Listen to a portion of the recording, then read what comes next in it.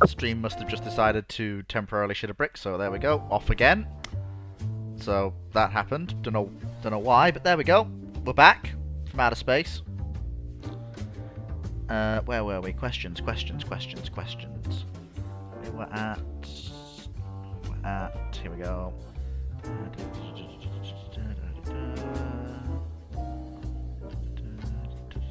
For actual questions.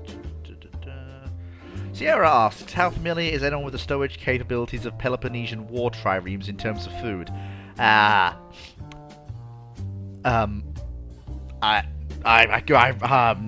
no... Out of my wheelhouse. Yep, I'm no use there. Alright.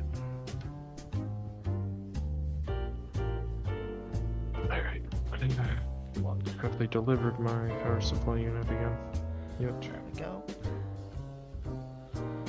Excellent. Marvellous. Brilliant. Darth Sidious asks, when was the Royal Navy's worst year or time period during World War I and World War II? For Sierra has said 1916 and 1940. For me, I would disagree. I'd say the RN's worst year during World War I was that brief period in 1917, after the reintroduction of unrestricted submarine warfare and before the mass adoption of the convoy system, where it's there's that brief wave of fear that goes around the Admiralty, where they go, we might have a problem here. And for the RN in World War II, their worst period basically has to be the immediate aftermath of the destruction of Force Z. Because at that point, you've got the RN is basically being pulled as many ways as it physically can be, but has the least amount of ships to be pulled those which ways as it will have for the entirety of the conflict.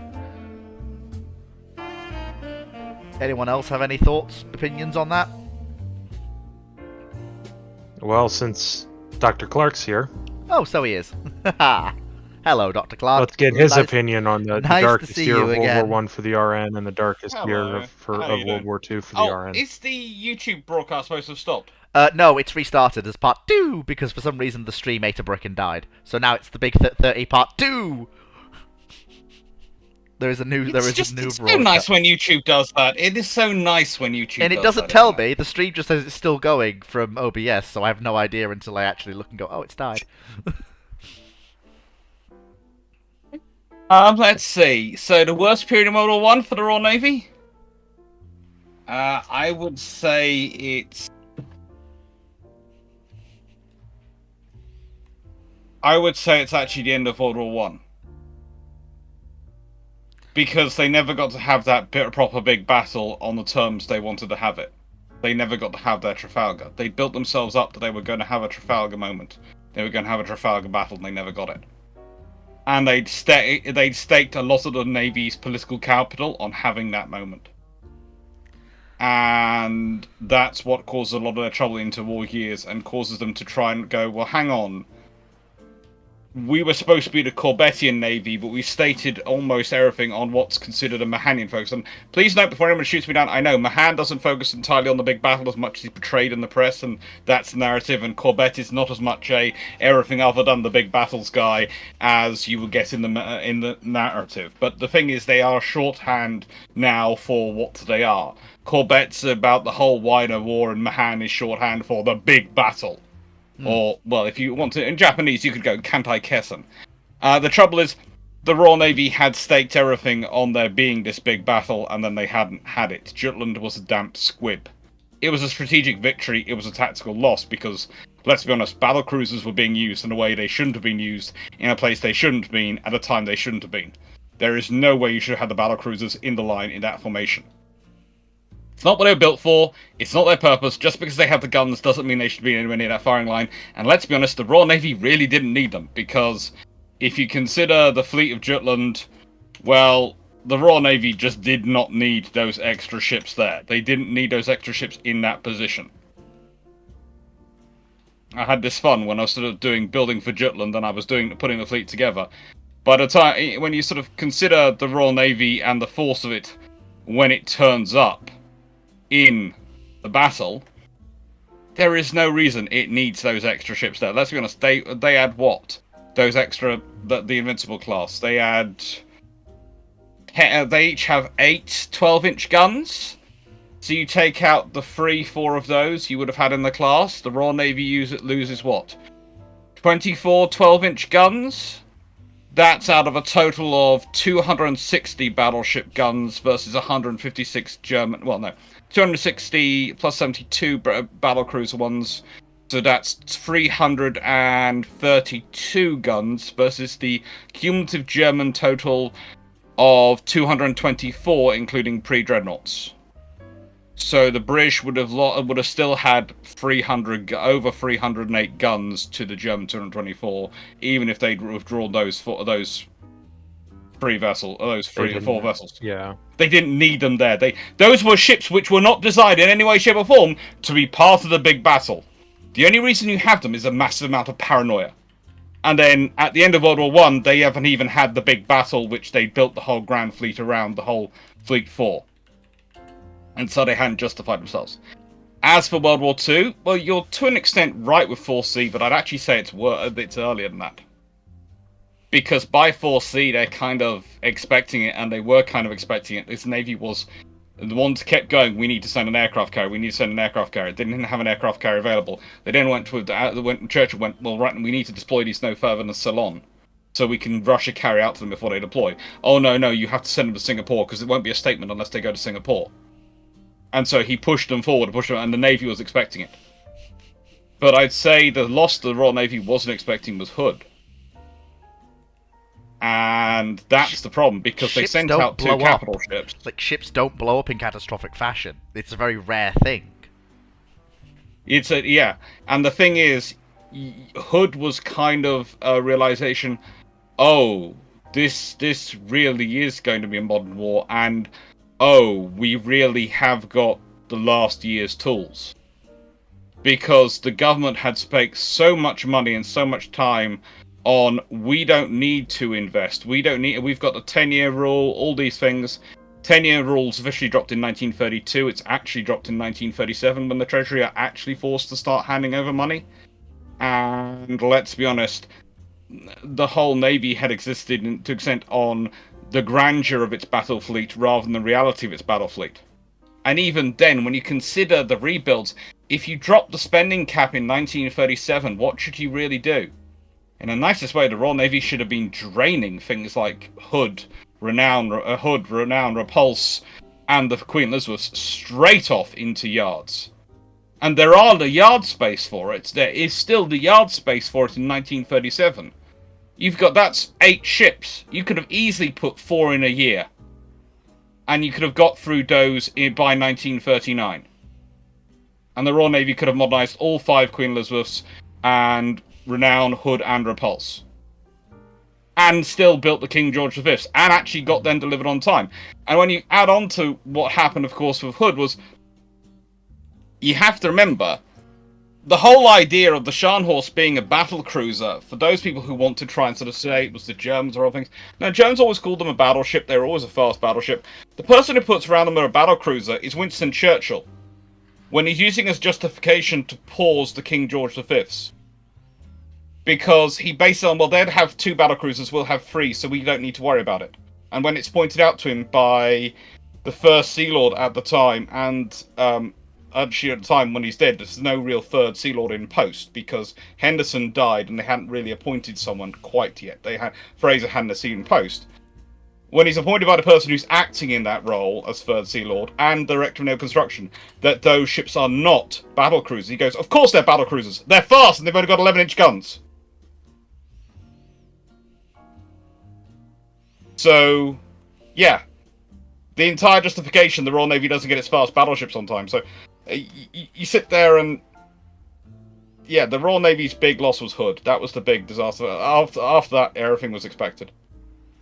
And Prince of Wales, the Royal Navy's, when you can start to consider things like the Royal Navy, when its worst moments happen, when it goes against the interwar doctrine, the doctrine established in interwar, Courageous. She's actually following doctrine, she's doing the anti-submarine operations, but they have half the number of destroyers and sloops with them they're supposed to have. So, yeah, that doesn't go well. When you're looking at the loss of Glorious, well, if you consider the standard carrier in the interwar years, when they are wandering between stations, this is during peacetime. They'd usually find a flotilla of destroyers, anyway, shape or form, a cruiser, at least a light cruiser, heading in the same direction as at least an informal escort. In exercises, that was pretty much a formal escort. So again, you can run if you run Glorious, the scenario of Glorious again. She has a cruiser with her and an entire flotilla of destroyers. Does Sharnos and Nightingale do what they did? Although they decide, hang on, that looks like quite a scary lump. Yes, we can probably win that fight, but are we winning that fight in anything like a good order? Remember their orders not to get damaged. 9 destroyers and a light destroyers and a heavy cruiser, and more importantly, if you consider the heavy cruisers wandering around at that point, the odds are they end up with a heavy cruiser which has the Norwegian royal family on board, which also has a rear admiral on board. And here is Rear Admiral's response. We're not flying air patrols because we are dealing with X, Y, or Z. Doesn't matter whether they're going home for a court-martial or they really are thinking about a strike or anything of those ideas, and I don't agree with the strike idea because it doesn't work out and doesn't make sense unless it is Churchill absolutely fiddling around on the edges again, which he was prone to do, and so there is that possibility there. It's Churchill making another muck-up, so he's not only paused carriers, he's causing the Royal Navy to lose carriers. But no, imagine the odd conversation between that captain and the rear admiral. I'm not flying Overwatch. Why? X, Y, Z. Why are you not flying Overwatch? Let me restate that again. In Rear Admiral. Why are you not flying Overwatch? I will be flying Overwatch, sir. Aircraft will be launched immediately. Very good, Captain. And suddenly you have a very different scenario. And then you've got Ark Royals lost because the person doing damage control, God love them, because they'd lost so many people, the carrier specialists on Courageous and Glorious, because they actually had, on Courageous, they had some of the people in who were training to become damage control certified for carriers. They had a lot of people coming into the carrier program who hadn't been part of the carrier program in the interwar years. And they still very much belonged to the idea, which was strong when you're talking about cruisers and capital ships and destroyers which have lower metacentric heights, of you do not let water into your ship. That is the enemy's job. Quite correct. In a carrier with a high metacentric height, you do counter flood almost immediately. That's a complete break from everything else you're trained. Yeah, because if you don't counter it's the flood, one area where you timber. Yes, My but ears. the trouble is if you don't have. But this is the problem. You see, it's in the Royal Navy doctrine. It's in the training. But it's one thing having it as a theory on a piece of paper. It's another thing doing it, especially if in every other ship you served in, and you never served in a carrier before, the rule has always been to keep the water out. Your instinct is going to be to fight the flooding, not to counter flood. Yes. Because that is all of your experience. Yeah. So, and it's very different. You know, it's very different having that in a book and say, this is what I should do. But there's water coming in. It's right there. We are under attack. My life is in danger. The lives of my shipmates depend on me. You're not operating on a handbook at that point. You're not flicking through pages to see your exact thing. And as they always said, it took years. The rule had always been for carriers that you had to first serve the tour as a deputy officer on a carrier before you could become the senior. So you could get that drummed into you. Carriers are different. Carriers are different. It took time. They didn't get it. And so that's what happens. That's what happens historically. And that's the sad thing, really. It's a case of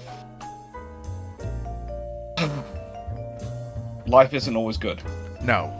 And then, so by the time you get loss of foreseen, in many ways, the Royal Navy is just sitting there going, well, we expected this because our standard deployment task forces, which we are planning on deploying at any point, we would not be, if we were deploying 2 capital ships to the Far East, we would deploy at least the carrier with them to provide air defense, preferably 2 flat tops, i.e. a proper fleet carrier and something like Hermes or Unicorn, a smaller thing, as support. and you'd be talking about cruiser and destroyer. So basically, they should have had, in Royal Navy terminology, should have at least had 2 C-class anti-aircraft cruisers with them, if not a Dido. They should have had a flotilla of destroyers, and honestly, those flotilla of destroyers should probably have included some Tribal-class destroyers, the general-purpose ships, which have the heavier AA armament for destroyers. They didn't have any of that. You're sitting there going, this is a deployment for status, and it's got none of the stuff it needs. And Churchill has known it, told it, all the admirals brief it, and Tom Phillips is told to go and make the best of it. And then you have, on top of that, you have a standard communication cock-up you have between the Royal Navy and the Royal Air Force, in that the Royal Navy asks the RAF if there's any air support available. The RAF, who emphasise bombing, go no, because they presume the Royal Navy's asking about strike capability and strike support, which there wasn't. And of course, what was the Royal Navy asking about? Fighters. And there was actually a squadron of fighters sitting there with their Brewster Buffaloes, listening out to see if they were going to be called. And they weren't called, because the Royal Navy being told there was no air support available. It could have made all the look into difference. that and go, That could have made all the difference. it can make all the difference. Like those. I think that would have at least saved. It would have saved renown. Yeah, those Japanese bombers were operating without fighter escort. They were G3Ms and G4Ms, I believe, that made up the strike. Yeah, they were Brewster Buffalo meat. They were absolute Brewster Buffalo meat. Feed the Brewsters. Feed the Brewsters. I will caution that a little bit. Some of the engagements between Brewster Buffaloes and some of those Japanese bombers, the Brewster Buffaloes weren't always the most effective because of how slow they were. Yeah. But in that scenario, they only had to break up the strikes. The attack, exactly. And it would probably, let's be honest, Cyclic, it would probably be remembered as the high point of the Buffalo's career. They would literally do nothing else and quickly be withdrawn from service, but they'd be remembered for saving Force Z. Well, at least in the Pacific. That would be it. That would be the entire line of the Buffalo. I mean, as far as the narrative would probably go today. At least in the Finland, Pacific. Yeah, Finnish Air Force, am I a joke to you? But I realise, yes, but we all know about the Finns, but how much does the Finns feature in the actual narrative of history? In terms of, when you're looking at the general narrative, which is taught to people, well, unfortunately, who don't go off and read it themselves and research. Unfortunately, history isn't generally taught well. Yeah, and of course, I also have, I literally have a Finnish half to my family after my uncle went and married a lovely Finnish woman. I have 2 Finnish cousins, so I know all about Finland in the Second World War. It's been drilled into me. Fun! So say you're able to divert reinforcements to whatever. What would be your ideal force to send alongside or modify Force Z to be? Say you could choose to divert forces from other theatres. Can we park this for a second? Because we have fallen massively behind on questions. I'd like to catch up if that's possible. Can I ask you to park that for a second? Just so I can quickly run. Shall we let him park it for a second, or shall we ignore him and carry on? It's up to you. Up to you, Dragon. I have no qualms about torturing the Fleet of Oceans. Fleet technically is the host, so we should probably be nice to him at least this time. It is the 30th in a row of ramblings. I guess we can be nice to him this one time. Would be nice this one time. Okay. But next week, we can have some real fun. Oh god. Well, yeah, next week. Hey, I can always set up stuff up for that. Unfortunately, I'll be working. Let me get taking my Drake's drum ship designs. Oh no, not those abominations. You promised, and I'm gonna start cashing in favors if I need to. I did promise I'd go through Drake's drum. Oh boy. What am I about to get tortured with? No, it's not going to be this week, I hope. Yeah. Chris asks... it gets done. Yeah, Chris asks, what if all the Italian heavy cruisers fought all the Japanese heavy cruisers? Wiped for the Japanese. Just because they outnumber them. The Japanese outnumber them 2 to 1. Like, that's the biggest single problem there. They're outnumbered like 2 to 1. Don't get me wrong, the Italians did have some good heavy cruisers. They also didn't, and the same thing goes for the Japanese. But when you're outnumbered 2 to 1 in a cruiser engagement, things go poorly very quickly. Yeah. And of course, the Japanese... I mean, I know they're probably not going to get any hits, but the sheer confusion those long lances are going to cause just the sheer amount of torpedo bang the Japanese can deliver. And even if they don't get kills, just the sheer act of the Italian ships wheeling about like madmen to avoid is going to disrupt their gunnery in a big way.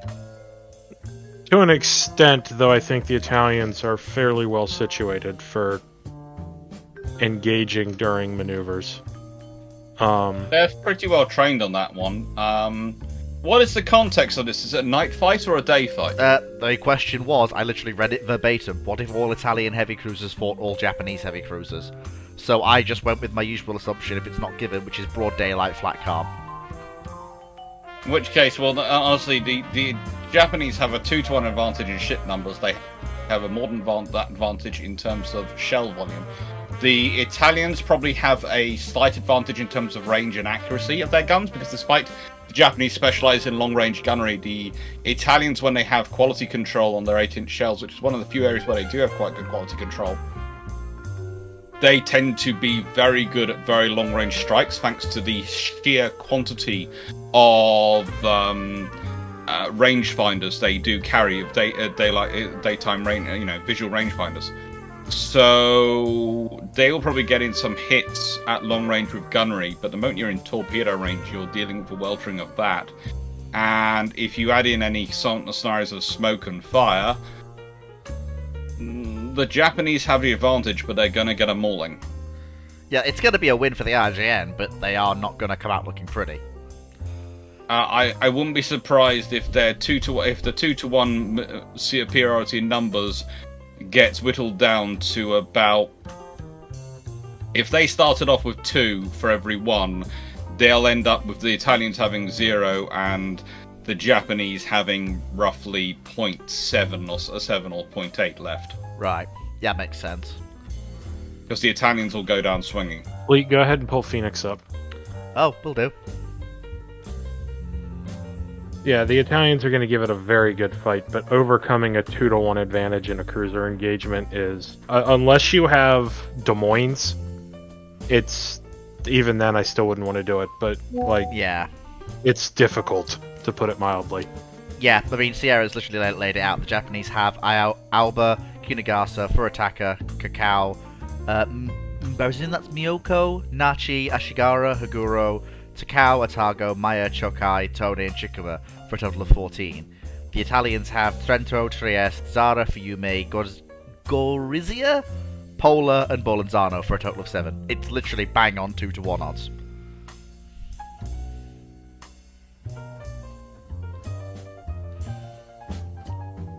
I see Phoenix is having to do the usual of having to mute and unmute because work. Darcidius asks, how difficult was it for Kriegsmarine submarines to get past Gibraltar, and did the Kriegsmarine use Vichy French bases in North Africa during the war? I'm not... Well, to answer the second question first, because I'm fairly certain about this, until the near-simultaneous fall of Vichy France, and that brief period where it was a co-belligerent with the Axis before the Germans decided to wind up the whole operation, apart from that, I don't believe German naval vessels used Vichy French bases to operate from, so far as I'm aware. Basically down to the fact that, for all intents and purposes, no matter how much history likes to paint it as a German puppet state, Vichy France was, for its existence, the internationally recognized French government that was neutral in the ongoing hostilities.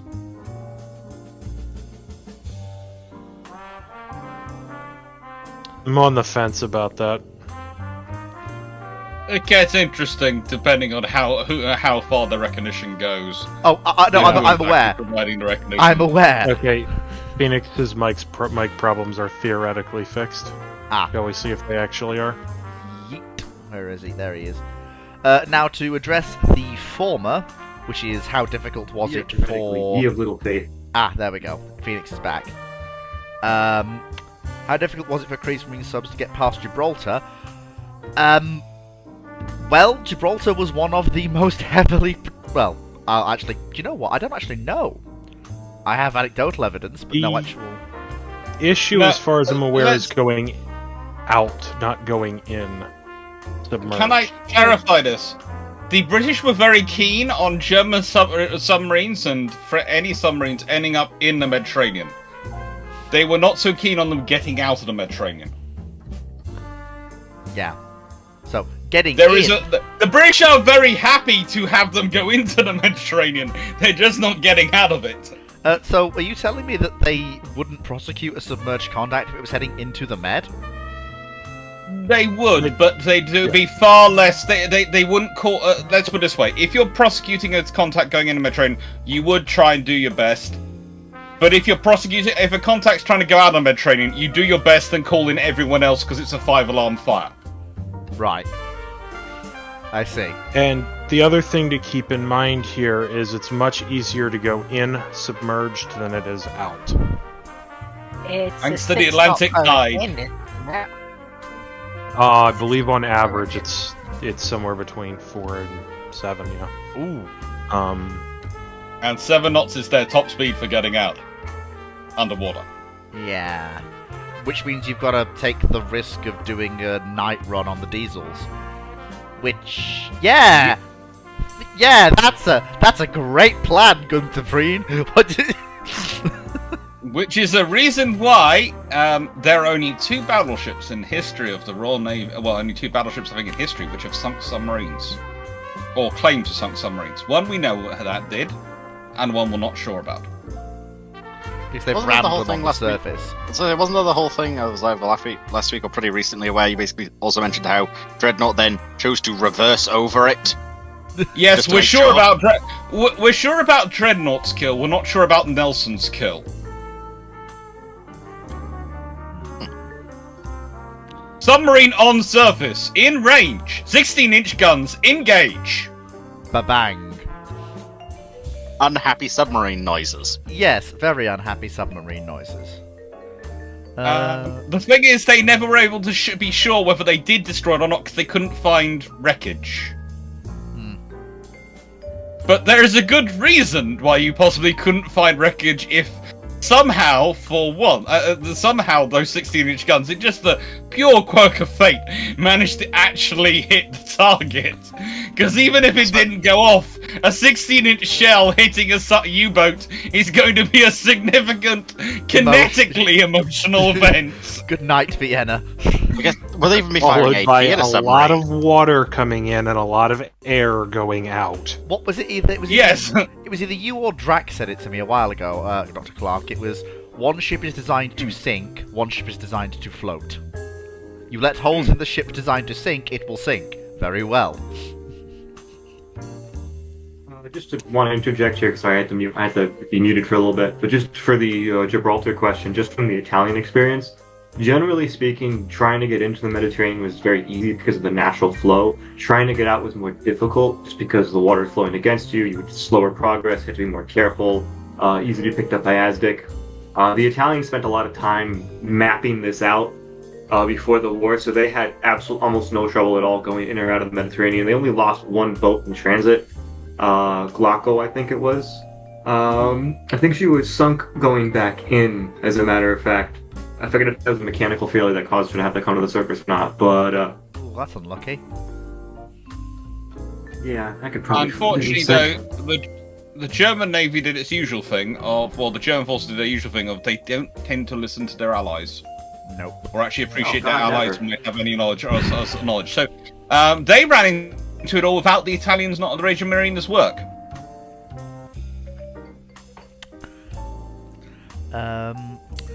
Brackman has prevented... Here's a question for you all, just a random question for you. Does anyone remember what the German army was called in World War One? The hair? No. I'm certain The it Navy wasn't. is called the Kaiserlich Marine, but I'm currently having an absolute brain Was it shortage. not just the on what Imperial, army was called. Imperial German Army, also known as the Deutsches Heer? Really? It was the hit? Deutsches Yep. Heer. H-E-E-R. I'm sure there was a more complicated name than that. No, There it might- probably it might just be my memory going. Would be the first time. No, it was the official name, but there is also then it becomes the Reichsheer, and then the Heer, and goodness gracious me, that there's also... Oh, yeah, there are many, many names below that, which would be more complicated. I'm going with the Deutsches Heer. I'm just going with that one. It's the official title. I'm just going with it. It's also the all-encompassing title that includes the armies raised by some of the more independent parts of the Empire. True. Yes. Very quickly, Brackman asks a very simple question with a very simple answer. The RGCS Resolute rams the Great Eastern. Who wins? And that's the cruise ship that rammed the Venezuelan patrol craft and came away with a win. Great Eastern. Yeah, I know. I was The gonna math say, is pretty determinant. Yeah, I was going to say Resolute's 8,000 tons. Great Eastern is a lot more than that. Resolution's made out of high-quality ship steel, no doubt, but it's still ship steel. Great Eastern is made out of slabs of wrought iron so thick and tough that you could literally hit them with a wrecking ball and you bounce right off. So I wouldn't be talking about the materials of the ship here at all. I would be talking more about the mass. That's what matters here. Well, yeah, that as well. I mean, that's the big one. I mean, to be fair, like if the Resolute rams Great Eastern, Great Eastern will turn. Ice Heart, not Icebreaker. Yeah. The Great Eastern will turn, look at this ship, go, you have hit me, time to die, reverse off the ram impact, turn, and then split Resolute in two. I'm being a little bit facetious here, I'm aware that's not how it would go. If Resolute got rammed by Great Eastern, the ship, if it isn't sliced in half, depending on the speed, it's just going to get forced under. It's not going to go well. Yeah. It depends on the speed, it depends on what's going on. You know, for reference, there have been around 8,000 to 9,000 ton ships that have been hit at cruising speed by really, really large freighters, modern day freighters. So we do need to keep that in mind, but at the same time, those 8,000 to 9,000 ton ships that were hit have a lot of compartmentalization, a lot of structural rigidity that just isn't there in a civilian ship. Yeah. And I saw a meme posted earlier, or an image, or whatever, claiming she sunk a frigate. She did not sink a frigate at all. She sunk It's an OPV. Yeah, she sunk a rather small and diminutive and poorly constructed OPV. Well, poorly and maintained. very poorly maintained. Yeah. OPV. Yeah.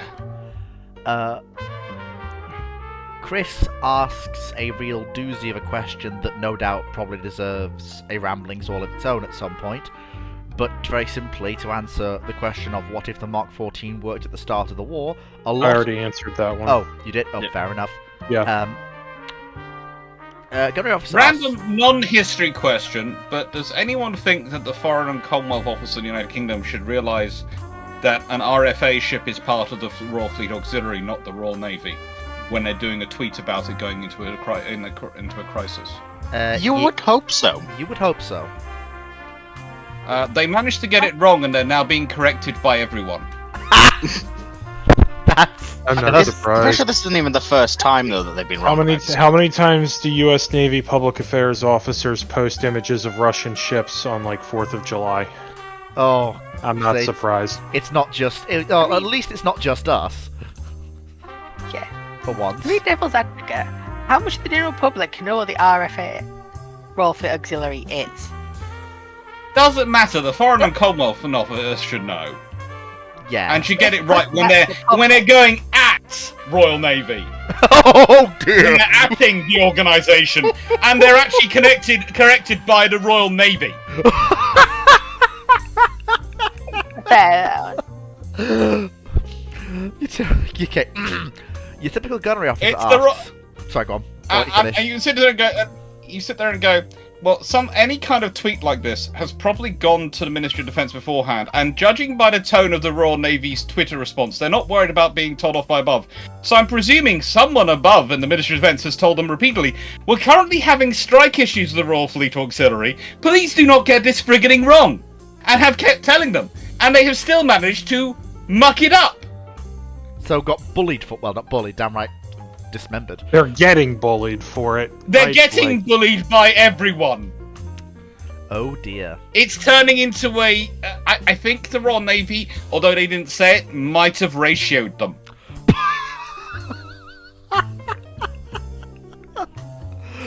There are words I never thought I would say. Yes, Or the here. Royal Navy is ratioing people on Twitter. Moving swiftly on from that bombshell, your typical You want to gunnery- know what's worse? I got taught that phrase by my mum, who's learnt it from the various people she's now watching who are VTubers. Yeah. Good luck, Oh Clark. no. Yeah, and yeah. And apparently, I have a new nickname. Apparently, that Dr. Clark told me that his mother came up with for me. Apparently, I am Defoo. The foo, Defoo, not the floof. foo, the foo, Defoo. the foo. Defoo. Hashtag. If I ever create a Twitter handle for the channel, hashtag Defoo. That'll be the. What? that No, you will- mean X now, Fleet? What? No, shut you up. mean I- X? I will not call it X. I refuse. Your typical gunnery officer asks, thoughts on nose-mounted guns on propeller aircraft. Do you think they're more accurate than wing-mounted guns, and what are the cons of nose-mounted guns? Well, first con is interrupter gear. It makes your mechanisms more complex. You have to have interrupted gear if you want nose-mounted machine guns, unless you've not got engines in your nose, which... Oh, sorry, a propeller in front of those guns. Obviously, that doesn't apply to aircraft like the P-38 Lightning, the F-110, etc., etc. If you don't have an engine in front of your machine guns, then for one thing, you don't have to deal with deflection. Well, sorry, not deflection. Sorry, you don't have to deal with conversion, which that is one of the things that does impact wing-mounted weaponry. Is that you do have to deal with deflection. Conversion. Sorry, thank you. Conversion. It does impact how you fight the aircraft. Aircraft with wing-mounted weaponry. I mean, they can fire from reasonable range, but you're looking at trying to get within about 50 meters either side of your convergence distance. No, you're not. No, you're not. That's entirely a War Thunder thing. So, you do have gun convergence, yes. You do have to take that into account. However, and we see this consistently, actually, from the Royal Air Force, when they start talking about wing-mounted 50 counts versus their 7.7s Yeah, to 303. yeah, 303. They were routinely scoring hits reliably in the moderate to more experienced pilot category. Out well past 500-600 meters. What matters with convergence is the pilot trained? Are they used to how the guns are set? What matters is flight hours, which matter anyways for a fighter pilot. If your fighter pilot does not have sufficient flight hours to utilize the armament on their aircraft, you're losing them and the plane anyways. Yeah. Fundamentally, what it comes down to is they're simpler, you can fit more in the wings. Absolutely. When you start to see jet aircraft appear, you don't see any jet aircraft with wing-mounted weaponry. They all carry... You do. Yeah. Which ones? Do. No, seriously, I can't think of a single early fighter aircraft. Javelin. The Javelin has 2 Aidens in each wing. Yeah, sorry. Yeah, 2 in each Oh, wing. 2 Aidens in each wing, yeah. Yeah. And even when you start getting a little bit later, like the F-84, 2 of its machine guns are mounted in the wings. It was called... Benner's pointing out the F4D. Yep. I am. Skyride. No, Meteor had them, I'm pretty sure, all centrally mounted, Taven. Right on the nose on the Meteor is for his balance in the nose. You might have noticed I was Yeah, showing up a Cannon's been BF-109 image a second ago. Hmm. Just because I felt like torturing everyone with it, because I happen to have this next to me. Now the Germans. And, Now the Germans come up with an interesting way to not have to deal with interrupter gear. With Oh, sort of they delay- just make it even more complicated, which is why I was sort of yeah. showing this. Oh yeah. And they decide. They- they decide. You know what? No interrupter gear. We'll just have the barrel come out the front of the propeller cap, in front of the prop, because that's easier and simpler and doesn't They require. have it under the propeller shaft. Yeah. Yeah. It's Wasn't not. putting the gun inside the All engine? they do is Let me they stop. choose a 20mm cannon for the job. It was really They don't the go for a only machine way gun, they they go could for a fit. 20mm cannon. Yeah, it was the only way they could really fit that. Some of them had a 15mm machine gun in there, depending That's on an the F. plane. But yeah, when you start getting to the 30mm, though, it's really the only way you can mount a 30mm in the central part of the BF-109, and you can't fit that in the wings either without using pods, which cause a significant amount of drag. So that comes from their want to get a 30mm into the plane. Because they service do it with the Yaks, don't they, with the 37? Yes. The Americans do it? The P-39 and P-63 did as well, but they're also a little weird. The engine is behind the pilot, so F you, bullpups your fighter jet. Oh, I just realized what you said. Yeah. Hey, I like So- bullpups. We know you. Yeah, I'm referencing a meme. But so they had more room, shall we say, by not having the engine up there. But like you'll even see today aircraft turbojets or turboprops, I should say, which is a jet engine powering a prop with wing-mounted guns for strafing applications, which in the modern aspect of aerial gunnery require a more accurate setup than air-to-air.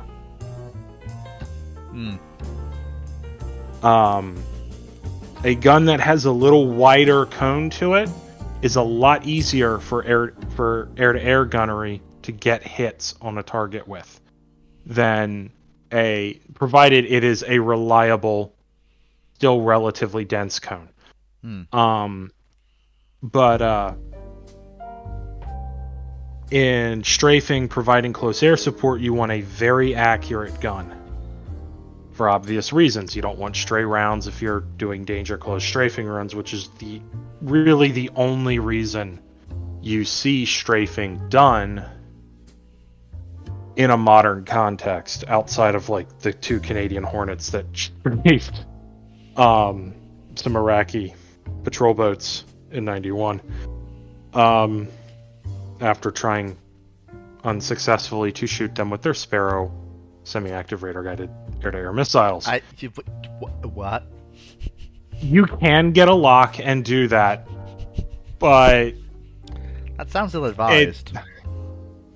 I mean, if you got nothing else to shoot, give it a try. Fair.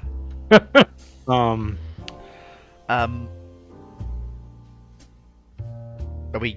you done cycling? I thought you were going to Yeah, go that's on. pretty much it. Okay.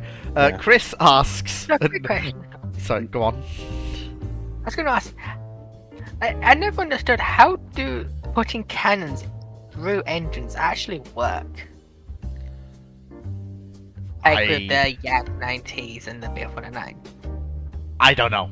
I don't know. Very complicated. There's a lot of... Might be worth There's a lot of gear. You gotta get creative. Yeah, might be worth shooting Rex that question at some the point, look- Foxo. The look on Clark's face, I think, said it all. Yeah. Yeah. I'm just going. Is the graphic in this any way good enough for me to actually explain this, or do I want to tell you to go to Rex and save myself the stress? Yeah. Chris, Flanders probably Oh, better. 300 of them. It's probably better. It's probably more sensible for my blood pressure, considering I've already spent 12 hours today, because I started at 6 a.m. this morning. 12 hours a day on the phone to lawyers and bankers. oh, you poor bastard. You have my sympathy. I haven't killed any of them, so I'm That's considering good. that, a plus. Good, well done. It might have crossed my mind more than once, Yeah. but I didn't actually go through any of it. Good. Well done. I Chris. was being nice. Chris asks, what if the Washington and London naval treaties never existed and then the navies built whatever they want? Short answer, Anglo-American War at some point in the 20s. Long answer, No. Maybe not. No. No. Yeah. No. No, if you'd let me finish, Yeah. would have. Go on then. Long answer. Let's There's hear no this. war in the 20s. Long answer. I'll get back to that later. And also, Chris, you don't ask the small questions, do you?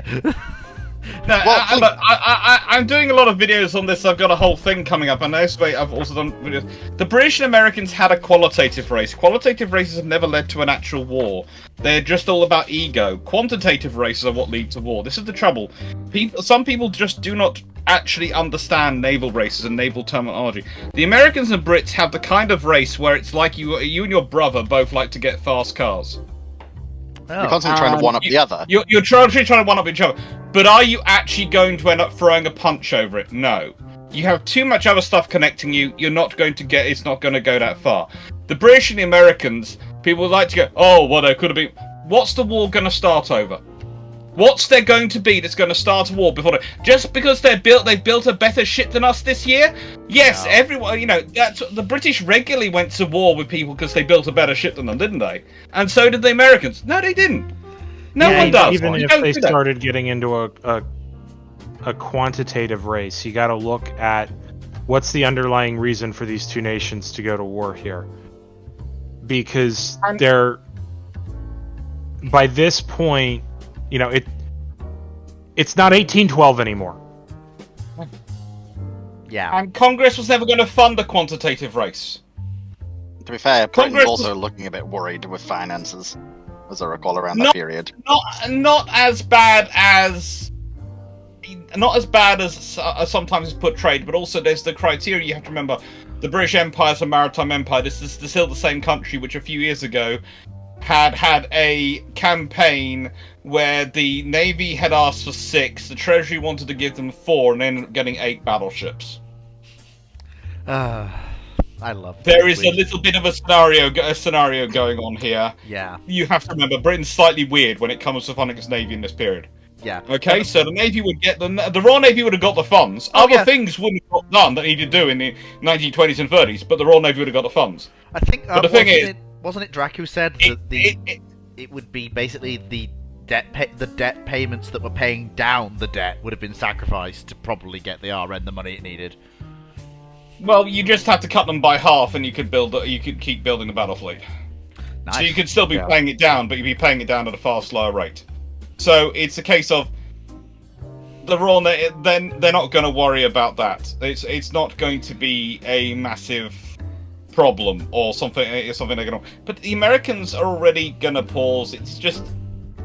I've got an actual question coming up for a patron topic for June, which is going to be a premiere because I'm doing 4 premieres rather than the lives over June because of moving house and all those things.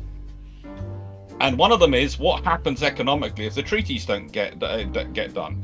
Well, to be honest, the Americans probably cut their build out anyway.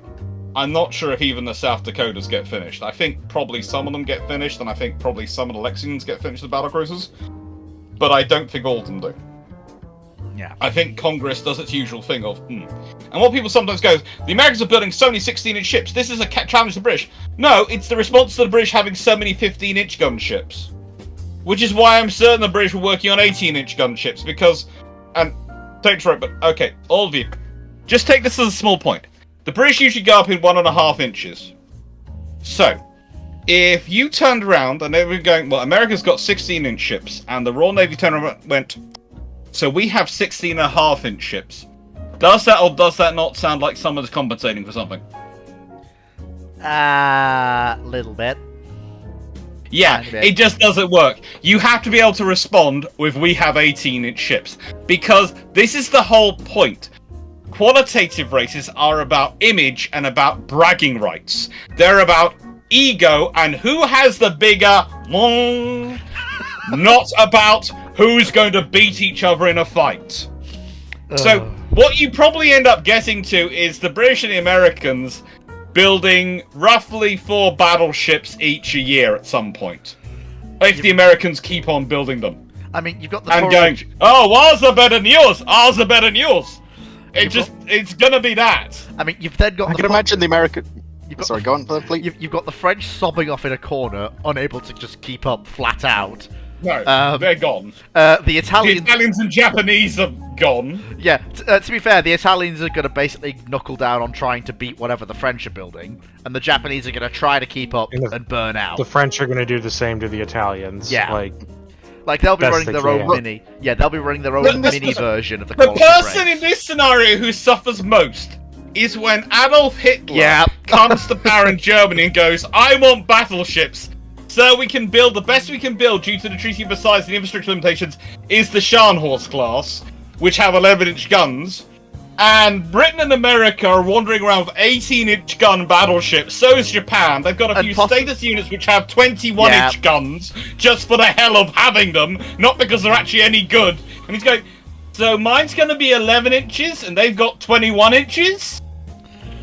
I mean, it's probably going to cause him to Yeah, have Fiora. even worse SPS than he did actually in reality have. Yeah. But, you know, At that point, you may as well sell the Scharnhorst to Hitler as some form of large supercruiser, trim the armor down, pile on the speed, and just because, well, to be fair, the Scharnhorst and will probably then you just still be run into the cruisers. problem of Yeah. the British battle cruisers. Then the Like- 18-inch battle cruisers go, hello.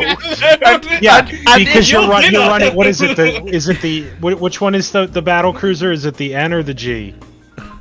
It's the G. G. Yeah, They you were run gonna into get the this- G3s with 9 16-inch guns going, hello, mother... Cyclic, the G3s had the 16.5-inch gun, not 16 the and a half? 16.5. Okay. And Yeah, then you also- run into the it's British called- battle it- cruisers. It's the whole fun of you have to. The 16.5-inch gun is the 16.5-inch 45 based on the development of the 15-inch gun. The 16-inch gun, which is fitted into the Nelsons, is the 16-inch gun which comes after they've looked at the German guns, so they've got some bright ideas based on it, which is why it's so weird. So Yeah. that's Gotcha. why when people go, don't you mean the 16? Wouldn't it be just the same as the Nelson's gun? I go, no, it's the No. 16.5-inch version of the 15-inch. Um, It's 16.5-inch guns firing 16.5-inch Green Boy shells. and of course, As I that's recall, I not think even there the was- worst of it. That's not even the worst of Yeah. it. Because I guarantee you that won't be where it ends, and then someone will go, No. and then Oh, no, someone, like- and then if the US escalates, someone will go, hang on, didn't Fisher come up with something with 620-inch guns that could do a Can we drag that out and make it bigger? Well, no, Fleet, there's another one. I'm pretty sure there is a basically hybridization between G3 and N3. It's a battle. Ugh. It's basically a longer G3, but now with 18-inch guns. And can we stick more armor and keep high speed on this thing? The fast Like- battleship. Yeah, Mm. and then of course it gets better because let's say that the Scharnhorst gets past the battle cruisers, she slips past the battleships, she then runs into one of Britain's armoured cruisers with 12 9.2-inch guns and armour to resist guns bigger than that, and goes, oh, Of course, It's or I basically- could. because cruisers Well, aren't limited that's under this either. And also, you have to think about it. If they don't have the treaties, then what happens when there's the big depressions, the economic depressions? What have governments always done up to this point every time there's been a massive depression? In Infrastructure. Britain and in America. Infrastructure, what else do they order to build? Merchant vessels. Warships, usually. Why? Because warships keep all the yards employed who are building, but also, think about all the things which go into a warship. You can spread a warship's construction all over a country wonderfully. You can employ all sorts of people, furniture makers, people who are growing trees from all over the place, all different chemical factories, all different steel works. you can literally spread the employment over, if you're American, all 50 states if you want to. And nothing helped the government out in an economic crisis like going, look at all these jobs we're making. Please don't, please Yes. ignore what are the problems. Yes, and the thing is, you can just go, yeah, we're building, we're investing in the Navy. We're investing in our future. And the fact that this is also a massive job creation scheme, we are honestly not socialist. This is honestly not socialism. This is capitalist. This is a capitalist policy. We are laissez-faire government. We do not believe in controlling the economy. We're even letting it free. We're just ordering a lot of ships and we're picking the yards we're ordering from them for the ones which are the areas which are suffering the most. Got a classic example of that. Look at a town-class cruiser project the Royal Navy's building. Basically, the Royal Navy's told you can get as many of these as you want, as long as you build them in the yards which are in these constituencies which are suffering the most economically at the moment. But Royal Navy goes, just "Thank quickly you." asking, what in this sort of scenario, sort of thing, what would the US equivalent to a G3 be, or a counter? Well, would they It build would be a very counter-strike? interesting to see what happens after the original Lexingtons and Sodaks, because they're going to run into a problem in how their concept is. The original Sodaks are all right. They're slow, but they're all right. It's the Lexingtons that are... The Lexingtons serious are problem.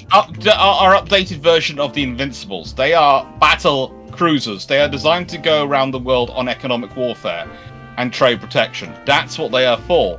The trouble is, that's not the kind of scenario they're actually going to find themselves in if you consider what America usually ends up in wartime. So they are being built with probably the purest amount of Jackie Fisher thinking you've ever seen, because other than the Invincibles themselves. It's going to be very interesting when I actually get Fleet to talk about some of the Drakestrom stuff then. Uh, Because a number of these ideas are in play here. That will be a very slow, very painful battle for But anyone potentially involved. quite explosive. The AMC Now, Woods. getting- I want to address something real quick before we move on. AMC Woods says Super Iowa go and Long Tanner go. I just want to say, the line of design thinking that led to those ships came out of the treaties. We are on a completely different tangent now. God knows what the US will be building by the 30s, but it will look nothing like the Iowas or There's also Montanas. Spitfire earlier said, "Oh, so you'll get 100,000-ton battleships." I still don't necessarily see that very much. Although that just gets far, I think far it's too about- large to be cost effective. I think it's probably they'd probably peak out at about 75,000 tons. That's where I get the idea. Because my 100,000 mind. tons is big. You're That's going for a about massive what ship. the propulsion technology of the period can get to like a meaningful feed with all the capability. Yeah, you're looking at That's about the limit.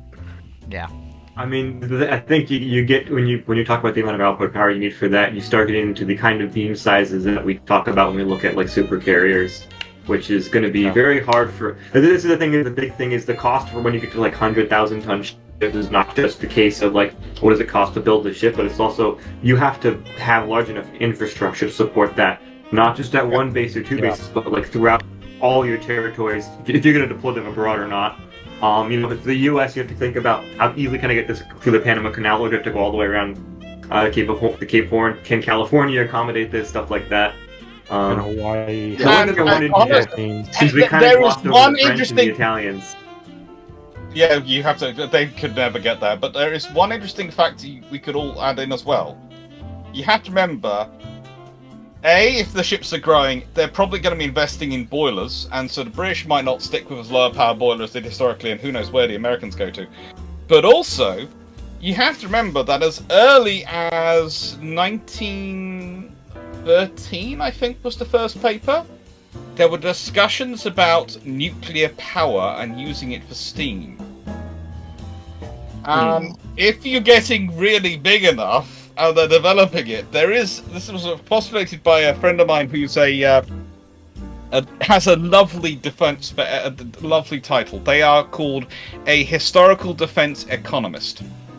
now that's a That is title. literally what they are That is literally a- employed with that role to study economies and make projections based on that for defense spending.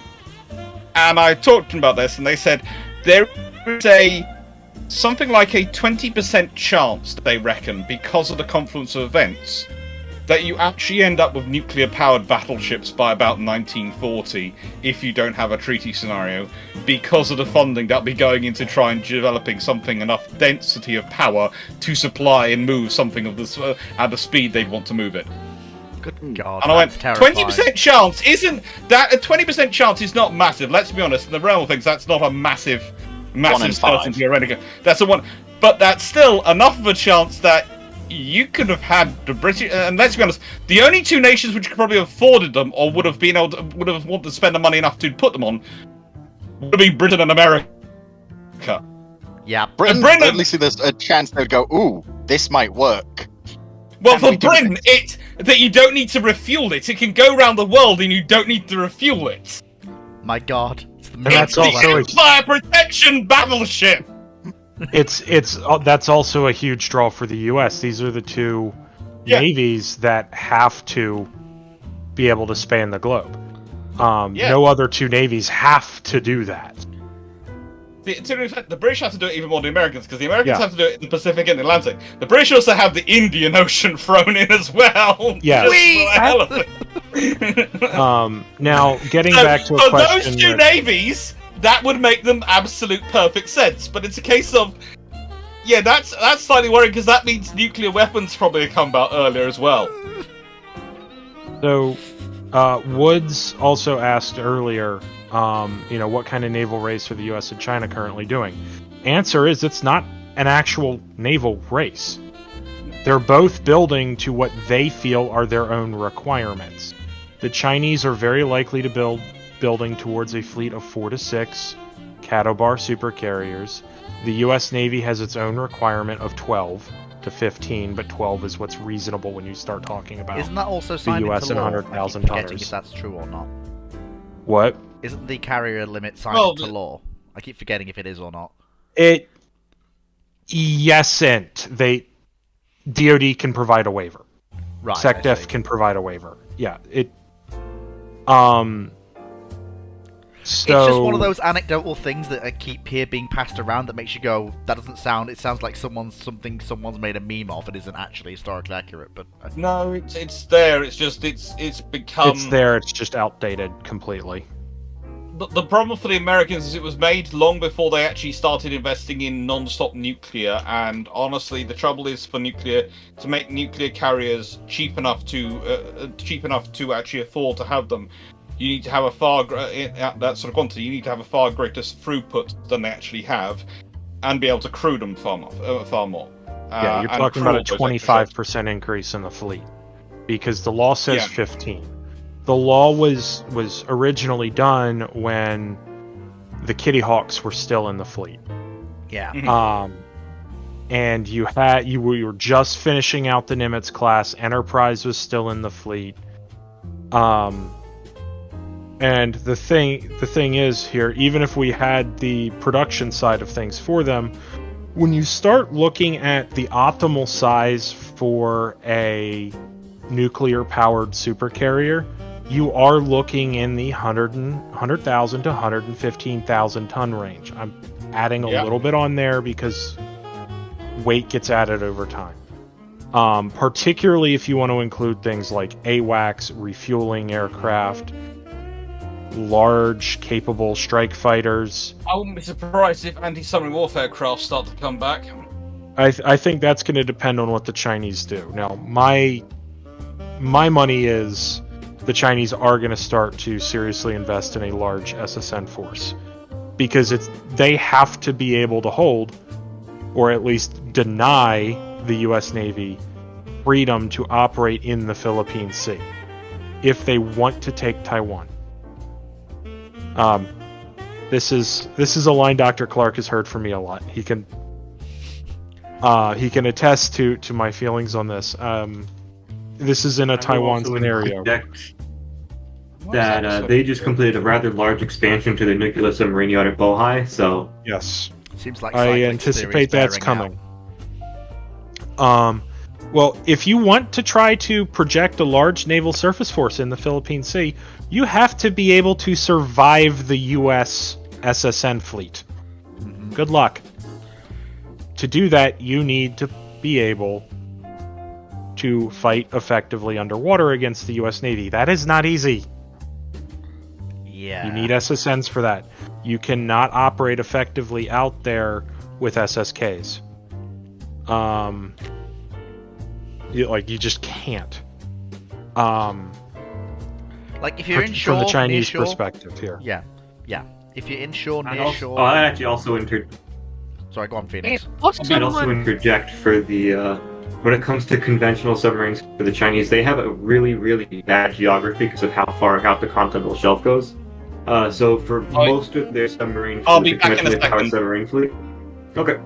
Most of the conventionally powered submarine fleets, they're making a run, anywhere north of Taiwan, which basically for the Eastern Fleet, Northern Fleet, right? They have to spend a lot of time in very shallow waters before they get into the Okinawa Trough and out to the open ocean. And for their non-AIP fleet, which is basically everything that is not a Type 039B or later, which means the majority of their fleet, they have a relatively high discretion rate in that run out.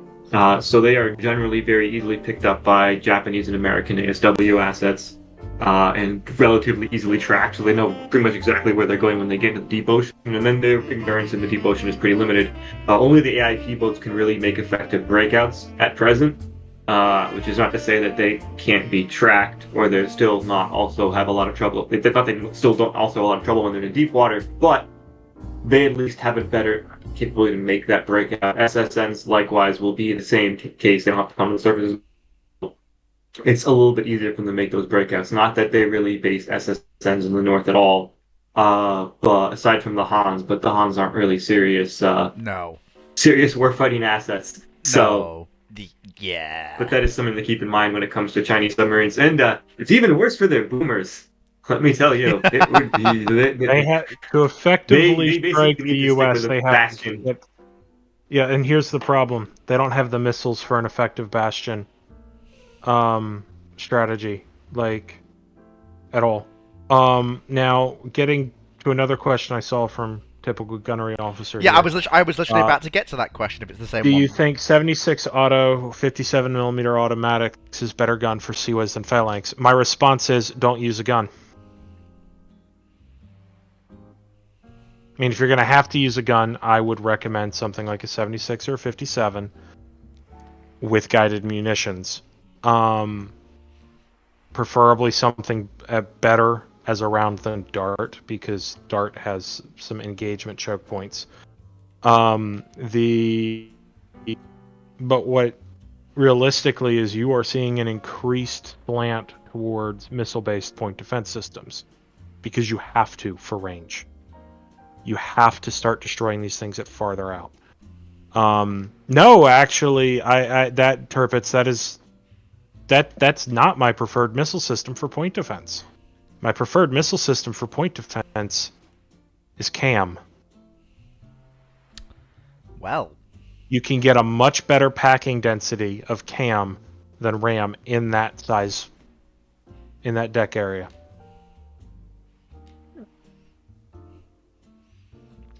are you done with the if I'm wrong, Seaways but question? oh god, Are you done with that? aren't missile point defense systems significantly more vulnerable to saturation than gun-based ones? No. They're not. Or is No, that usually they historical? give you a greater simultaneous target engagement capability than a gun-based CWIS system will. It depends on the exact nature of the gun-based CWIS system, but generally speaking, if you can have multiple missiles going at multiple targets at the same time. So it's much harder to saturate missile-based systems. The real thing is missile-based systems are generally superior in terms of PK, saturation resistance, etc. The big thing is just cost. Like RAM is something like I think it's like equivalent to like 30 Dart rounds in terms of cost. Hang on, I'll just do the math off the top of my head real quick. Yeah, it's about 30 rounds of the Dart. So if you think about, even if you assume 1 RAM per engagement and 3 Dart per engagement as their standards, right? It's potentially just hypothetically cost-wise, DART will give you 10 engagements for the cost of 1 RAM engagement. Hypothetically, of course. Now, there are obviously lots of performance differences when you're comparing these, and that's why there is cost differences. But, some navies have the funds to dip into to do entirely missile-based CWIS, and other navies do not, hence why they seek gun-based solutions more often than not. Okay, another one from your typical gunnery officer, going back to trying to work through the questions again.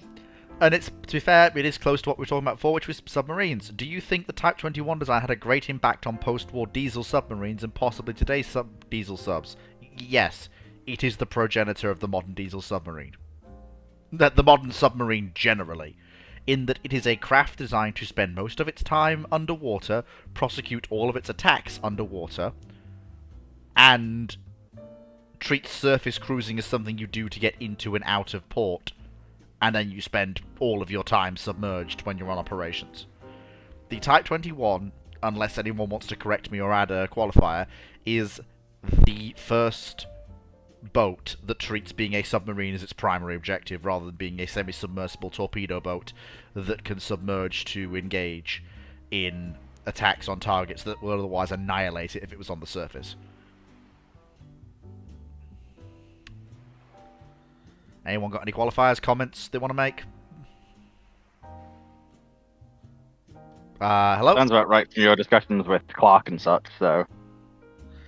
Fair enough. Turpitz So, asks... Sorry. Oh, there we go. Drum. CAM is fundamentally a point defense missile. It is... ESSM, for reference, has about double the range. ESSM falls in the same category as something like Standard Missile 1 medium range, which today is no longer a medium range missile, but ESSM falls in the category. So let's compare this. I'll use... I mean, the easy one is ESSM is equivalent to CAM-ER, really. I mean, think about the booster increase over from CAM to CAM-ER, and that's, how you get the range that you get for ESSM, essentially. ESSM is just a missile that can also act like a point defense missile if needed. But there is a reason that the U.S. Navy has made the decision to replace Phalanx across its DDG force with one of two, depending on the ship, rolling airframe missile-based point defense systems. Right? Despite the fact that about half the Burke fleet has ESSM. Actually, a little bit more than half the Burke fleet.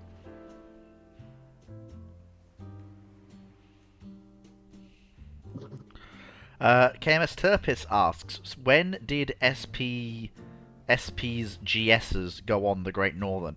And then he puts a poster down. I want to make it clear that I've looked at this poster since it was posted in the chat.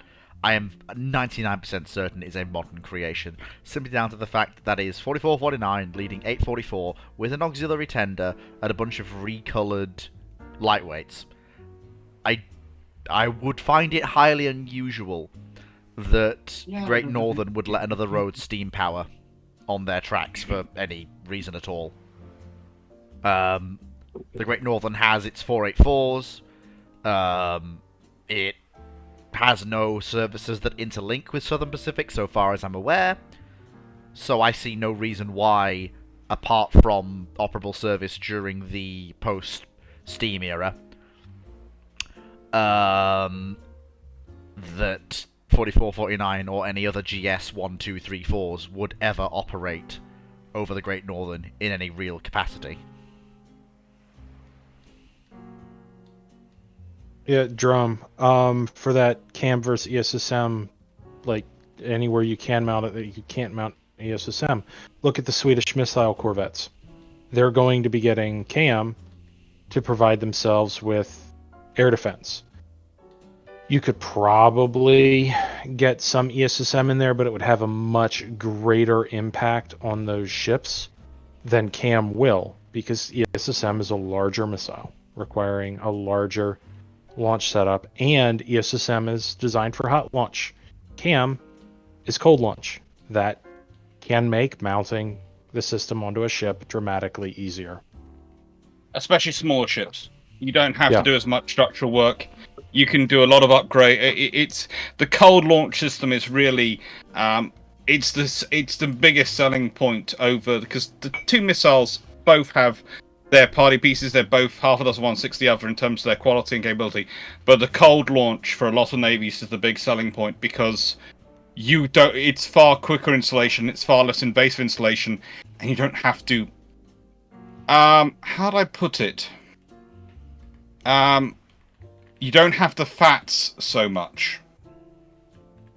You don't have to have the vents. No, fats. FATS. Which stands for... I'm going to insert the word I usually use to cover for it. Frigate about the structure. Basically, so much. You can all insert the word that's supposed to be there, but I use frigate on my channel because my little cousin's watching, and now whenever I have a camera in front of me, I automatically go into that mode. Hello. Haha. CJ. My own form of psychological complex. Yes, you camera. Very clever. And it's one that follows you around too. Oh, it does. You can't just get. You can't escape. CJ asks, I'm going to put It got me! and I'm going to put a link to it here because it's far back. Who's that ship? Me, personally, that's an unrebuilt Queen Elizabeth. I think. As was explained below, it is not. Well, I can't spoil it myself, can I? Nope, Which but I'm ship? just saying now that you've read it. Oh, it's Canada, apparently. Which ship is this? Yeah, I put a link to it right at the bottom of the chat. Where But you a guys all silhouetted are. ship. Yeah, I'm all the way back here. Like, I am. I'm 2 hours behind. I'm sorry, about an hour behind now, actually, in terms of where the chat is. Drum, I'm not 100% sure what launchers they're using. If I had to guess, it is probably some version of EXLS, given how minimal of a footprint that has for missile count. Your typical gunnery But officer I'm not sure it's been announced yet. asks a follow-up question to his question about the Type 21.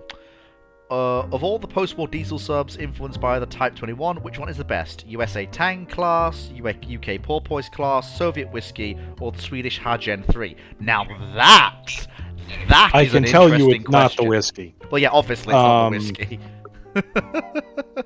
Whiskey class bad. Look, whiskey class Although- are cute in their own ways.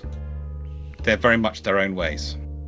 Yeah, both the Whiskies and Zulus, by the way, were influenced. The Zulus were the larger, longer range subs. Okay, moving on from that Mark 45 motto abomination. I'm But, tempted to give it to the Tangs. I'm tempted to give it to the Tangs. I mean, the Porpoise class is great, but I do feel like the Tangs go the furthest with embracing the concept. I think the problem you have with the whole British design spectrum is, of course, they had all the work they'd done in the U class and the V class, which followed them, and they'd done their own work on streamlining submarines. So, to an extent, the British aren't so much bringing in the German as they are combining the German with their own, and so it produces a far more diluted impact, and it looks far more British in style than some of the others, which look like they've gone very much for the German style. So I think that's what you're seeing. And that brings in a sort of different strain. The reason the British had got into it is similar to the Germans, but literally it was for the British were for their coastal boats. The U class, the V class, they were for their shallow water boats and training boats, and they'd gone really into streamlining.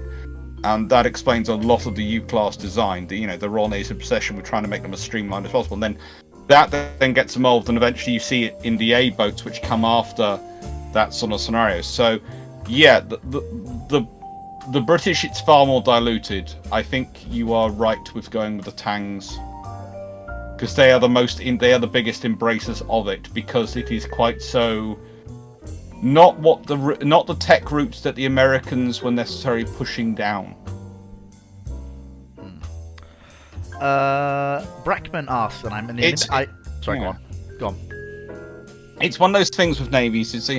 You either have your own tech route, which you're going down, which you get someone else's tech route, which they're pursuing a similar or parallel line. You add it into your own, but you're very unlikely to discard your own knowledge completely. To extent, the British had learned their lesson from history because they'd done that with their gun design when it came to Nelson and Rodney's 16-inch guns, and they learned their lesson. They learned that was a folly. Yeah. The Americans are definitely not so much going to sort of push that around, but the Russians don't really have any history to draw from. Yeah, that's in terms fair. of their design history on those boats. So they have this, and also there is safety in going that way, going heavily into the German philosophy if you're a Soviet designer. It might work. And if it goes wrong, comrade, it was clearly inferior German design, comrade. Our own boats would be much better, comrade. That's not what they did.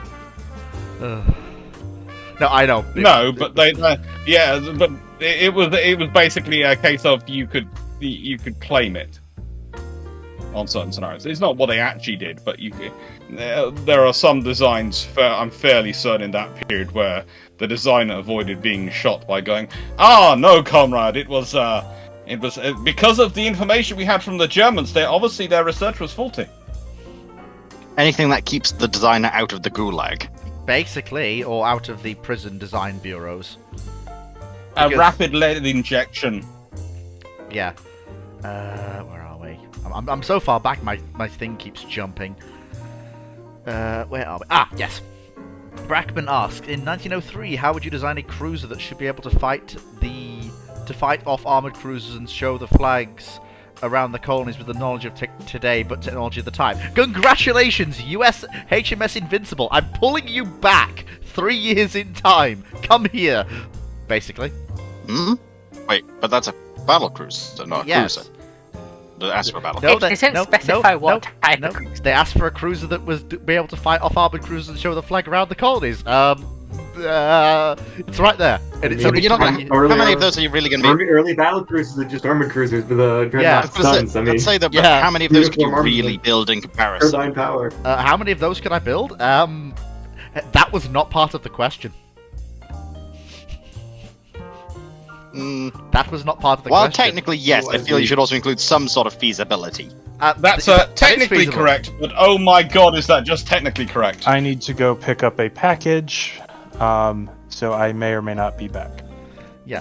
Well, here's Are the... you going hunting takeaway pizza? No, it's a power supply for my gaming PC. Cool. Honestly, I'd be happy if it was takeaway pizza, but I can understand if it's a power supply for your PC. But yeah, I feel you deserve a takeaway pizza, Cyclic. Yeah. I understand. I understood the question. Don't remind me of takeaway Yeah. pizzas. Thing is, moment. I understood the question quite clearly. Thing is, if it had been asked, They exist. like if Brackman had asked if in 1890 or 1910, that would have been different. But he picked 1903, which is the exact moment which leads to the creation of the battlecruiser. It's basically the question that gets asked when the larger battleships come along and go, right, we have to be able to afford these, the budget's going to get tighter for other things, how can we do X? And remove this threat in, like, one fell swoop. Like we did with 3 Dreadnoughts, and they went, well, what if, yes, basically. It's I would also argue that we still it's- built cruisers at that time for Empire protection, not Yes. just build more battle cruiser. Yeah, but thing is, Dragon, I have the knowledge of today. more That's the armor. thing. Yeah, I have foreknowledge. This is the thing. With foreknowledge, I know, well, yeah, just build a battle cruiser. With foreknowledge, I am not going to do anything else other than build a battle cruiser. Or dreadnought armored cruiser, whatever you want to call it. Because in 1903, the tech... Like, do it, I'm I'm building with foreknowledge, I'm building HMS Tiger, though, not the Invincibles. Yeah, absolutely. It'll probably be Tiger-like with 12-inch guns, because we don't have the 13.5s yet. but she'll still have be. Elswick's Ordnance Company's 14-inch guns. Oh God, no! I'm not. Vickers would like a word with you. I'm not agreeing with the Elswick salesman. No, he can go away. I'm going to use Royal He's Ordnance got 12 inch. 14-inch 45s. I He's don't- got 14-inch 45s. I from don't- Elswick's Ordnance Company. I don't care. I am not feeding the animal. And I'm not setting the precedent Yes. of buying those 14-inch guns for the Royal Navy. God knows where it will Imagine lead. the sexy beast you could produce, though, I'm going- with those 14-inch guns. I am not creating discount Congo. I am right. I'll be back in a minute. It's not discount Congo. It's got 14-inch 45s in 1903. It's buff Congo. Yeah. Congo wishes it was this. Yeah, what? Elfleet's gone. What was wrong with these guns that we so never adopted? Honestly, Elswick had got them to the stage where they were testing them, but everyone thought it'd be too big an investment to go for 14-inch over 12-inch, so they stuck with 12-inch at the time.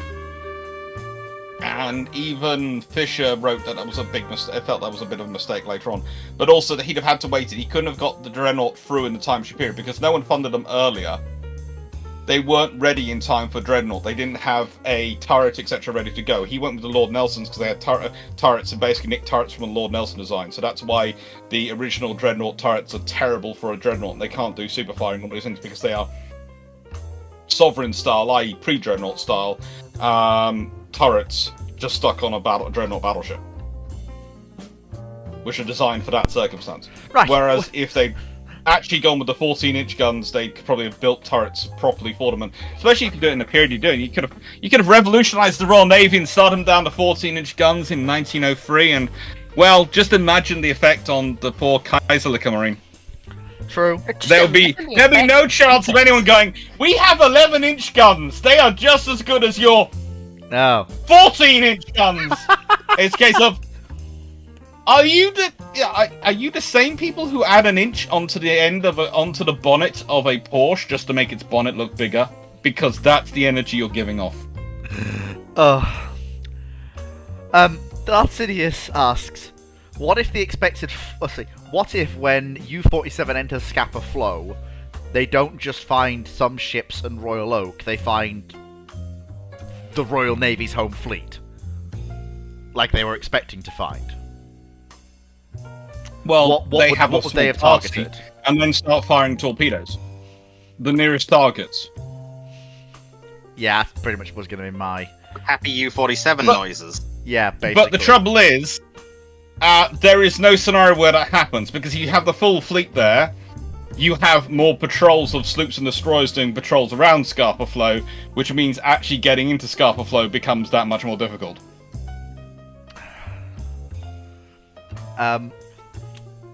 Because, let's be honest, the route they went required them at times, although they claim they did it entirely underwater, the only way part of the route they seem to have gone works is if they are so close to the surface, they might well have popped out at certain points.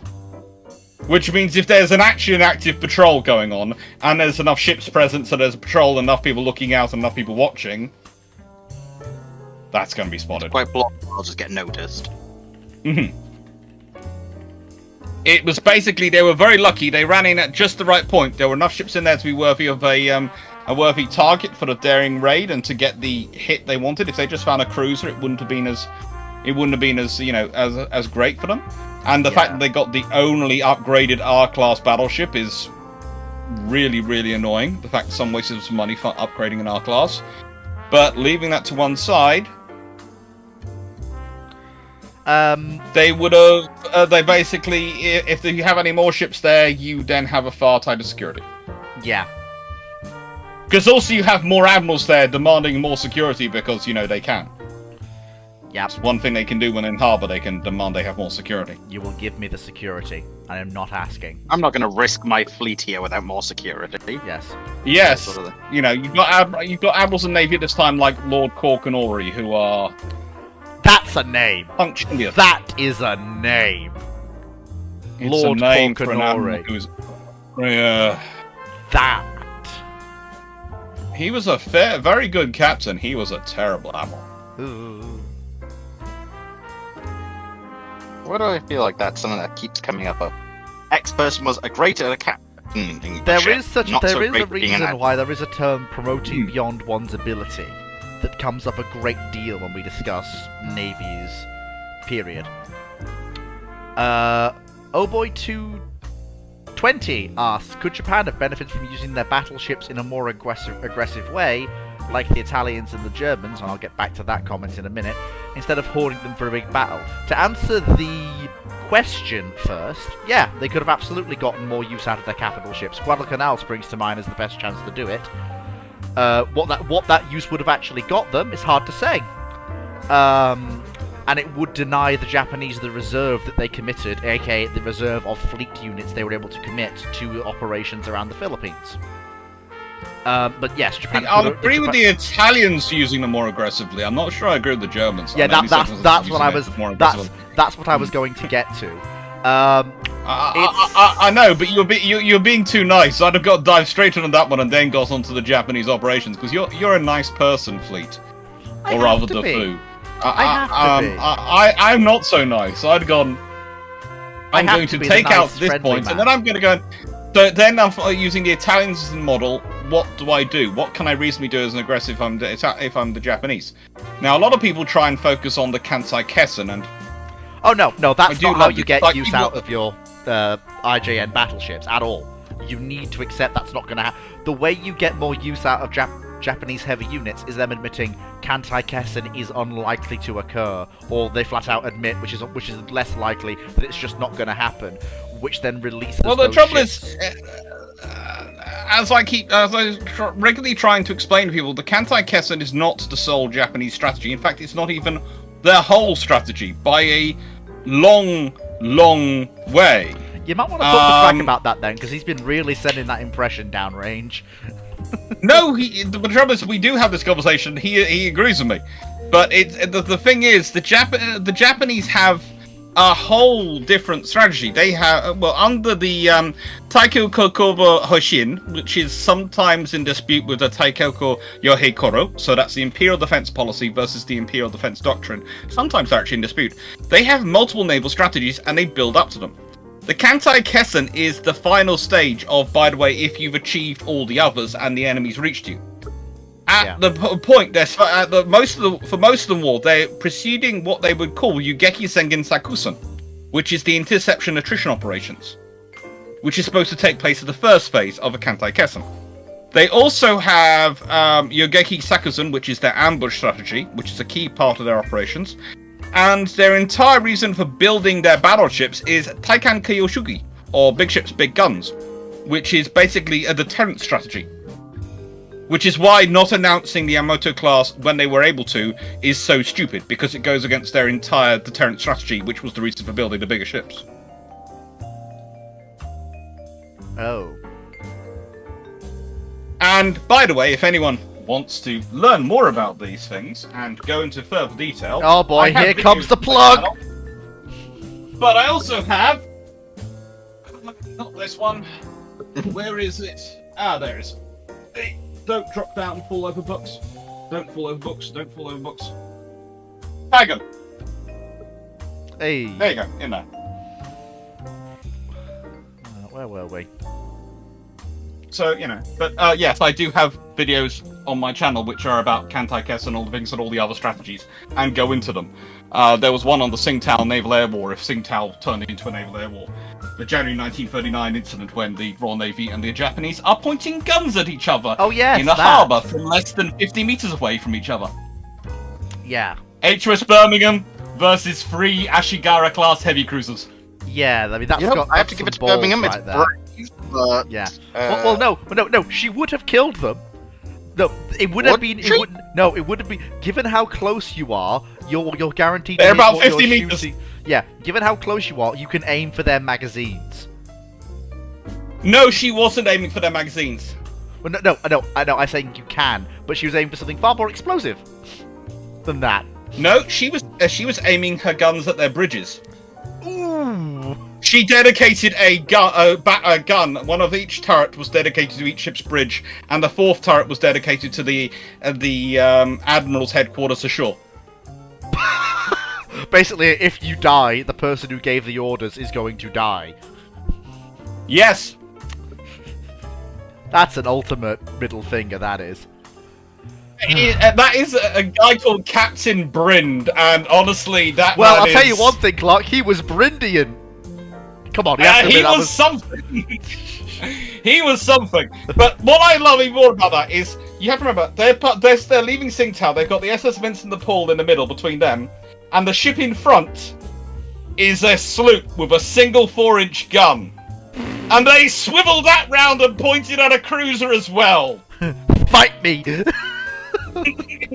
Oh. You're not And gonna you be left. sit there and go, Like, there is you're not gonna absolutely... be. Actually, again, at the range which you're talking about of probably 100 to 150 meters, in the case of that sloop at certain points, the 4-inch gun might actually pierce the armor on the Ashkari class.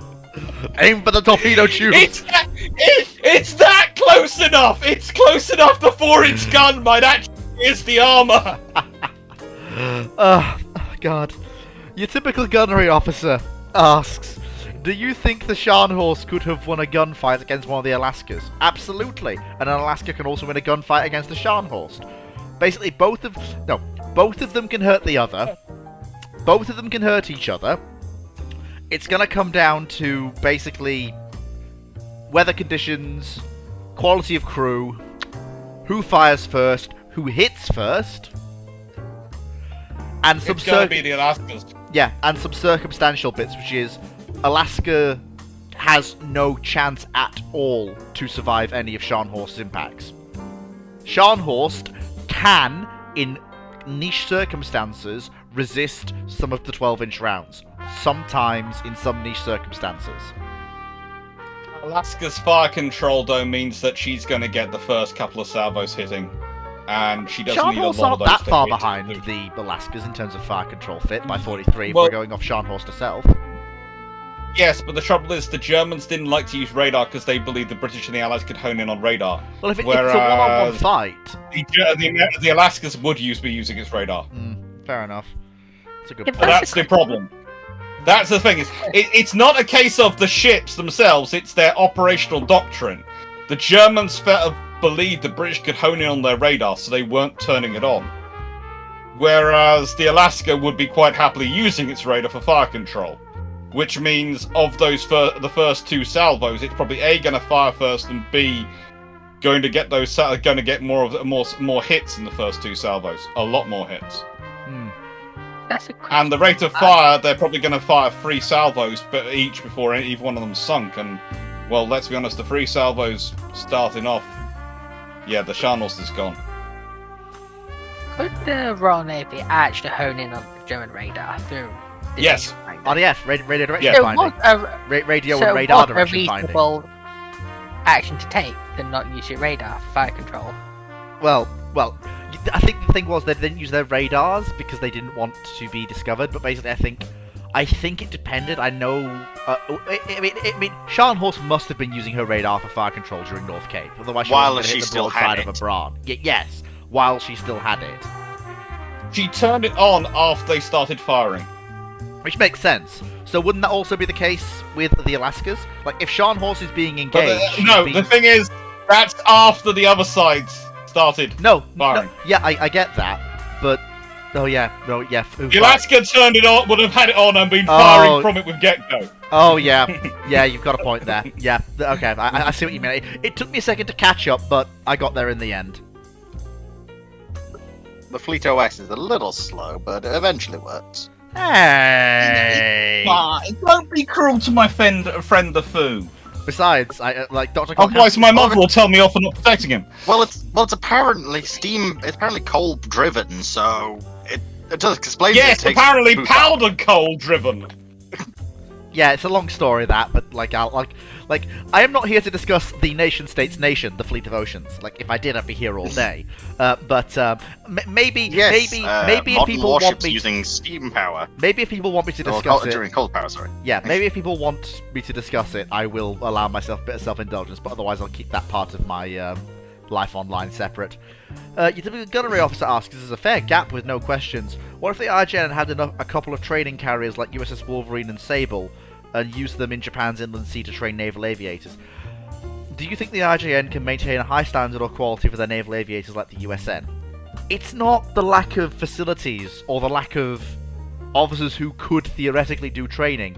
It's the lack of Japanese acceptance that it's something they need to do.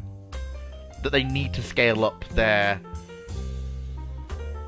intake and output of pilots. They also don't rotate skilled aviators home, which is something the US does. No, they've got also, and the UK does. It's basically the Japanese is structured. It's a short war structure.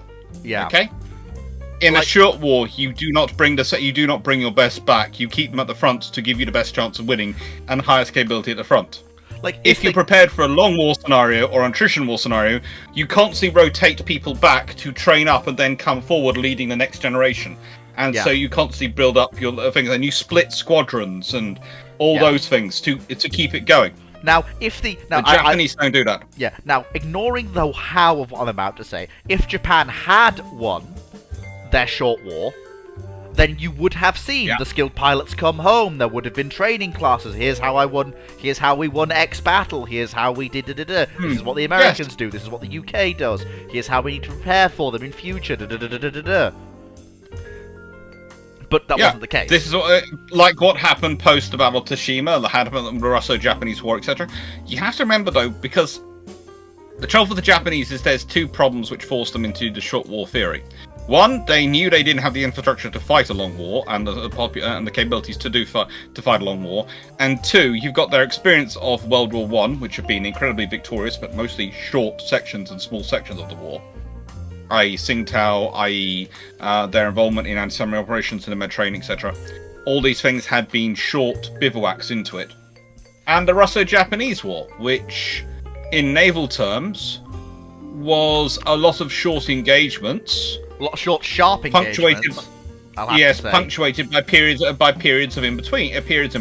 Yeah, and if you think about it, honestly, it turns into repeated short engagements, which they can then digest afterwards and at their own leisure. This is the thing. A lot of people do forget that, like, a lot of the popular history of the Russo-Japanese War is, there's some naval things going on, then Russia fucks up, Japan wins at Tsushima, that's that.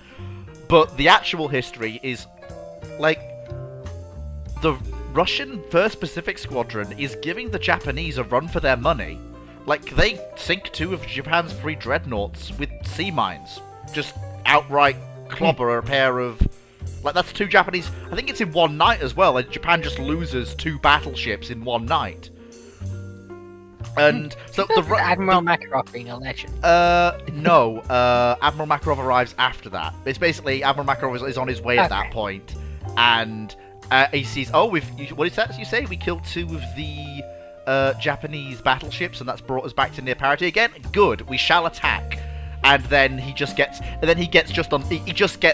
unlucky. He gets lady lucked during the battle of Yellow Sea, I think, where the Russian and Japanese fleets meet in fleet strength, and near the start of the battle, his bridge gets blown out from under him, and him with it. Which basically means... I see, mate. Got beheaded. It might have been. I know at least one of them was killed by a mine as he was leaving. Sorry. It was Makarov's predecessor that was killed in battle, and Makarov runs over a sea mine. But again, this is the thing. It's a very back and forth conflict. The Russo-Japanese War, navally. Russian cruisers do some funny business, then the Japanese sort out all their armoured cruisers in a homogeneous group to kill them. Then there's a few naval actions in the Yellow Sea off Korea. Then you've got the lull between basically the last naval action pre-Tsushima and Tsushima itself. There's a reason why, whereas the Japanese were content to leave the old Chinese ironclad at home for every other engagement, they bring her out for Tsushima simply because they know full well that whoever wins this... Well, they think full well that whoever wins this battle is going to win the war, because they're concerned... They don't know how close the Russian troops in Port Arthur are to actually surrendering. That's not known to them at the time. So they're convinced if they don't win Tsushima, they aren't going to win the war, because the Russians will impose a blockade, and then Russian reinforcements will come up, and Port Arthur will be lost. They don't know how close it actually is to surrender at that point. Historically, as we know, even with a Russian victory or draw at Tsushima, Port Arthur would have fallen before the Russians can capitalize on the victory. But again, this whole ramble, haha, funny aside, it's again like there were long breaks between a lot of these major. There were a few very viciously fought fleet battles in the Russo-Japanese War, but there were always gaps. There were always decent gaps where the Japanese could go back, rethink, adapt, change, digest, and then go out and do it again. Which is basically just to hammer home what Dr. Clark was saying. Did our previous theory pan out? Yes or no? Well, if it did, yes. Why? If it didn't, where did we go wrong? Basically, That's part of the big change with the World Wars is, unlike previous wars, you didn't have a campaigning season. Every day was campaigning season. and navally you didn't have, because even during the Napoleonic Wars, yeah, there were frigate actions going on around the world, but in terms of big naval battles, you'd have a big naval battle, then there'd usually be a break, then there'd be another big naval battle, then you'd usually have a break, then there'd be a big naval battle, and you'd usually have a break.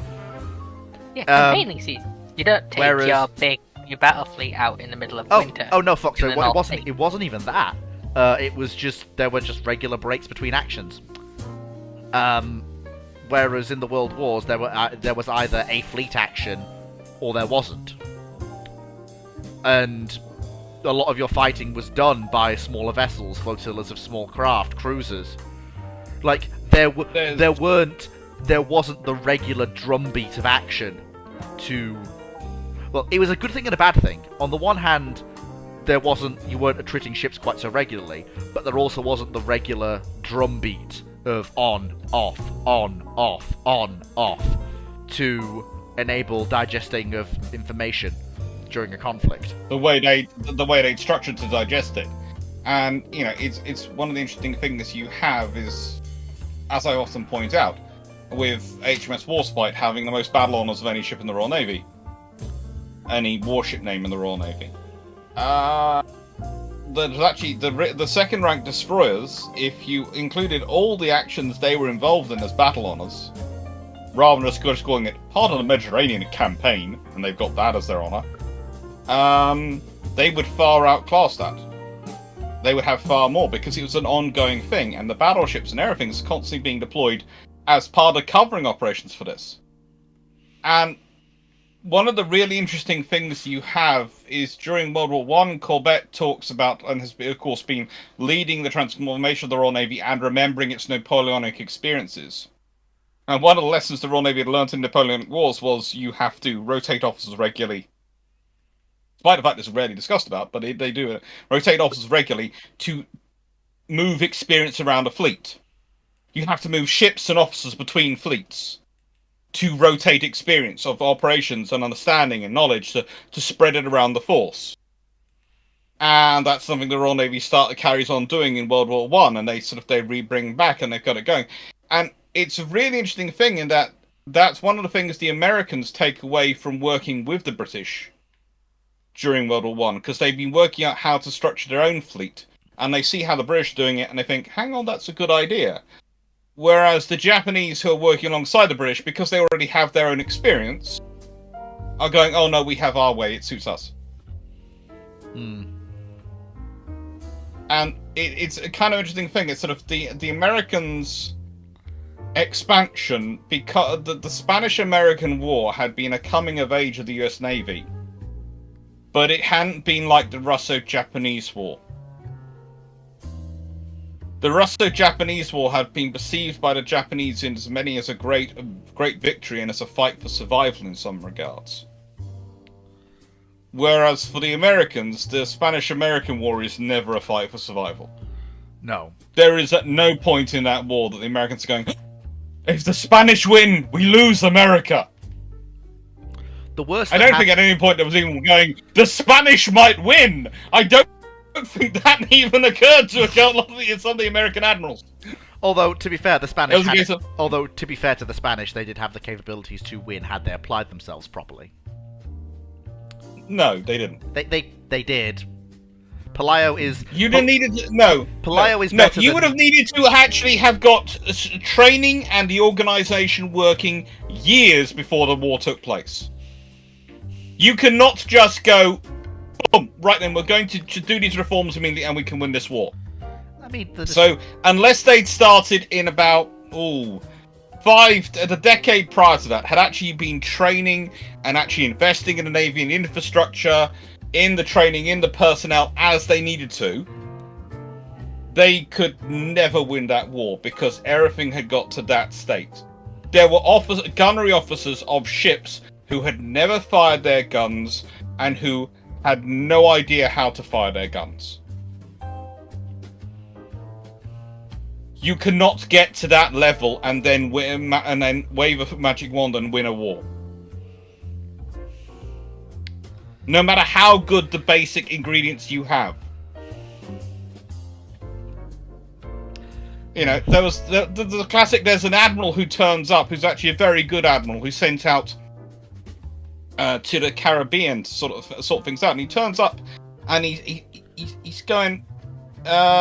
When was the last time you did any training?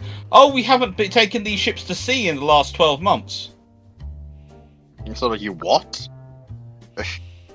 And you sit there and go, how is he supposed to, in the nicest way, he has about 10 days before the Americans show up, how's he going to fix that in 10 days? he can't. Not physically possible. I mean, No. the only way yes, you get... whilst on paper, his ships should have possibly won the battle they were involved in, Oh, no, the reality is, no. Oh no, I fully accept that you can't win with the forces on hand. You've got to get Pelayo over there and have her start knocking 7 bells together. Of Well, US even with battleships. Pelayo, would they really stand that much of a chance? She's flat the out crew's in- superior. She's flat out yeah, but if the superior. crew's in this state, Well, no, Pelayo I think was one of the Because better Pelayo ships isn't in that of the state. Spanish Navy. yeah, but then you have one good ship and a whole bunch of terrible ones versus the US would surely only have at least reasonable. But the Would destroyers, one ship really make enough of a difference? the ocean-going destroyers, they could help. No, their crews hadn't fired a torpedo in years. Oh god. You do realise you do realise you've just destroyed something that was the cornerstone of a rambling like I've had for Yes, years. I know how much could- you Yeah. love the Spanish. Look, Should've as I won said, that it's war. not the ships which are at fault.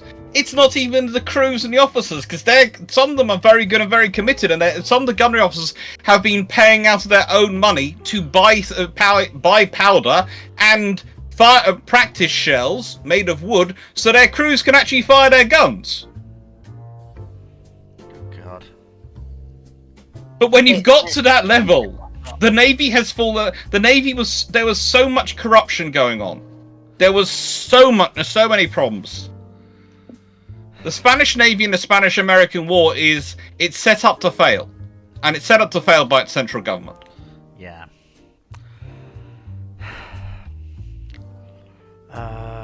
CJ It Clow. suffers from Spain in the Spain is the fall of the Spanish Empire, right? Yeah. We don't have the money to No, Spain manage post to shoot Spanish anymore. Spanish Navy post 1880 basically is what you're talking about. Yeah. Like up to that point, Spain is fielding a very competent fleet with a decent number of broadside ironclads. Very powerful broadside ironclads actually.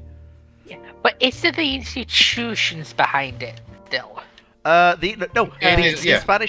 The Spanish Navy is killed by the Spanish central government because they want a powerful fleet that looks fairly impressive that they can use to bully colonials, and on paper is like the other European powers go, we don't want to upset the balance of power, but it's probably not best to go and mess with the Spanish, because that might upset the balance of power and it would cost us a great deal of money to do so. Which works against other Europeans and your colonies. Doesn't work against the Americans. Basically, it doesn't work against the Americans, and the Brits just weren't interested in what the Spanish had left. Yeah. That was the main thing. The Spanish were fine as long as the Brits weren't interested in anything they had, and the Americans weren't. No one else wanted to upset the balance of power. Yeah. Because it was useful, but the trouble is the Spanish fleet. Pelayo is a good ship, yes, but honestly, in the Spanish-American War, Her only equivalent's Iowa. Anything else she kills. And even then, Iowa's not really an equivalent. well, she gets literally rushed into service with her 16 and 12 centimeter guns, 160 millimeter, 120 millimeter guns, the 6.3 and 4.7 inch guns removed, but they hadn't yet fitted the 140 millimeter, 5.5 inch guns. Yeah. So you're saying she does this killing? With what does she do the killing? Her primary armament? Yes, but the rate of fire of those primary guns in this period, we all know the killing weapons of Iron in this period are the secondaries. Well, I would agree with you, were it not for the fact these are those lovely French long guns in those lovely turrets that allow loading at any angle and any elevation for all four of her primary guns. So she does have a bit of an edge in rate of fire over the traditional battleship gun of this period. They're very True, but nice isn't again though she's only one ship. And also, how much practice has her crew had in loading those? Because whilst you can, in theory, it takes quite a lot of skill and training to be able to load at some of those angles. So, how much training and experience has her crew had at loading at those angles? And also, here's the other thing, a really interesting thing. Let's consider this. How much of the crew which worked up on her prior to her refit are still around versus a brand new crew when she's rushed out of her refit? Would you stop poking holes in my carefully crafted fiction? Nope. No. God damn it.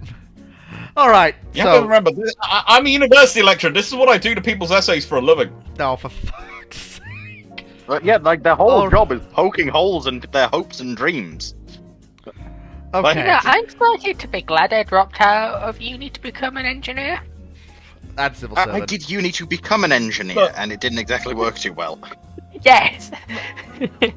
Look, in the nicest way, I have got on my record as a lecturer is I have made an entire lecture room cry. But those were engineering students when I introduced them to the concept of referencing, because they'd all managed to fail in their essays, and this was their first week of the first paper of their second year, and they'd all forgotten how to reference. How do you fail to reference? With great difficulty. Very easy. Or great ease. Because they thought, because it was based in their experiments, they didn't need to reference where they got the information from to conduct their experiments.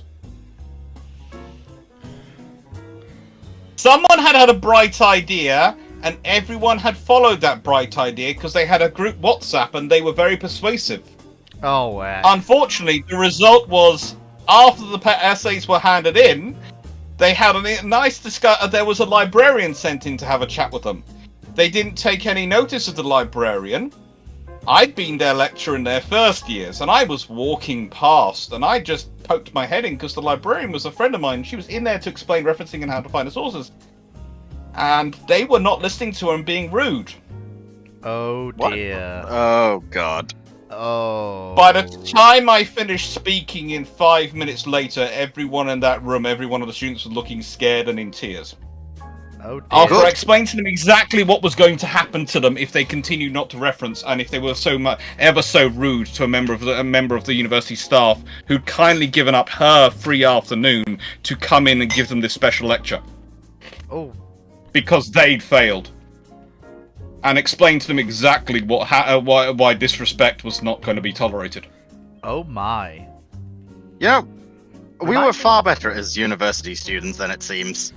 Well, I like to think I've done. We very managed well. to do well enough to have entire days of just talking about how our tutors had stuff that they weren't legally allowed to talk about. That lecture went down. That lecture went down in the record books of the students in that sort of people. Years later, when I was talking to having first year students, and as a student put down, I go, "Are you the Dr. Clark who made my elder brother cry?" Yes. Yes. Which year was he in? He was in. Oh yes, the year that forgot to reference. Yeah, no year since then has forgotten to reference. If we might, because I explained to them all in graphic detail what happens to your career if you get kicked out of university for plagiarism, and your Very career bad prospects. things. And how your parents, who are paying lots of money if you are a foreign student to be there, might not be very happy if they find that you've been dismissed for plagiarism, which is lying and theft. So this also is just reminding me of, if you've ever heard of him, Tom Lehrer, who was I believe, a university teacher in America, who also would often break out into song of don't shade your eyes, plagiarize. There's an entire song about how you should plagiarize, but also the key thing of this is why you don't plagiarize. It ends disastrously.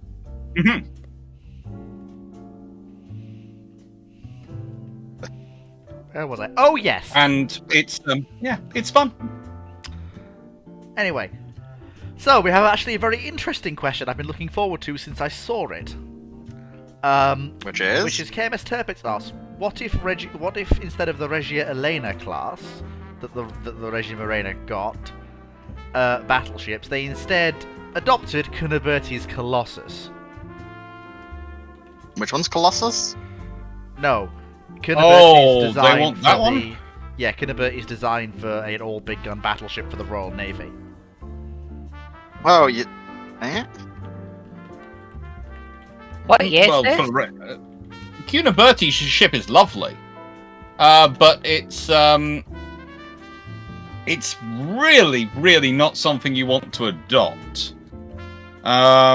It's his ideal battleship. It has 4 single turrets and 4 twin turrets, and Although a lot of those are wing turrets. Yeah, although admittedly they do all still mount the same gun, so it is an all big gun broadside, so there is that in its favour. Oh, it's an all big gun ship, but it's a nightmare from a ranging perspective, because a single gun will have a very different performance within its turrets matrix than a twin mount, because it won't have the interference of the other other gun to compensate for. Which means when you try ranging them, and then you've got the various heights. Whilst yes, the single turrets are on the same height as the aft twin, you've got the three twins. Well, usually it'd be 2 either side. It'll be 2 for either side, because the forward one and one of the wing turrets are on the same level, and it's just going to cause you a nightmare to operate. But it would be really fun. But as it was, the Regia Marina, of course, went with the Dante Alighieri, which had 4 triple turrets. Yeah. Although it is worth pointing out, And that allowed the the Italians went with that before that, because that one of the reasons the Italians went with that is because they were part of the qualitative race with the British and the Americans and the Japanese and occasionally Austro-Hungarians. And basically, the Italians went, well, we're not going to get in first, so we're going to be the first with a triple turret, which they were. It's kind of like they were going, big we got a triple turret. Yeah, you've only got twins. We've got triple. We've got a 12-gun broadside. What have you got? And the Americans went, we've got all the guns. So, to actually get back to the question... HMS Agincourt would like a word with you, my 14 guns. And the British went, we're going up to 13.5 inches. What have you got? Yeah, basically. So, if... You know, that just tells you all you need to know about the US Navy and the Royal Navy in a qualitative race. Yes. US Navy go, we've got all the guns. The Royal Navy go, we've got the bigger guns. Yeah. No, Scoot, Agincourt has a 14-gun broadside. Yes, she does. KMS... So, again, it's... So, if... She has 7 twin turrets. So, all at center line. First thing we need to ask is, can I... if they adopt... Let's say they take the place of the Regia Elena class, so the Regia Elena class is some variation of the Kunaberti's design. If that's the case... Do the Italians still build 4 of them? Can they still afford to build 4 of them? And Can they afford not? Yes. Yeah. And if that's the case, then what reaction does that set? Well, probably the British go, "Oi, just a minute," because that means they've been upstaged. Honestly, the British will still get the British will probably still even if the Italians start that, because of the time it takes them to build their ships. Yeah. The British would still be able to start Dreadnought and finish it before the Italians could. Is the turbine technology in place in 1903 for the British to do that? Yes. Okay, in that case, then yeah, that makes sense. So you've just sped up the Dreadnought race, then, basically, or started it earlier. which means that instead of it just being The Dreadnought race is part of a larger naval race which has been going on since about the Fair late enough. 1880s. Fair enough. I do So, like. When other people like to go, it's the Dreadnought race comes from nowhere, and you go, no, No, it's been going for 25 years by the time Dreadnought turns up. I know. I'm trying to speak in layman's terms for the layman's, you know. I like to try and... Like, you get to have this luxury of not speaking in layman terms because you're lecturing at a university level. No, you don't. You don't get spread falsehoods. I'm not. Just because people might not. You explained that the layman's terms is incorrect because it was being publicised by things like the newspapers, and we all know how trustworthy they are. True. So basically, that you know, in the nicest way, the first reading of history, they're usually the thing that becomes the narrative is usually written by newspapers, and the trouble is they're often incorrect. I do have a butterfly from this that's worth exploring. Does Austria-Hungary go with the all big gun version of the Radetskis? Because if Potentially. Because if the Regia Elenas are being built as those, do the Austrians go, instead of settling for arguably the best pre-dreadnought ever built? Well, if let's put it this way, if the Cuniberti design is built at a time period it could be built, then I think what you do get is a Radetzky which is probably built in the same shape and same form, but instead of those 9.4-inch guns, has all 12-inch guns. Yeah, that was one of the design options for the Radetskis. It was... So I think that literally that's what you get. You get a Radetzky which is all 12-inch guns. Let me just look up the Radetsky different variants. Because I know that there's a really handy image with all Which means it might end up being slightly longer and actually slightly faster. Yeah, 'cause there's a few different Radetskis that are designed and with various different forms, and what you get is English. The big impact will be felt with the Tegetov class, because if the Radetskis have been all big gunned, who knows what they do with the Tegetovs. Completely. I mean, who knows what they do with the Tegetovs. Let's be honest, the admiral in charge of that period is a man on a mission. The fact that he personally signs a check to order the first of them. Rudolf Montecuculi is an absolute beast of an admiral, and I love that. I think I did a video about him. Yeah. Just for comparison. Yeah. The most likely of my opinions for what the Radetskis might look like are either this design or this design, which basically which give you a 6-gun broadside of 12-inch. So not 12-inch, 11-inch. But basically, you know, it's basically how do you want your 6-gun broadside, sir? Do you want it with two singles on the side, or one twin? How does sir prefer it? Probably the one twin, personally, even if it's a bit more awkward. Oh yeah. Then all your guns are at least still the same gun. I mean, there is the option for the 5-gun broadside ship with 12-inch, but I feel like at that point, what's the point? Go with the 6-gun 11-inch instead. You'll get better results. I think they go a 6-gun 12-inch when they finally through the design process. Yeah, you're probably right. So you probably see them adopt D, and then realise, wait a minute, if we stretch this a bit, we can get twin 12s. Yeah, or potentially. Considering how some of the designs for the early Tegetovs went, you could have ended up, which included guns on the same level, behind and forward each other. You could have ended up with two twins forward, 2 twins forward, 2 twins aft, at the same level rather than super firing.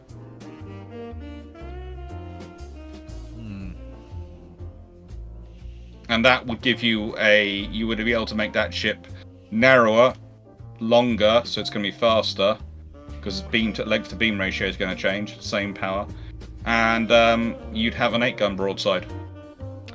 It would change the dynamics in the Adriatic because because both sides skipped the late pre-Dreadnought era, whereas both sides actually dug into it with each of their last classes, and you're looking at them jumping straight into the big gun era of the naval arms race overarching term that's running for the entirety of the Steam and Iron era. There, boom.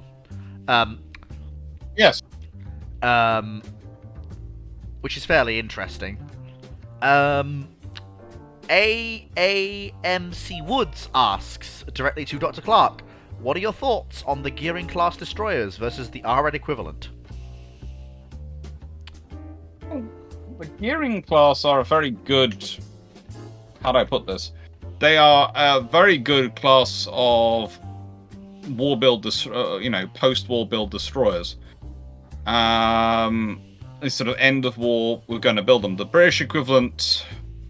The British don't really have necessary equivalent because the British basically stopped building at the end of the war. They just finish off the Seas, which are their war build emergency ones, and get through those, and then they sort of pause for a bit, and then they complete the Darings to a much improved design. So you can't really compare them to the Darings because that's unfair. You'd be comparing them to a ship which is, let's be honest, The battle class, a as good pointed out. It's a good 1,000. It's a good 1,000, 2,000 tons heavier in some regards. The battle class potentially the battle class, but the battle class are a war build emergency again. They are sort of completed at the same time, so I suppose you would probably compare them with them. But they're again, the battle class are built to a very different ideal, and there's also the fact that the battle class. If I have to say it, I have to admit this one. You have to remember the battle class have a lot of adjustments put in them because they don't have the 4.5 inch that goes on a Daring class ready. They don't have the upper deck mount. So they basically designed the battle class around having between deck mounts, BD 4.5 inch guns, which are the same mounts as they put on capital ships and carriers. And actually, this is one of the reasons why it slows down carrier production for the Royal Navy at the end of the war, because they're providing mounts for the battle class destroyers. Because they need them for Japan. They want those guns, those 4.5 inch gun destroyers for Japan. So it's interesting. How would I rate them? I feel like they're both Navy's answers to the same question, to be blunt. And I feel like comparing them is not fair. It's not fair. But they're both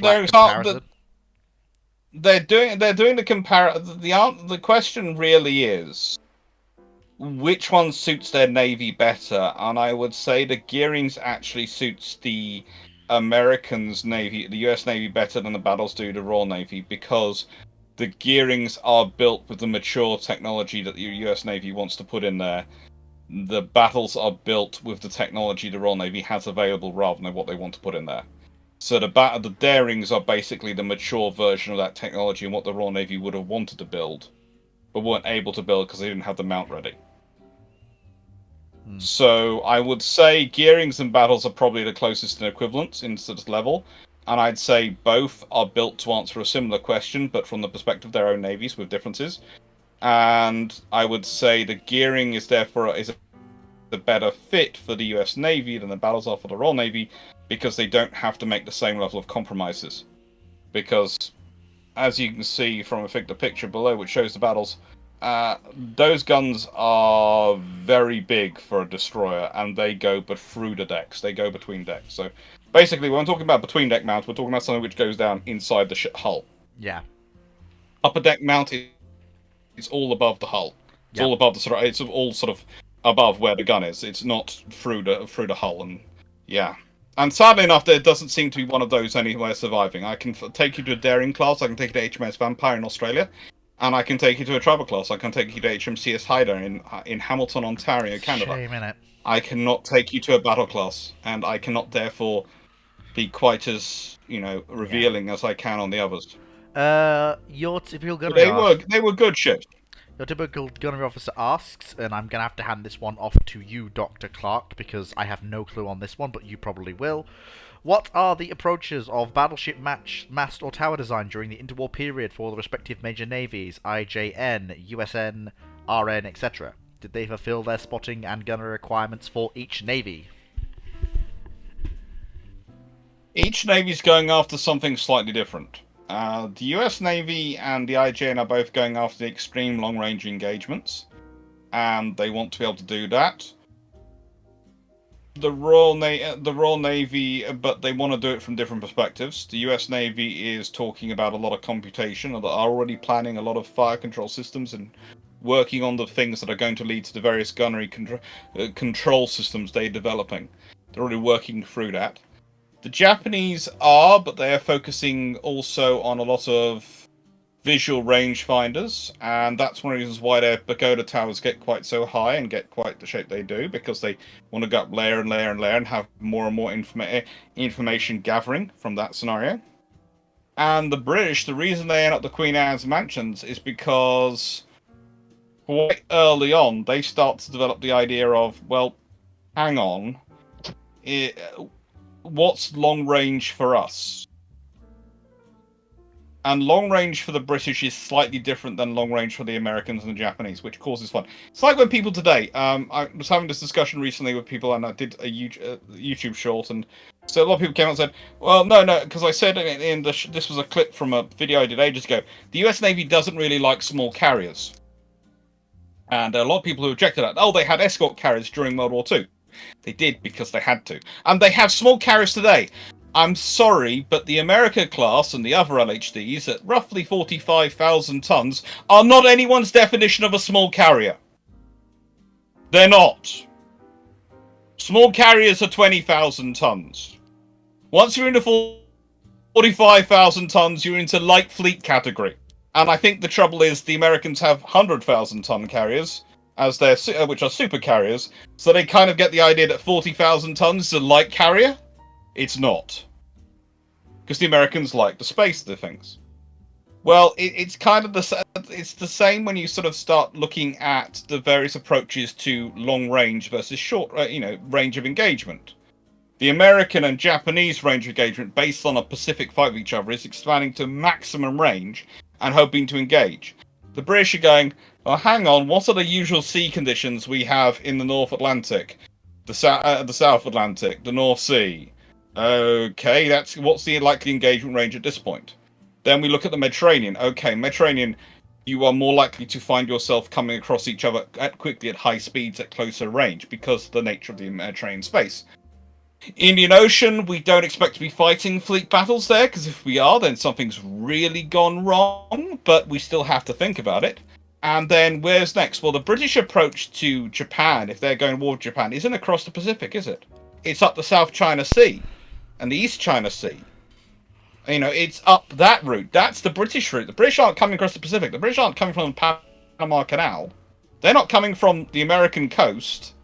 They're coming up from Singapore, Malaya, Australia. That's their angle of approach. Well, that's going to again be a different engagement scenario. So this is why the British end up with a combat engagement range where they're talking about a critical engagement range of roughly 18,000 yards. And the British go, right, and if we're going to be engaging at potentially 18,000 yards to 24,000 yards, how do we structure a ship around the systems around that? They do that quite well. The Americans and the Japanese are looking at longer ranges than that, and so they're each approaching their own approaches to that. Again, the Americans are not quite going quite as far as the Japanese of it, because the Americans are talking about using the various instruments they can create at a time, their version of computers and fire control computers, and B, they're thinking in terms of numbers. The Americans are always thinking in terms of mass fleet action. The Japanese are thinking in terms of running actions, of attrition operations. Remember, I was talking about them earlier. They have these lovely attrition operations they want to get involved in. And then when you're taught French, well, honestly, they're focusing on the Mediterranean as much as anything as well. So everyone has their own different views of how they're doing it, but also usually when you're looking at these systems, you have to look at your development. You have to look at what's the kind of battle they're thinking they're going to have.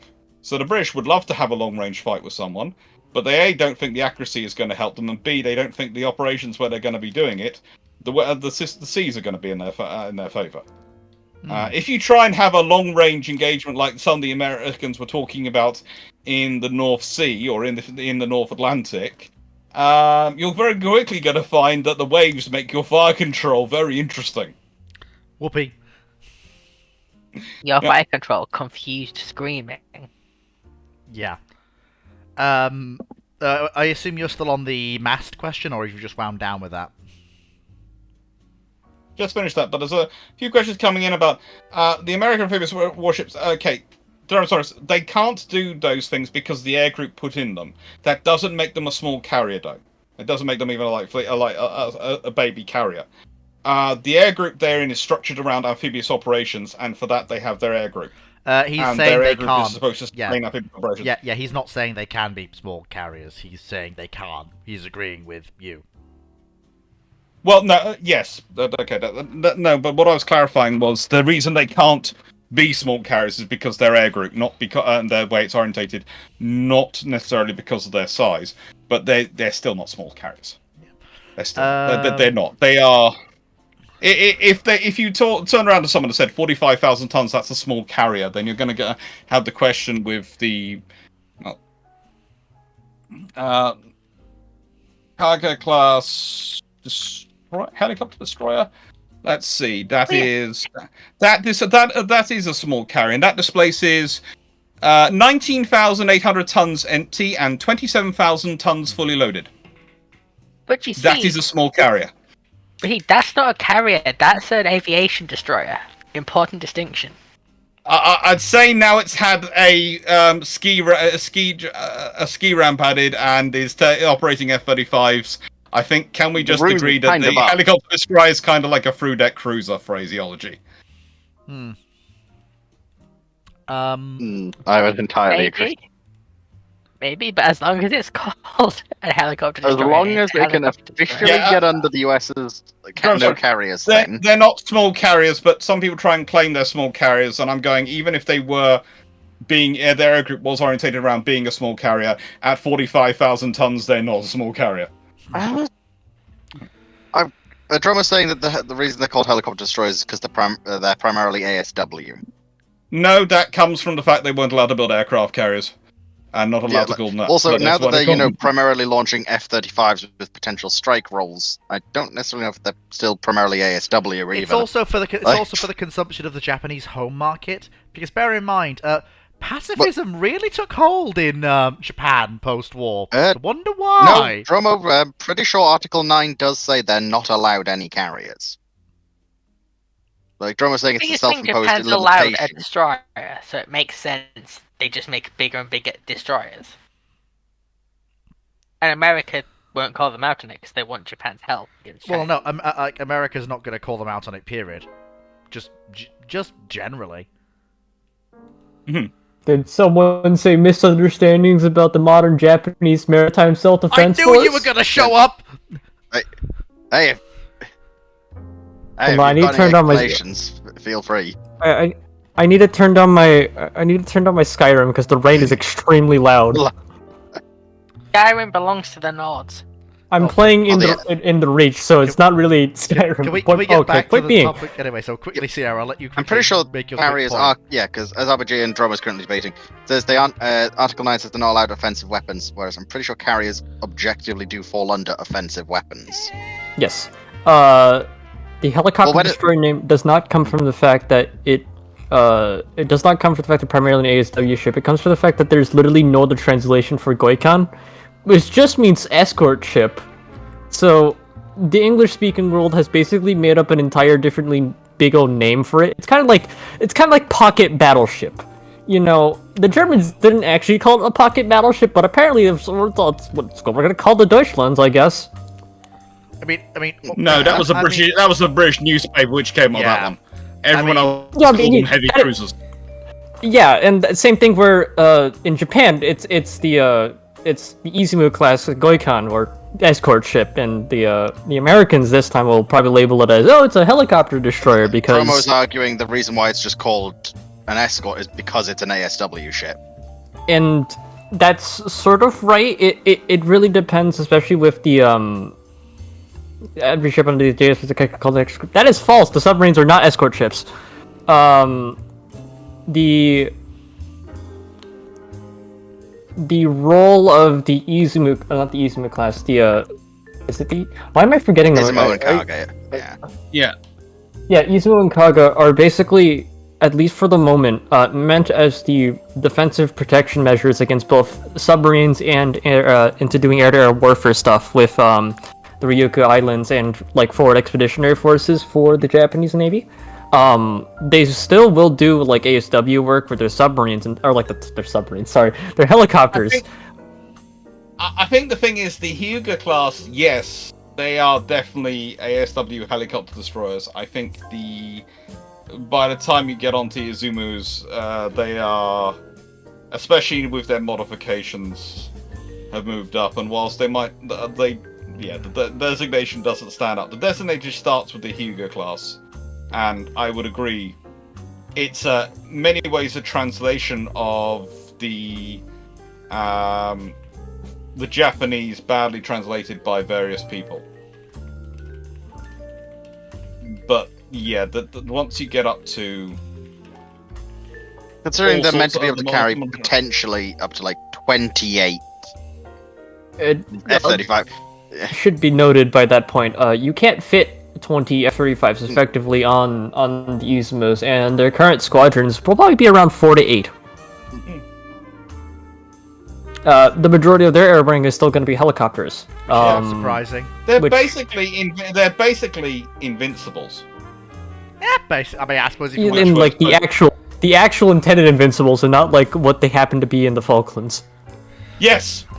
Where some very major reorganization was carried out, and it was found that you know what, the hangar can actually accommodate more than we theorized. Amazing. Wow, shocking that. Who would have thought?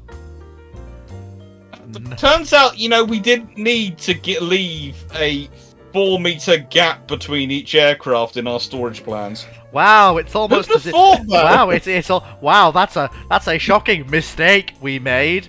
Wow, what a mistake that we made. Wow. But like legitimately, like at least for the current Japanese, I almost said Imperial Japanese doctrine because you're not. I've been playing too much Kansai Collection. Okay, you're not technically wrong there. Despite all the lovely floweriness, it is still technically the Japanese Empire.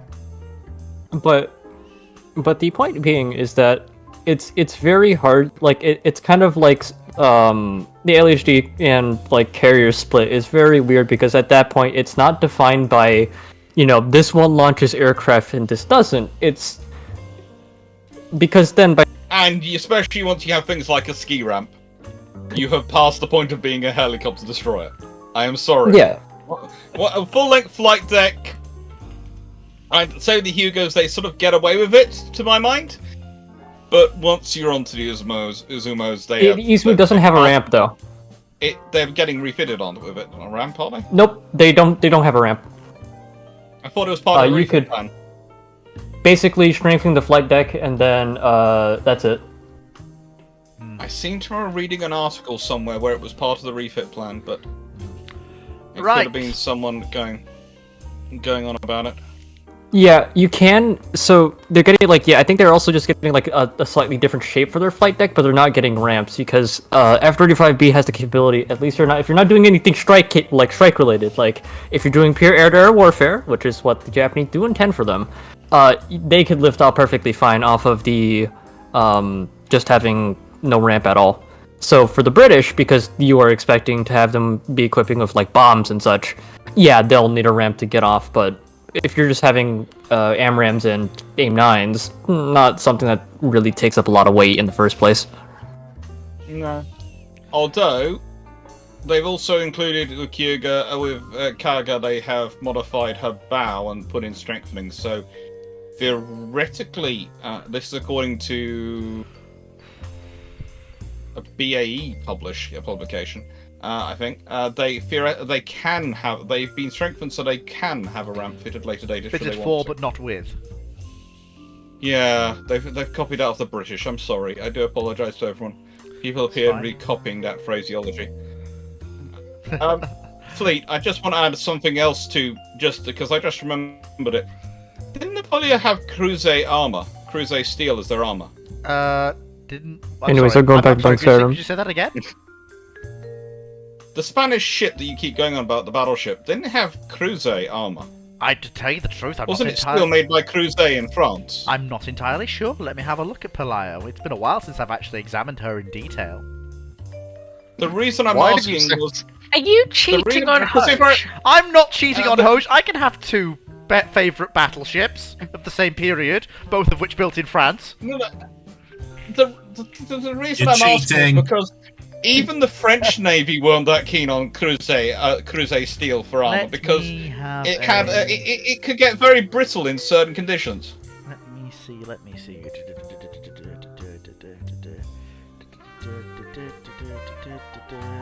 Oh god, I'm getting paid to never really curse this year. Oh, no. Yeah, but you know how Ship Girl Hosh is a thing? That Fuck sounds- yes, it was That- Crusoe yeah. Steel. Mm. Oh, so you know, not only do you have a ship which has guns which are complicated and whilst could theoretically be capable, require an experienced crew to work them properly, you also have Time she's engaged, Last I she'll checked, be the fine. Atlantic's pretty I don't know, cold. where in the Caribbean world would they be fighting? Cuba. Because It'd be to Cuba. the Antilles and whatever- the Wayward Islands. Whatever squadron she would It be depends leading, what side of Cuba she's on. whatever squadron she would be leading would be attempting to relieve the siege of Havana, and the blockading squadron of U.S. battleships that's trying to close the port off. That's where she would be. From now, forgive me if I'm wrong here, because it has been a few years since I did my university tour. But last I checked, when metal gets brittle, it doesn't go back from being brittle. It tends to keep these new properties most of the time. I can see Dr. Clock smoking. So if it's at been me. going through a very, going through a very cold Atlantic where She's metal is fairly- getting very brittle, She's fairly heavily armored, when she despite gets there, this. right? But yes, but even if she's heavily armored, say you take a meter-thick chunk of metal and it's now gone brittle most of the way through. That's not very useful armor, Fleet. Nonsense, Dragon. It's just turned into ablative armor. Right. Yes, you get one use of it. Right. Now I will say, Crusade does later on get very good, but in the period we're talking about, not so good. Scoot asks, had Eagle been chosen for Phantom conversion in 1969, nice, how long would the RN have been able to keep her in service, considering she was in better material condition than Ark Royal? I think you've actually missed a couple of questions there, Fleetbird. I don't think so.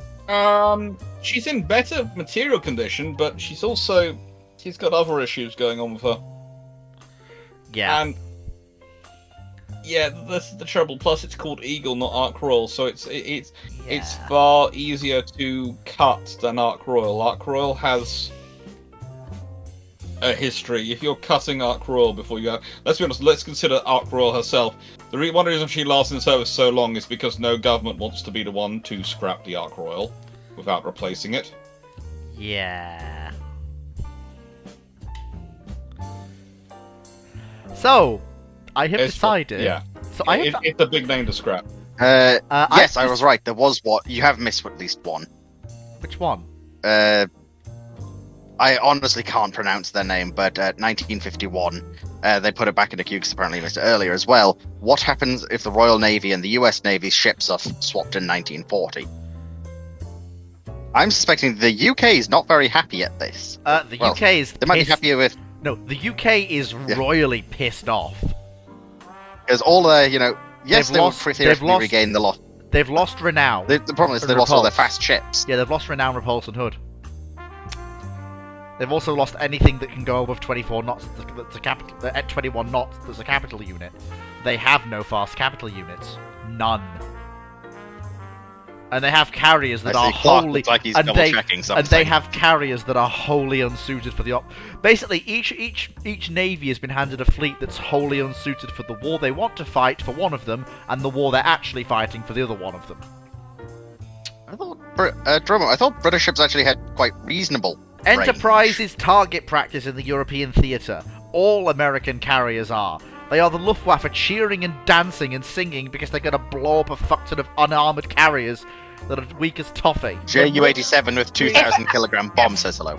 You have to remember the reason the British decided to go with the carriers they could. The Americans and Japanese went with strike carriers because they had room to maneuver in the Pacific if they were fighting each other. The British were looking at fighting up the South China Sea and looking at the Mediterranean and going, we'd love to have room to maneuver, but we need to have therefore both strike carriers for when we need to fight a fleet battle like that. And that's what the Ark Royal and the Implacables were built for, and were being built for. And we need to have fleet carriers which can do the fighting. And the fleet carriers which can do the fighting and be with the fleets when it's going through places like the Mediterranean, South China Sea, that's what the Illustrious class are for. And then you have unicorns to round it all out. But the thing is, by ships in the fleet, do you include? Are we including ships which are launched or ships which are commissioned? It didn't say, unfortunately. Yeah, we don't know. Are they still in the This is chat? thing that Club- They are still in the chat, at least. So, but they Do they include all ships which have been launched? both. They say. Launched. Oh, well, that's good. The Royal Navy won't be too upset then.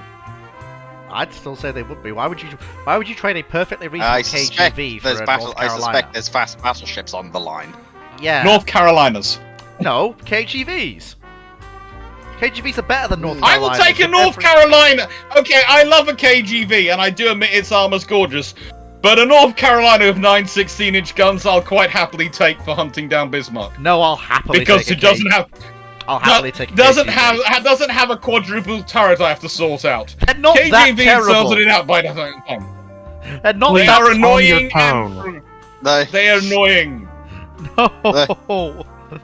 But again, The British. When you have to say something is not that terrible, what are you omitting immediately in that statement? there's stuff better. They're terrible, I'm but sticking with they're not that terrible. I'm sticking with my guns here. Uh, My 14-inch guns. On which the- I have 10. on the So other what I will hand- say So here you don't is want me when to you have look 14-inch battleship- Elswick's guns earlier. fleet, when you look at the battleship engagements that the Royal Navy fought, give me a reason why having a North Cal would be disruptive. They're slower because of their vibration issues, and Admittedly- they're less heavily protected. A North Carolina would not have survived the. Where's beating that Prince protection of actually Wales gonna took. matter? Here, The Wh- beating that Prince of let's Wales look took at these engagements. from Bismarck and Prince Eugen. Prince of Wales was able to withdraw in relatively good Prince order. Eugen's despite not the going to damage, be an issue. despite the damage she took. Like Prince of Wales got beaten on pretty Admit- badly, whereas a North Carolina may Admittedly, not survive. There is as something well. I see here that is also another problem, though. Yes, the North Carolinas are better, but you have now went from 5 King George V to 2 North Carolinas. Well, you don't actually have the 5 King George V's in 1940. Well, but now the US does.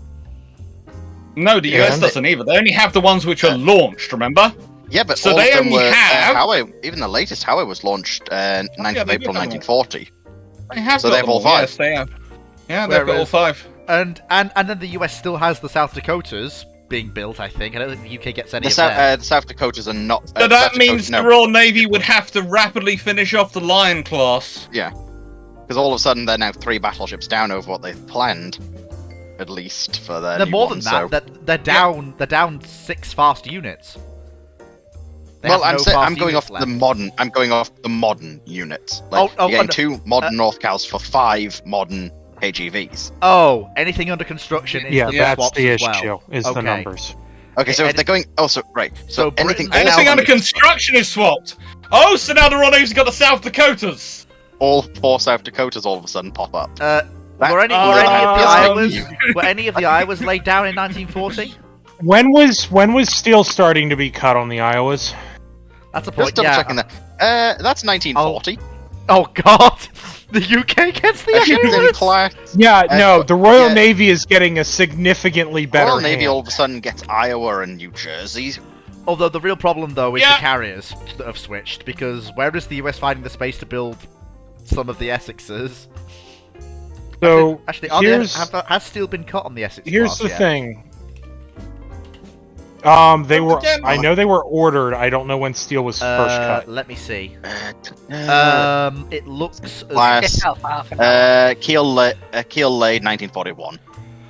No. So outside of Yeah. So yeah. No Essexes for the. Outside of the thing. Essex, yeah, Essexes don't go.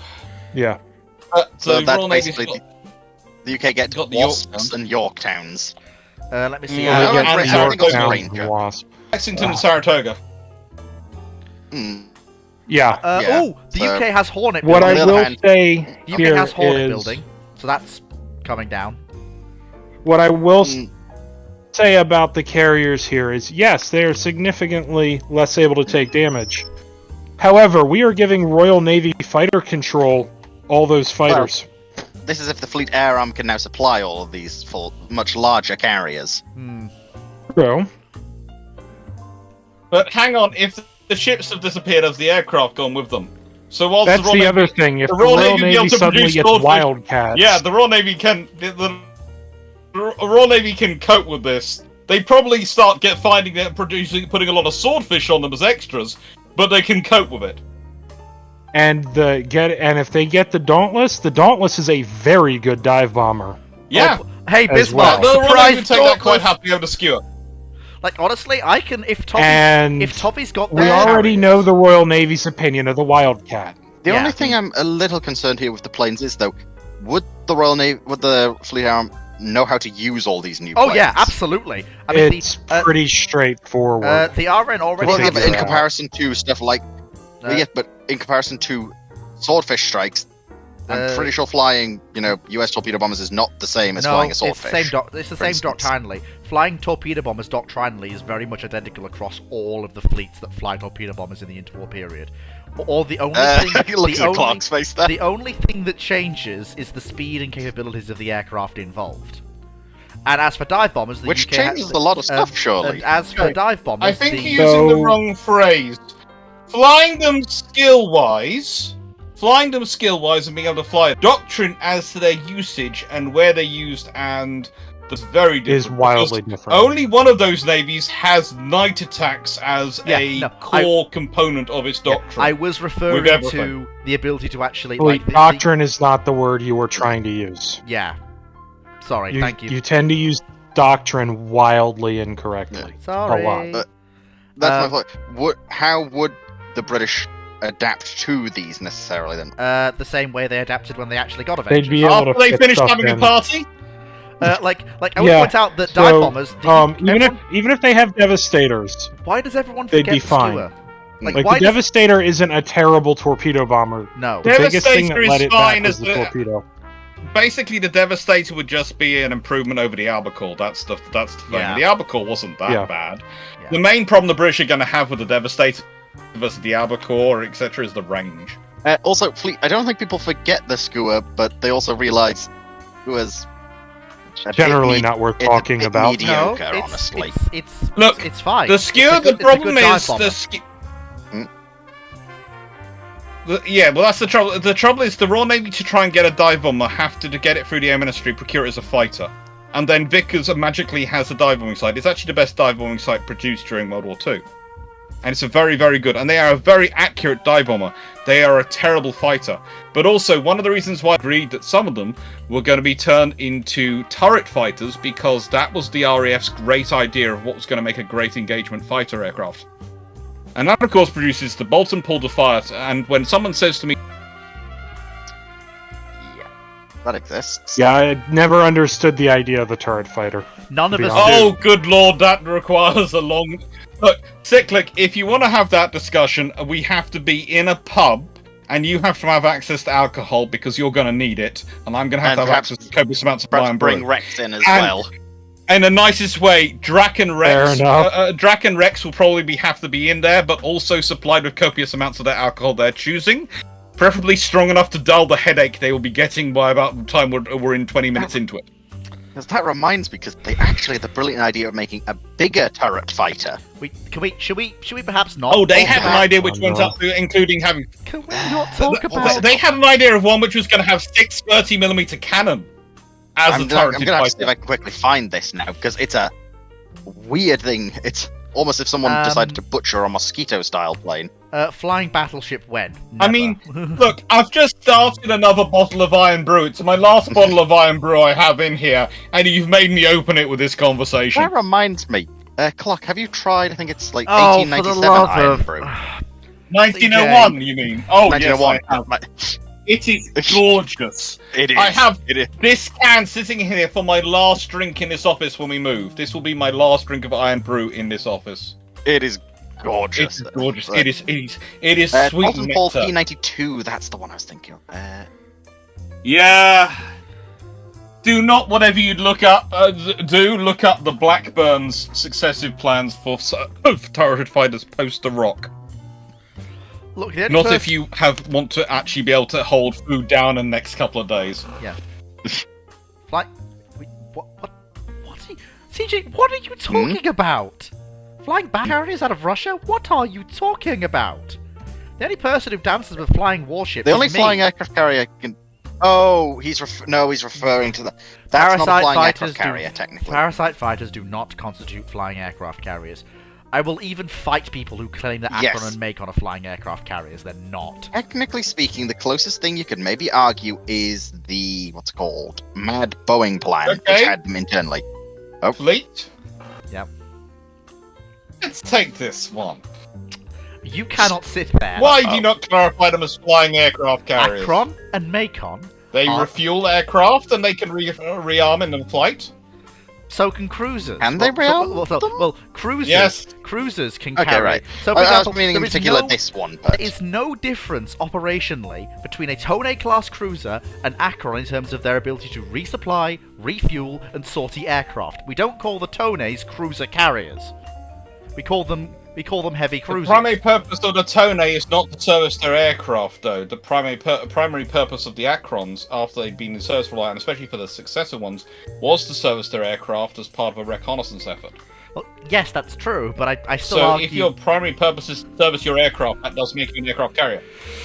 I still Then again, maintain technically that. speaking, in this case, the TB3 here also wasn't planned. Its primary purpose wasn't to carry these parasite fighters either. Its primary purpose was to bomb. I feel the Acrons are still large airship scouts for the battle fleet that happen to have a component of attached fighters. They're not flying aircraft carriers. Flying aircraft carriers the implies they have fighters a... are their reconnaissance asset. The airship's not the reconnaissance asset. They start out with the idea of them being that, and the airships being the reconnaissance asset. But very quickly on, the aircraft, what they have, they developed the doctrine of the airship goes to the area, and the aircraft do the reconnaissance. And they don't just have fighters; they have two-seater aircraft and trainer aircraft as well. They have a full suite of aircraft, and they'd even worked out that if they removed one of the beams in the hangar of Akron, they could actually expand the air group to potentially 10 aircraft.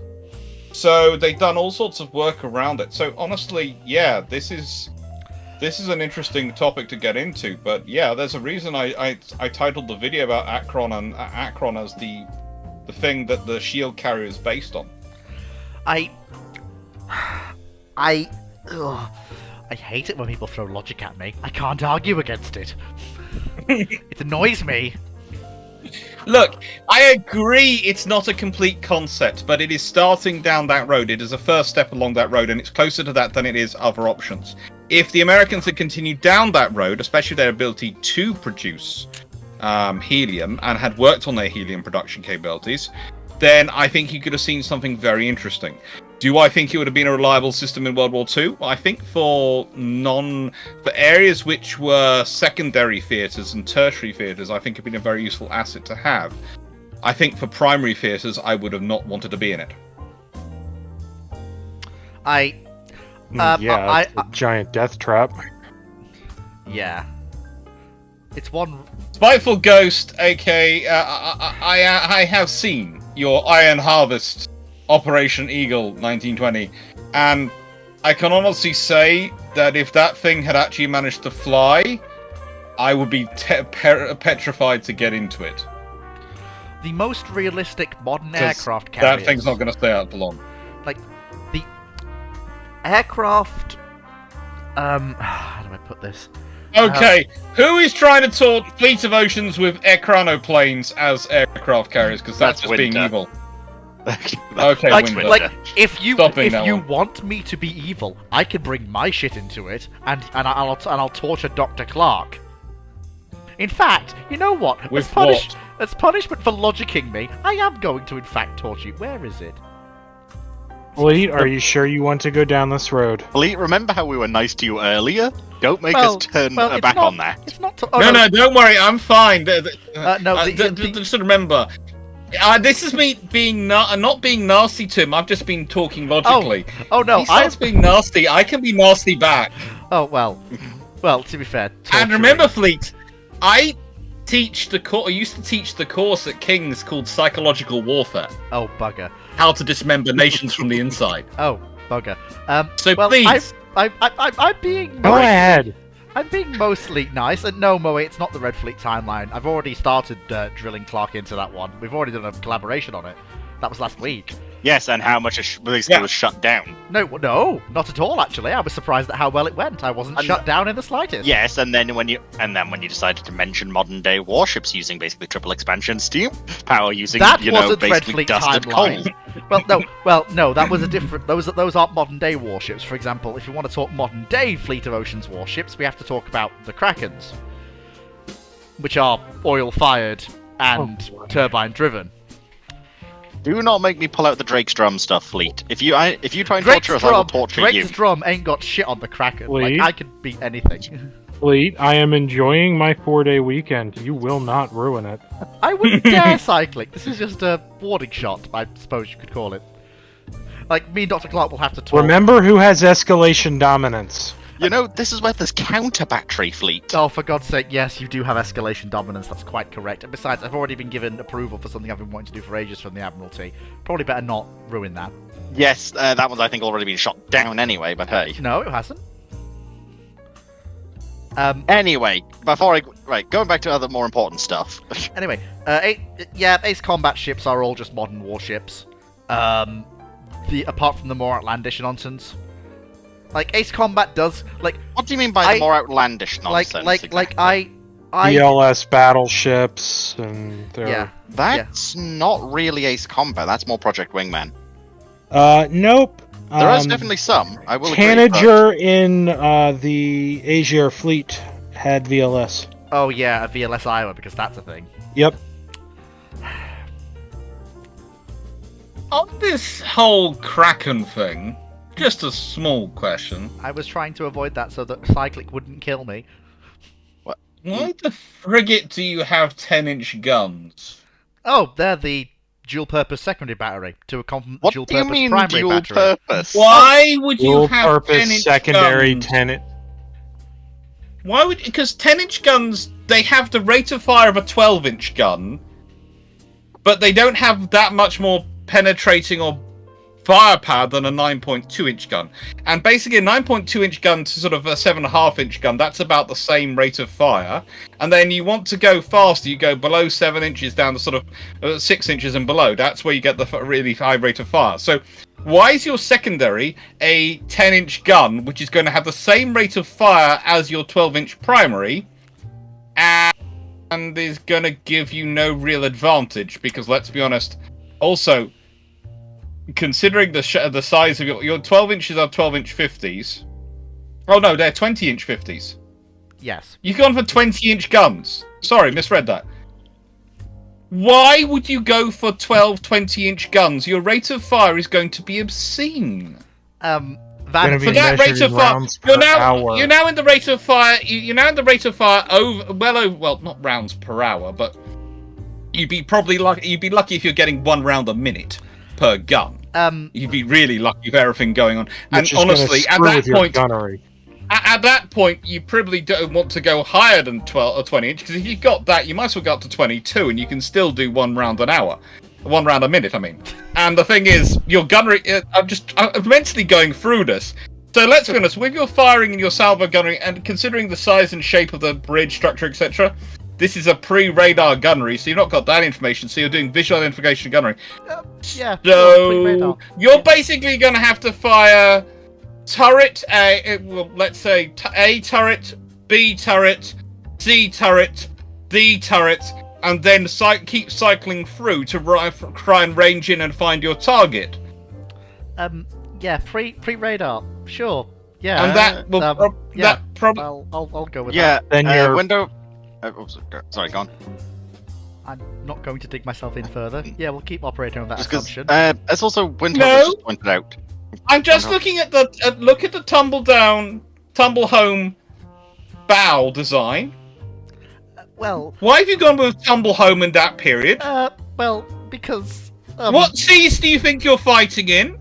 well, you see, I know the Zumwalt class is a tumble home, and that's a very well built tumble home, but you've got a tumble home in a period where you're dependent upon gunnery stability, and which fleet is that ship supposed to be working from? Because if it's anything outside of the Mediterranean, that ain't gonna do well well, in that period with the technology they have at that time. well, I Because really- they do not have the stabilization and things they have today. I mean, I'd be happy to discuss this if Cyclic wasn't here, but I don't want to ruin his long weekend. But simply put, This might not be ruining his weekend because I'm taking it apart rather than him having to. well, He gets to the back with beer or something. well, the Krakens weren't originally like that. Hang on. What happened? You have 20 minutes closer to... Are you trying to put this in the modern period? They were laid down in 2025 and commissioned in 2027. Well, 2028 technically. Hey, what? So that is Aegis radar you've put on there? Hang on, You're gonna blow your radar with those guns firing that close to them. There is no Aegis radar which is designed to deal with the reverberations and vibrations through the hull ship is of it very- firing 20-inch guns. This ship is many years old. I would point out that I knew a lot less about ship design no. than I do now. Oh no! It's no. You only learned about the Wait vibrations a in the minute. past Wait a couple of minute. weeks, Wait a Fleet. minute.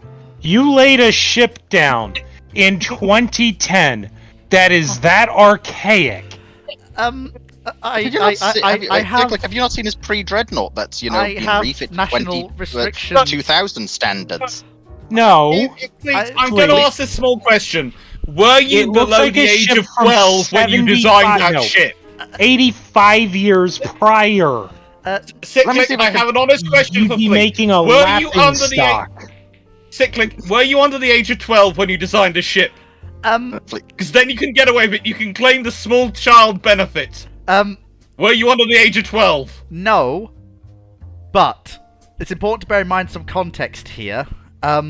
I was below the age of 12 when I came up with the nation-state's concept for the Fleet of Oceans. It's a nation that is not allowed to use missiles, is not allowed to use diesel engines or internal combustion of any kind, and is not allowed to retire anything. And I've stuck with Then this. congratulations, But I've you stopped- have no effective, meaningful navy.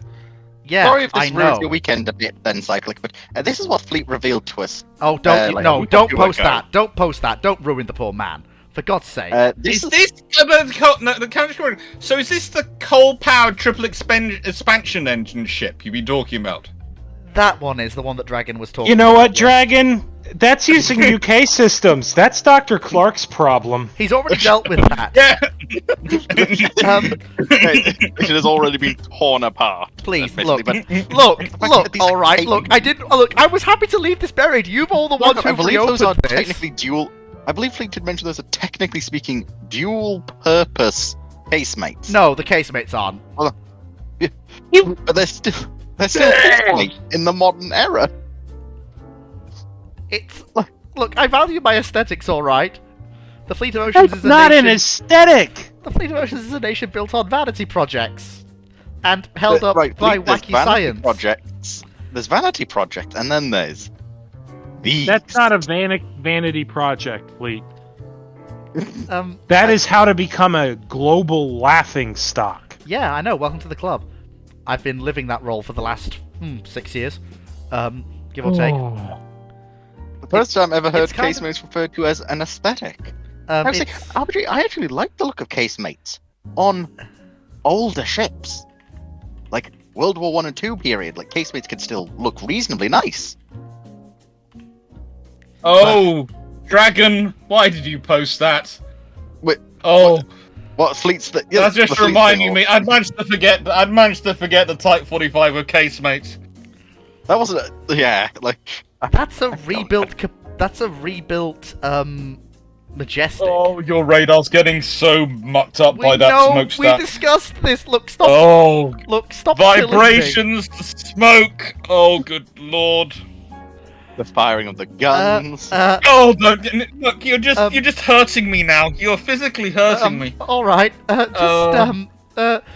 There's a reason why the Krakens have a mild tumble home and a odd-shaped bow, because they weren't originally called the Krakens, and they weren't originally where they are now when they were built.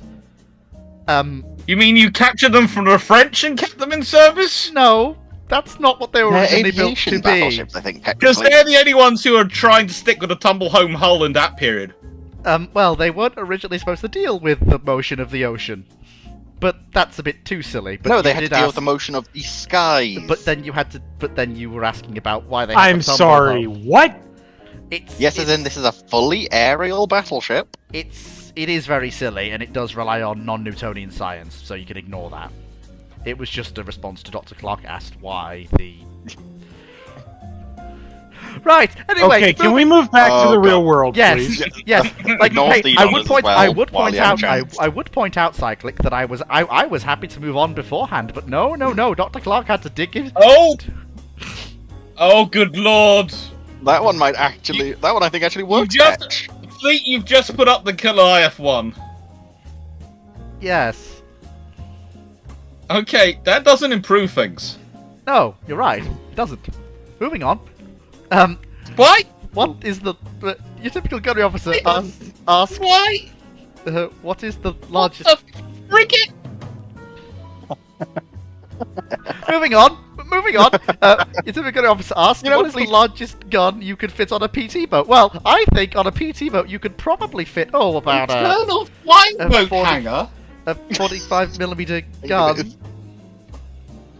You know, Fleet, that design might work if it, was refit to a space battleship and go full science fiction style. Well, funny you should mention that, but I'll leave that there. Moving swiftly. Oh. Biggest gun you could swiftly, fit on a PT boat, probably moving swiftly on. 76 Me- to like a mo- 90. You could probably fit a 90 mil. Moving swiftly on. I'm trying to help you here, Fleet. There is no helping me. There is no helping me at this Yeah, point. right. Your typical gunnery officer asks, what is the largest gun you could fit on a World War II USMBT boat? Please, can we move on with so that I can keep what's left of my Probably a reputation 76. intact? But look, if you turned it into a spaceship, it's got none of its primary armament on its underneath, so it has to roll over to wants to engage a planet side. Yes, but this is a typical So problem. whilst I realise there's no up and down on space, and you can have these things, the concept of I've got to deploy all my communication systems, all my communication miles, I might have them both sides, Well, she's not a... and my primary bridge to the planetary fire seems a bit absurd. And also, there is the fact that she does have quite obvious engines and funnels and stacks Indeed. to get rid of exhaust gas. Yeah. So again, Yes. do you want to deploy those, show those which are your soft points to planet side? Yeah, I mean, Goliath is So, yeah, not... it- Goliath's not a typical Felician astral battleship. Astral battleships look different. But again, like I said, I'd like to park that there and move on. I can see Cyclic pulling a shotgun out of his gun case and pointing it over the Atlantic Ocean. So can we please move on? You know what? That's a bit of a...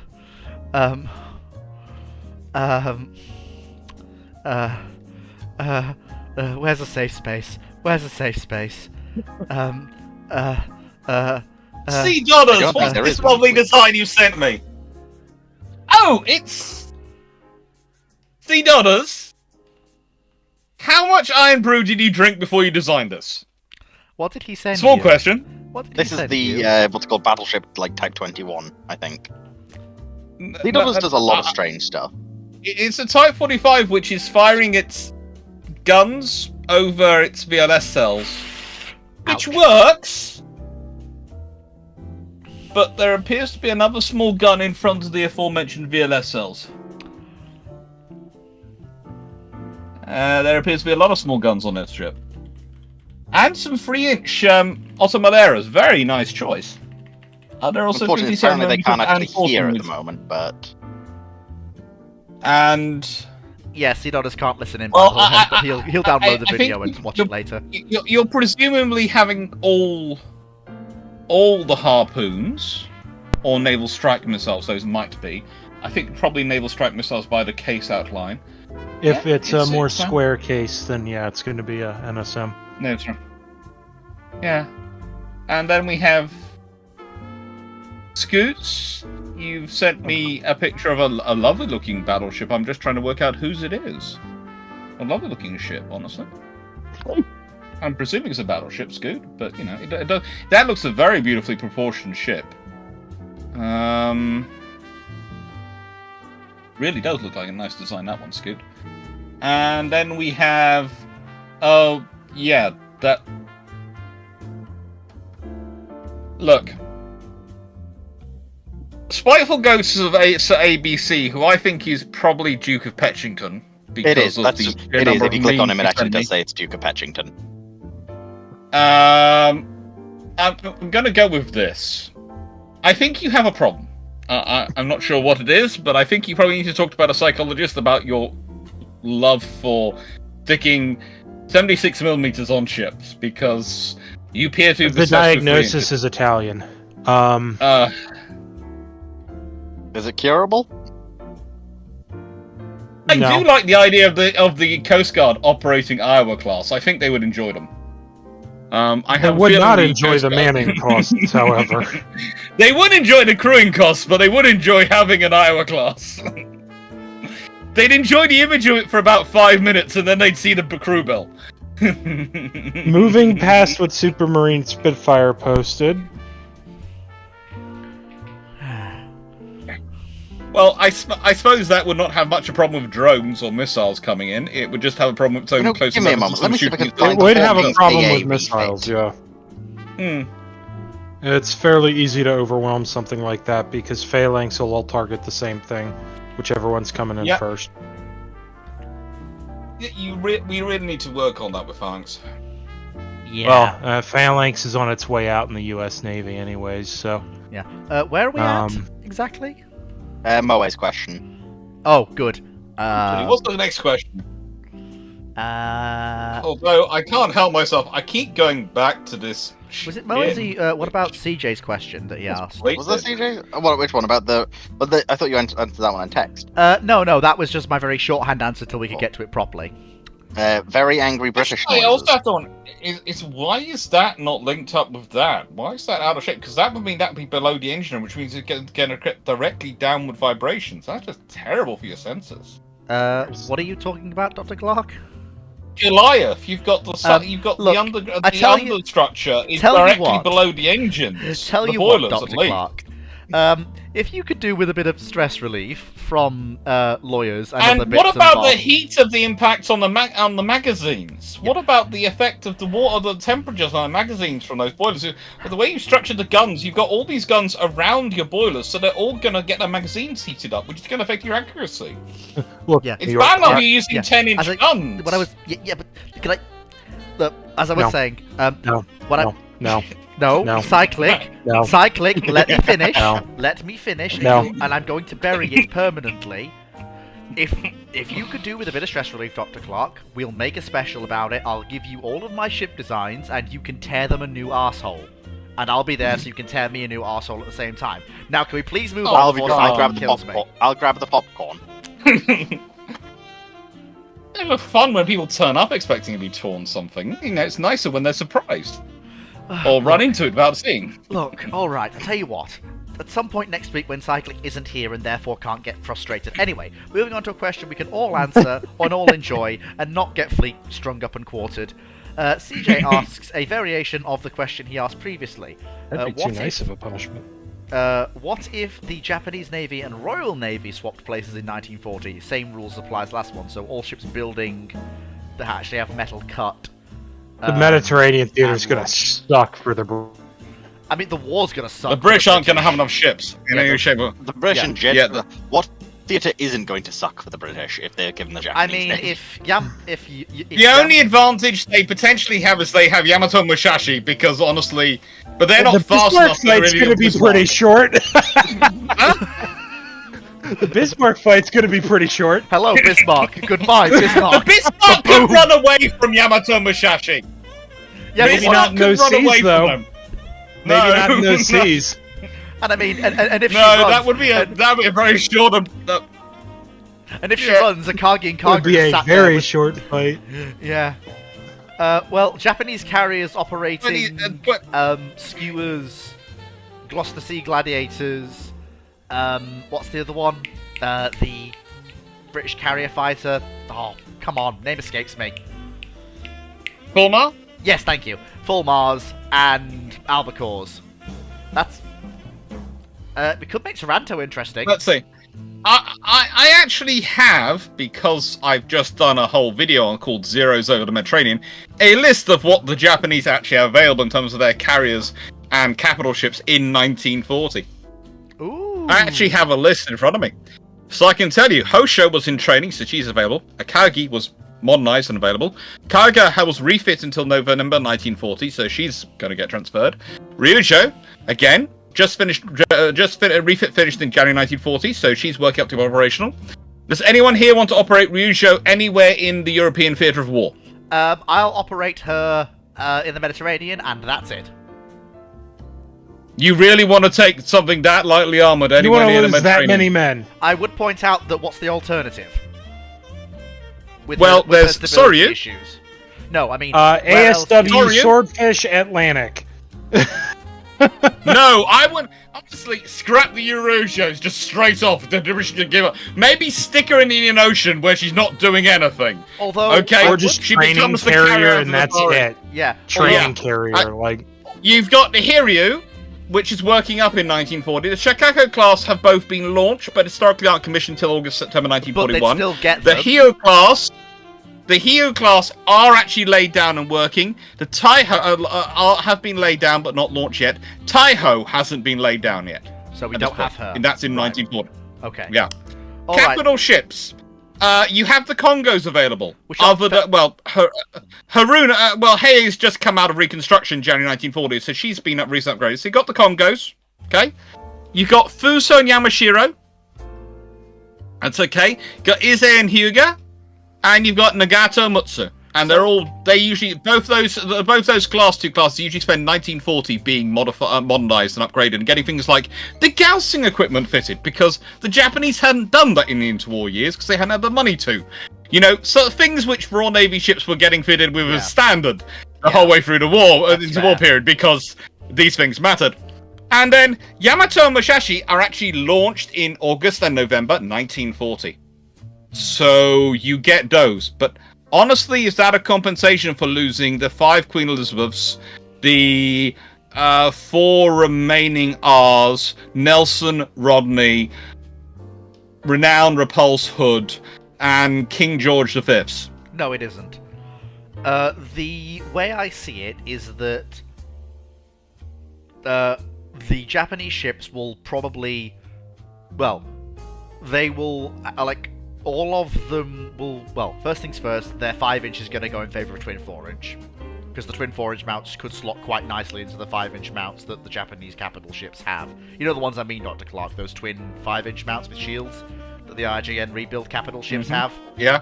So British 4-inch could slot. That had an atrocious fuse setter, by the way. Yep.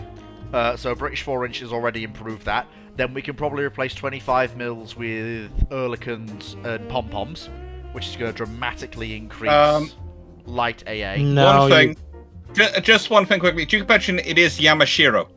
I'm not sure what Yamasushi is, but it's Yamashiro is the ship. Yeah. No, I think you mean Yamasushi as in Yamato and Musashi. I That's see. occasionally a term we see combining through. Stupid name. Yeah. Why would so you the- do that, though? Yeah. They're So- 2 different ships. That's just rude. I know we do it with celebrities, but they're celebrities. They don't matter. Ships actually matter. Yeah, Yeah. ships' feelings matter. Celebrities do not. Yeah. No, and unlike what... And let's be honest, Taylor Swift is likely to send her lawyers after you. Warspite? will come after you with 15-inch guns, or torpedoes, or potentially in the future, Trident Trident D5 missiles. Yeah. Okay, so the biggest loss to me is not capital units, because in 1940, if it's just after the fall of France, you've got Scharnhorst and Gneisenau, 4 Congos, they're sorted. 4 Congos versus Scharnhorst and Gneisenau, like, they can catch them, they can kill them. That's not a problem. As long as you have 2 Congos to every 1 Scharnhorst in every engagement where that happens. If it's 2 versus 2, that's a problem. But in theory, that's locked in. You're fine. You can send Fuso Yamashiro, Issei Hyuga, Nagato, Mutsu to the Med, and they will quite handily tangle with the Italian rebuilds and these solitary sorties from the Littorios when they appear. In fact, Nagato and Mutsu may do better because they've got even bigger guns. And also, Nagato and Mutsu are actually faster than the QEs are, by about 2 knots. And a bit. So they might do even better in the Med than the QEs did. And the Fusos and Isseis are overall faster than the QEs as a class. They'll all break 24 knots when pushed. Whereas the QEs by this point will 23 knot ships, most of them, with 1 or 2 being capable of 24 by the Second World War. I think. Depends how their reconstruction went and what boilers they got. Yeah, this is what I mean. Warspite, Queen Elizabeth, and Valiant are interesting conversations to have about what was their actual top speed in World War II. Yeah, whereas we actually know... Because again, there is the occasional thing of this is their official top speed, and this is how quick. This is their timeline of them getting between A and B, and those things do not match. Yeah. Now, admittedly, you could argue for a following tide, which was helping pushing them. But seeing as this was over a couple of days, you wouldn't expect them to be having the same following tide the entire way. It's fair. But, like, what... Where was I? Oh, yeah. So, basically, the RN's not lost in terms of QE replacements / supplements. They've not lost. They don't have anything to replace the R class in the roles they were filling, which is a problem. They have... The real loss here isn't capital units. I mean, the loss of capital the carriers hurts. are a big one. Yeah, the real things that hurt here are carriers, cruisers, and destroyers, and escorts. Those are the things that sting. Oh yeah, they're going to sting massively. You're basically going to have the IJN carrier fleet, which is now the RN carrier fleet, in the Atlantic, providing air cover for the convoys to make up for the loss of escorts, and the fact that the carriers need to work, and the RN needs to work up with these new carriers, and they're not as heavily armoured as the RN would like. What's interesting though is that probably means you get the Audacious class ordered a lot earlier. Oh yeah, completely. When Yamato and Musashi arrive, they are probably exclusively with the home fleet, as basically the Congos find the target and the Yamatos hammer it, with all of the Isseis, Fusos, and Nagatos in the Med tangling with the Italians. And I reckon there will be a big focus for the Royal Navy to crush the Italian fleet. So you might see, once the carriers are worked up, a very large-scale Taranto. Probably about 3 carriers, Soryu, Hiryu, and probably one of the other newer carriers ends up, whichever one's proved to be most well trained of the probably something of the Shikakos. One of them goes in with Soryu and Hiryu, and the 3 carriers conduct a Taranto. And they probably do it by probably, if the British are being very, very sneaky, go around. They will go around Africa, straight down the Middle Atlantic. Yeah. And supply them with oilers coming out of port, as they could do. Because that was part of the British plan, was to have the oil in the ports and have an oiler to do the runs between them. It's one of the reasons why you don't need fast fleet oilers if you're the British as much as the Americans do. Because if you think about it, the Americans are going across the Pacific. The British were going around the world and coming up the South China Sea. You need fast fleet oilers for that small bit. But if you think about it for the rest of it, you can have a slow oiler who literally just pops out of the nearby base, which has the fuel stored on it, on nearby empire or territory has the fuel stored in, refuels the ships, then goes back into harbour. It doesn't need to do a fast trip, and the ships only need to slow down while they're filling up with fuel, which they're not going to do at high speed anyway.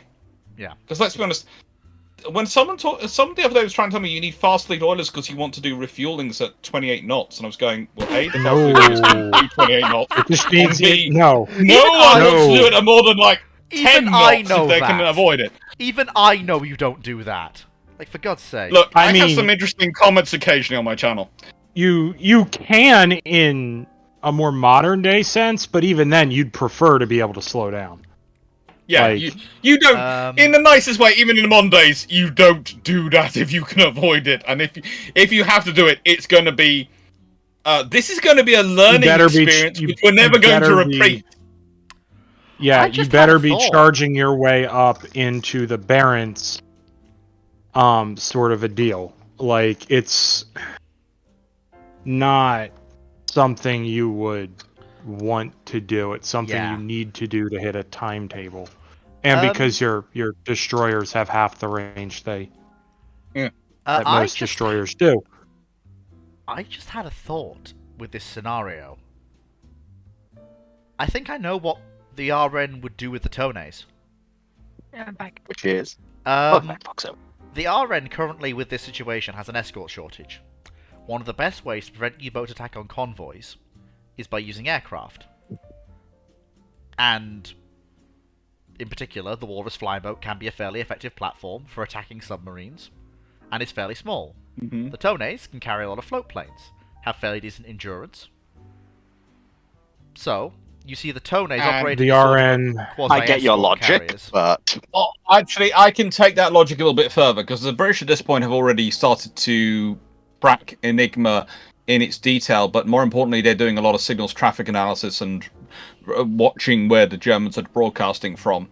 They often need to cover up their data by providing a reasonable reason for why they are doing the things, why Oh, they're I think I changing get what course, you're etc. driving at. The Tone class with their search aircraft could happen to find a U-boat. And then that's why the convoy diverted. Of course the convoy diverted. The U-boat was discovered by the aircraft. Of course the convoy diverted. And actually that was half the reason the escort carriers are quite so successful at the end of the war. Is not the battles they were fighting, it's the battles they provided the British with a reasonable cover for.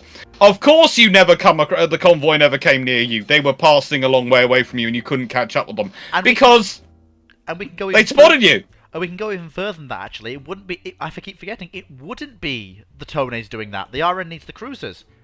It wouldn't be the Tones, it'd be the bloody seaplane carriers the IJN has. That are still excellent at this point. They'd be the ones doing that. Yeah. And honestly, you could actually have some of the convoys could have the Tones with them because that would be dual cover as your R-class equivalent doing the escort of the convoy. Because It's let's not be honest, the good Tone are an 8-inch. Yeah. It's not Or the like same a as an York R-class, but it's or- equivalent. But the thing is, it's got that, but it also does double duty of providing the aircraft. And also, the IJN has in this period small, slow carriers. Which the RN doesn't have in this period. Are we going to include the IJA's carriers in this swap or no? Oh yes, we should probably include the Imperial Japanese Army, and Yeah. of course, let's be honest, Their the, little Royal escort Navy, the other carriers? the other thing the Royal Navy gets out of this, and this is something which we have to consider, is they get the Japanese amphibious ships. Oh, yes, that's So a commando point. raids on Norway have just got incredibly interesting. Yeah, that's a good point. And also, the Royal Navy gets the... Admittedly, they've lost a lot of the short-range submarines they had, but they've gained a lot of incredibly long endurance, large, capable submarines, which, while the IJN didn't use them correctly, well, they didn't use them as well as they could have. They used them according to doctrine, but the doctrine was wrong for the war they were fighting. The RN's going to look at these Ask incredibly... Saratoga. Yeah. Well, okay, fair enough, Cyclic, I admit. Fair enough, okay, Cyclic's got me there. But, the IJN large... It was either him or me, and I just thought this time I'd let him do it. And it made Guadalcanal actually potentially achievable for them. Yeah, fair enough. But the RN has been handed basically things... Hey, you know the T-class with the heavy forward torpedo? I was like, yeah. I mean, you're going to lose some torpedoes. Oh, but you're going to gain a foot ton of range. Yeah. And you have an aircraft to scout for targets in a large area. Yeah. You have multiple. You have 3. Oh no, no, I'm talking about the other subs, not the I-400s yet. The Right. I-400s are an interesting conundrum because, like, the thing is, the I-400s can be used in a way that the IGN never planned. You can use the I-400s to hunt enemy submarines, fit the Saurons with depth charges, and use the I-400s to roam around the seas, diving occasionally for hydrophone checks, and also fit them with powerful radar. And if they see anything, you have on-the-spot aircraft that can go off and prosecute that target. Possibly two of them, one with depth charges and one with bombs. So the bombing Sauron tries to get the submarine before it dives, and if it dives, the depth charge Sauron goes in and drops some depth charges on it.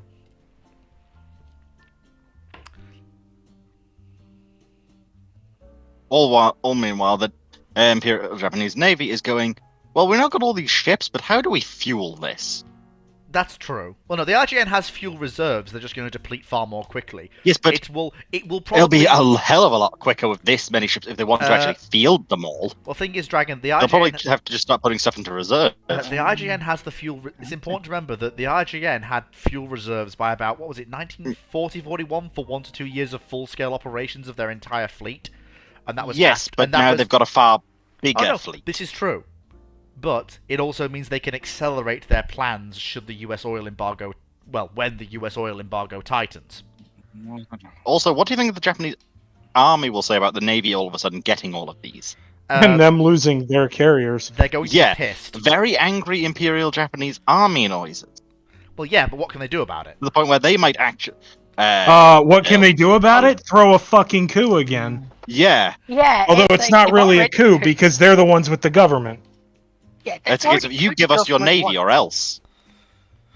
Oh, yeah, no, Dromasaurus, we're aware. We're trying to square the circle here and figure out how the British are going to use these ships. Japan is just basically going to be operating IGN Battle Plan Plus at this point.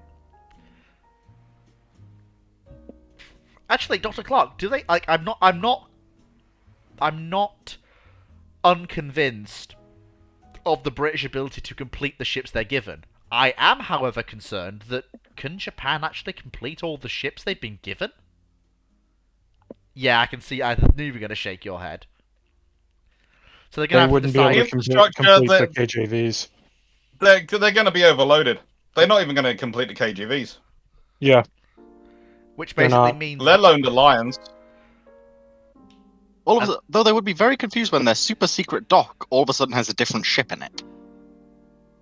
Quite funny to see. That sounds like a personal problem, don't it? Yeah. I would. It sounds like a skill issue to me. Yeah, thing is... I think it's obviously a skill issue. It's Yeah. a skill issue. As every gamer knows, that's a skill issue. Because here's the thing. The RN, it's gonna hurt, but the RN has been given a toolkit it can adapt to and work with in the short term. I think it's gonna like the Yamatos, but it's gonna want to gut them and refit them. Oh, yeah. In fact, that's those biggest... are getting a new fire control. They are getting a new fire control system. I'm not even talking about that. away. I'm talking about crew livability standards across their entire new fleet. They've just gone back about 2 centuries. Yeah. Yeah. Also, do you think And keep in mind what happened in the interwar period in the RN Yeah. about pay. Yeah. That's very true. That's probably the biggest single problem. Is the RN is going to have to find a way to make these ships livable, particularly up north.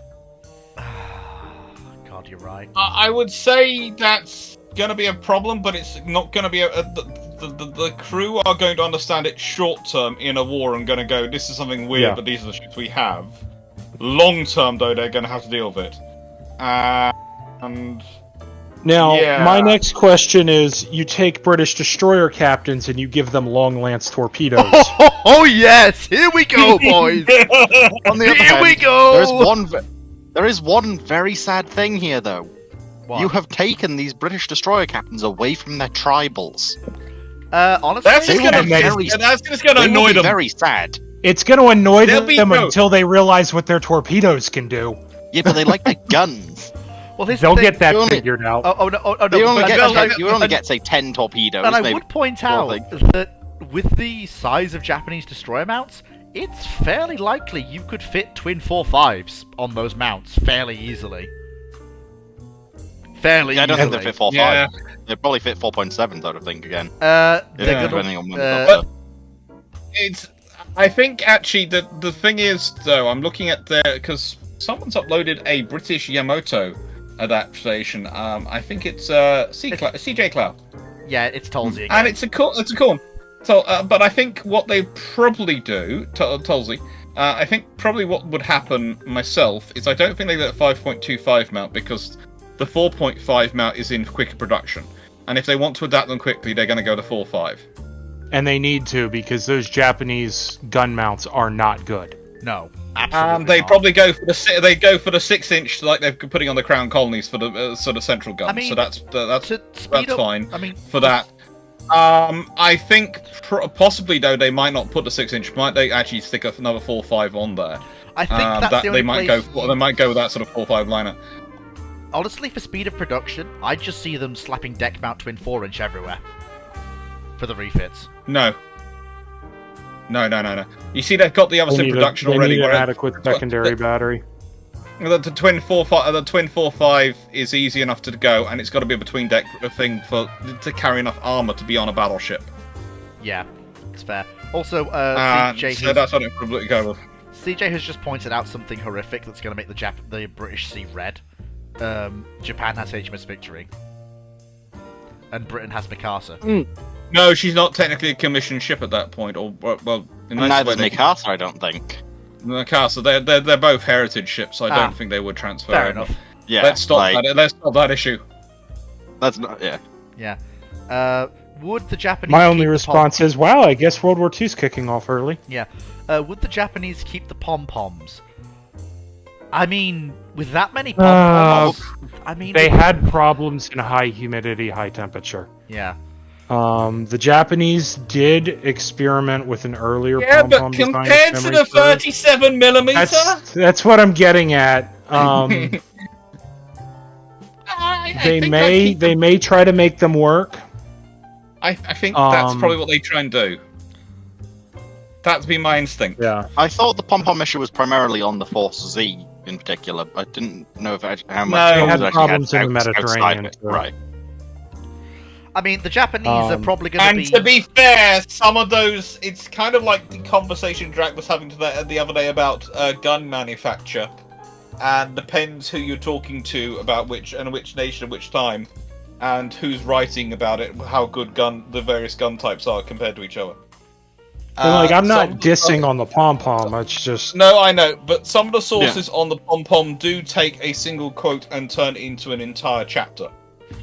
fair enough. Especially because one of the things is the pom-pom is very much a gun of its period, and actually in the early war is probably a better solution than the Bofors. But once you have the better sensors and capabilities you have later on in the war, the Bofors makes more sense because that engagement range allows you to push the envelope. And often people have trouble trying to work out why there's the transition. Because they think, look at the margins and go, surely they're both 40mm. Okay, it must mean one's bad and one's good. No, they're differently able. And the fact is, one suits the conflict as it changes to better than the other one did. But Yeah, honestly, it's at the like the beginning of the Americans- conflict, both of us probably better. Like the Americans going from just throw 20mm Orlikins everywhere, right? Mhm. To a crazy degree, and they're not worrying about throwing too many Bofors on yet. To all of a sudden, it's all Bofors with a much lower percentage of 20mm. I do have. So I'm going to disconnect here to switch back over to my main computer. fair enough. So I have a few things quickly just before we. So I would like to move on to what the Japanese are keeping and what they're finishing quickly. But before I do, the UK is going to absolutely rip off all the 25 and replace it with Orlican. Just flat out, that's happening. If they can get enough Orlikans. It's probably They can. Right. yeah. The British don't have. You have to remember the period the British purchased the Orlikon design, and the period they started. So they also, in the nicest way, they have pom poms coming out of their. The sheer quantity of pom-poms the British have in storage, let alone ready to go on, those things are going to get. They're going to get octuple pom-pom mounts on them. They're going to get octuple. They're going to get all those things. And I wonder just how many octuple pom-pom mounts you could fit on a Yamato. And of course, let's not forget. Look, to give the example of the octuple pom-pom mount, I have a friend who works for the Royal Navy checking out some of their older warehouses, and he's just found a warehouse which has about a dozen in them.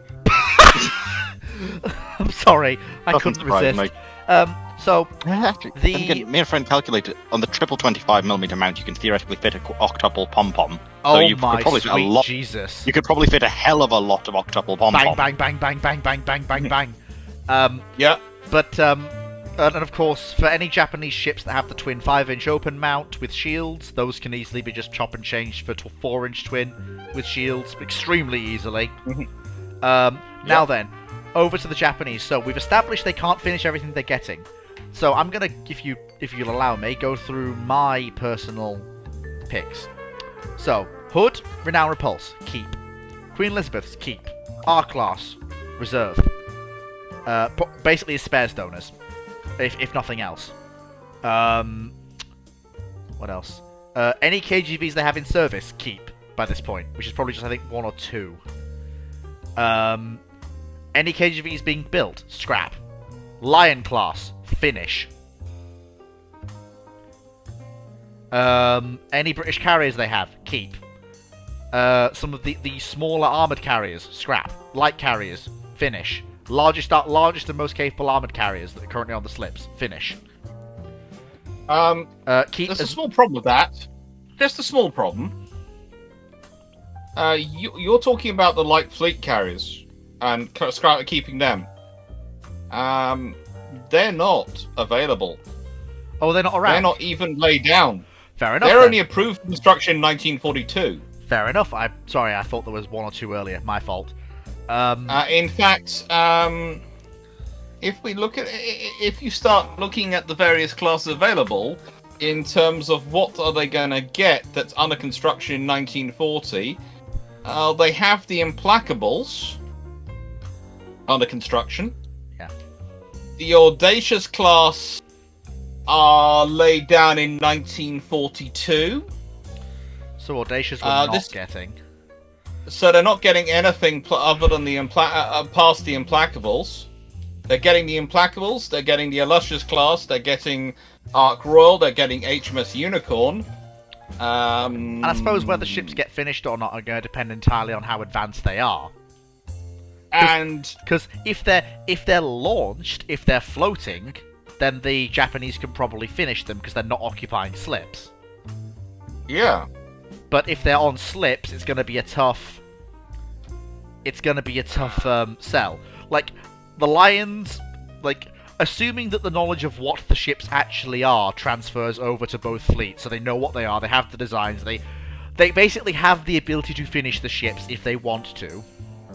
As in, exclude... even HMS Audacity hasn't been converted yet, so... in 1940. She's still Empire Audacity, so... honestly, they don't get any of the escort carriers either. So, the RJN is down flight decks, because they don't have their escort carrier flight decks. And the British have lost Courageous and Glorious already. Yeah. So they have Furious, they have Argus, they have Hermes, they have Eagle, and Ark Royal. They have Ark Royal. That's a good one. And they have the Illustrious class, and they have the Implacables under construction, and Unicorn under construction. Do you think that having Ark Royal, Illustrious, and the Audaciouses is going to impact the design of Taiho? They don't have the Audaciouses. They don't have the Audacious. They have Implacables. the Implacables. Do you think? Well, Illustrious. Do you think having those ships is going to? Bear in mind, you said the steel's not been cut on Taiho yet, or are they just going to lay down Taiho as is to get more carrier hulls in the water? Eventually, it's too late to really change her design. Yeah.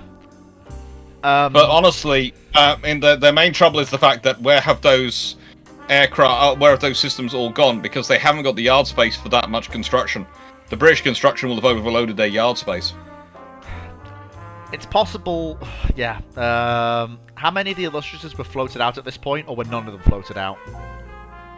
They're all floated out at this point. Well, hang on, no, they're not, are they?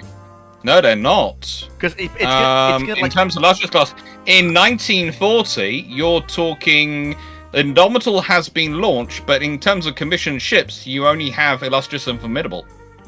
Oh no, I'm not Indomitable's only launched in 1940. Oh yeah, I'm not talking about in terms of commissioned. It's in terms of because, like I said, the real issue here is slips. Basically, like if they are floating, they can be moved around, stored, schedules assigned, etc. If they're on, it's the number of slips that's really going to bite the Japanese. The Implacable, Indefatigable, and the King George of the Lions are probably have just taken over their slips because that's 6 ships plus 2 more at least. So that's about 8 slips they need of that size. Yeah. Capital ship size. The Japanese don't have that. So I suppose the Japanese Navy gets a Hoi 4 style event in their face. I know, shoot me. Basically says you have an option. These are the ships you can get. You can keep 6, you said, out of the 8? Probably 4. You can keep 4 out of the 8. What are you keeping? For me personally, it's keep the 2 Implacables and the 2 Lions. Yep, but you're not going to be able to start Taiho on schedule. Is that going to match? 2 of the 4 Lions. Yeah. Well, take the 2 Lions that are most advanced. Lion and Temeraire. Yeah, and finish them. And then finish the 2 Implacables. And then that'll leave the IJN with 5 large fleet carriers. 6. Ark Royal, Furious, the 2 Illustrious class they've gotten completed, and the 2 Implacables. Unfortunately, that's going to leave them with. Well, they've got the 2 Illustrious class which are floating. Sorry, yeah. Indomitable's out in March 1940, so it depends when it happens in 1940. Should we say mid 1940? That seems fair. So in which case they've got 2 floating, so they can get all 4 of the Illustrious. Okay, so that gives them 6 modern carriers, 1 still capable and carrier. Ark Royal. Yeah. 1 carrier that's capable but not quite as modern, which is Ark Royal. Furious, which is probably going to slot, which is probably going to lead, or not lead, but slot into a role with Argus, Hermes, and Eagle as the surrogate escort carriers to replace that role that the IJN had of second line carriers.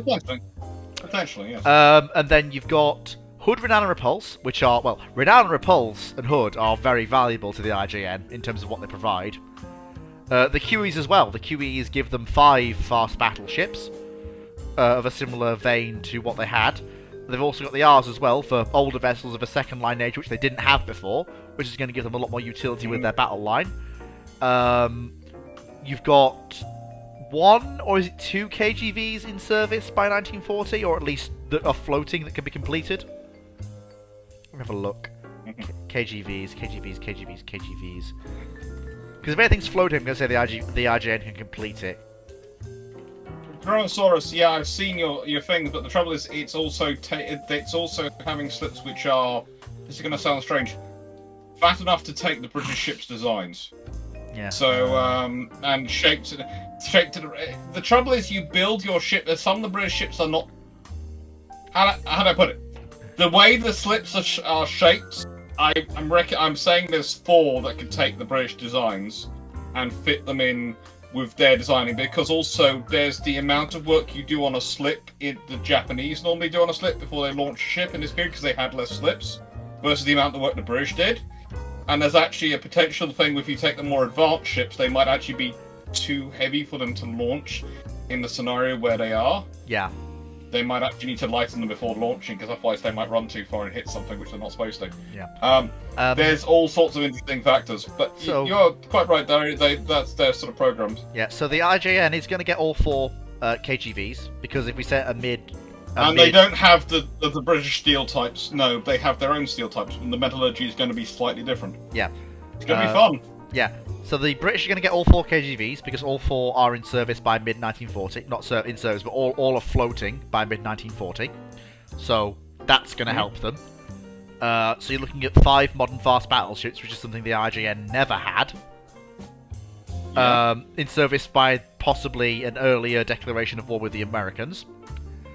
And then you've got Lion and Temeraire coming in as their almost Yamato equivalents, which gives them a pair of fast 30+ knot fast battleships with modern 16-inch guns. You've also given the Japanese something they didn't have. Working Western radar in large quantities that they can then tear off, examine, and poke at to advance their own radar technology. Do the British keep the ships Japan can't construct? No, because you only get what steel... Your question said you only get what steel has been cut on. So we don't get the second pair of Yamato... Do we get Shinano? Let me have a look. I was just thinking that. I think you might. Oh, good lord, if the British get Shinano, then they're going to be happy. That gives them 3 Yamatos. Let me see, when was she... He was laid down May 1940. Actually, guess what? And so was warship number 111, laid down November 1940. Yamatos. Warship, no, only 3, remember, mid-1940. They get Shinano, they don't get warship. If you let it be pushed back, they will potentially get more. No, I'm sticking to my midpoint. Like, we have a midpoint, I'm sticking to it. Because That's still 3 full Yamatos. Yeah, that is still... And also, British construction's going to make sure that they finish fairly rapidly. Oh yeah, they are going to be finished incredibly quickly. Because, as I've said, we're allowing them the parts to complete any ships they get through transfer, which means that there's no lead times for the Yamatos for the British. There is only the speed at which the warship, the yards, can build.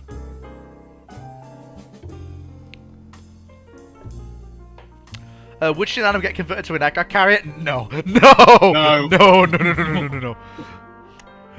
Britain needs battleships. And at this point, Britain needs battleship.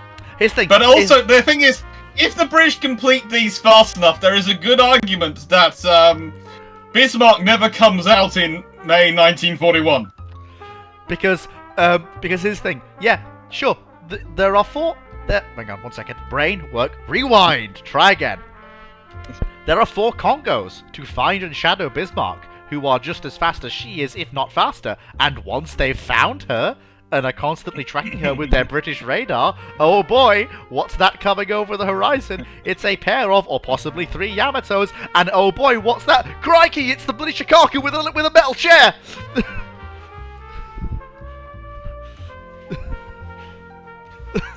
It would be, let's put it this way, the British would be trumpeting those 18-inch guns from every mountain. It would be a case of... It would be what they'd be doing with them. Yeah, and also, that's going to piss off the US. The British 18-inch... Oh, no. They put the British 18-inch gun in? Just so that their supply chains. Probably not. They probably... I'm not sure. The Japanese... From what I understand, the question basically allows for transfer of ships and some knowledge. So so they get the ability to build the guns. I'm also just thinking partly due to barrel wear. Well, the British thing is, if the British have the ability to make the guns, they probably have the ability to tinker with the guns to make them not as shit as they were. Like come up with a Mark II. The British would be working through their 18-inch gun history, and you have to remember the 18-inch gun, which is fitted to the Furious, etc., and made for that, is a cut-down weapon. So that'd be interesting. And technically, the Japanese weapons are 18.1-inch guns, so they're technically that. So let's put it this way: it's going to be fun. The British with a 460mm gun, and I'm fairly certain at a certain point the Royal Navy is going to be very happy with them. But I think also they are going to be abducting their sort of, because they're going to look at the so they have 4 6.6-inch gun turrets, 6 twin 5-inch turrets. I know there's going to be a Royal Navy officer looking at that on the design thing, and it's going to be Stanley Goodall looking at him going, "I am not building that ship. We're changing it now." Yeah. 25mm not happening. 13.2mm not happening. The 5-inch and the 6.1-inch guns not happening. They're going to go for dual-purpose secondary system. Yeah. And that they're going to modernize it amazingly quickly. Yeah. The fact that it could carry 7 aircraft, that could be interesting. Yeah, and here's something else that I thought of. With the fact that the Lions are fairly complete advanced, but also not yet have their guns fitted, do the Japanese try to fit them with six 18.1-inch? Do they say ham the 16-inch? No, the Lions aren't that far along completed. Oh, The well, Lions are literally whole. So would the Japanese try to fit their 18.1-inch into twins? But they might. Which honestly is kind of terrifying. 30-knot ships with 6 18.1-inch guns? That's scary. Not the worst idea I've ever heard. It's basically That's an advanced just version under of a Renown mouse. Repulse. Cyclic, how is the US, you're the US expert here, how is the US going to react to Japan suddenly being a peer in 1940? He left. Did he? No, he's still here. I here. think he came back, but he may not be present. Have you currently. been... Cyclic, if you're speaking, we can't hear you. Oh, and he just He's left. disconnected and he's probably reconnecting. There we go. Hello? Testing. Yeah, there you Testing. go. There we Yes, go. we can now hear Okay. you. Okay. That would explain why nobody was hearing me earlier. No. Were you So- screaming at the wall for all this? Not really. I was just going, okay, whatever. Okay, I guess I don't matter. No, sorry. You weren't talking for us. No, Sorry. we just couldn't hear you. You do matter. Yeah, because like it was matter to lighting me. up for me in the chat. Yeah, so- yeah. You matter to us, Cyclic. I wouldn't have any modern knowledge without and you. that was me joking. Relax. I know. So,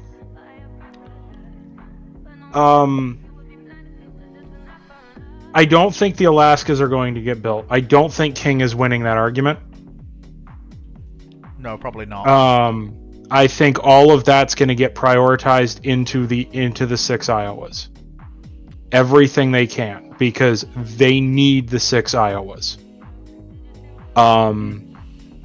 I think the Sodaks are a reasonable match for the King George V's. Probably, yeah. But they absolutely need the 6 Iowas, and they're probably going to decide they need something beyond an Iowa. Or they may just go for more Iowas. That's entirely possible that they go for more Iowas too. They're how many heavy cruisers would the IJN have gotten? Not that many. The RN stopped building They heavies. would have got the entire county class series, basically. And then the... I need a number for the counties. Yeah, in just give me a Europe. second to try and find you one. let me They would find get one for the 13 at extra class. least.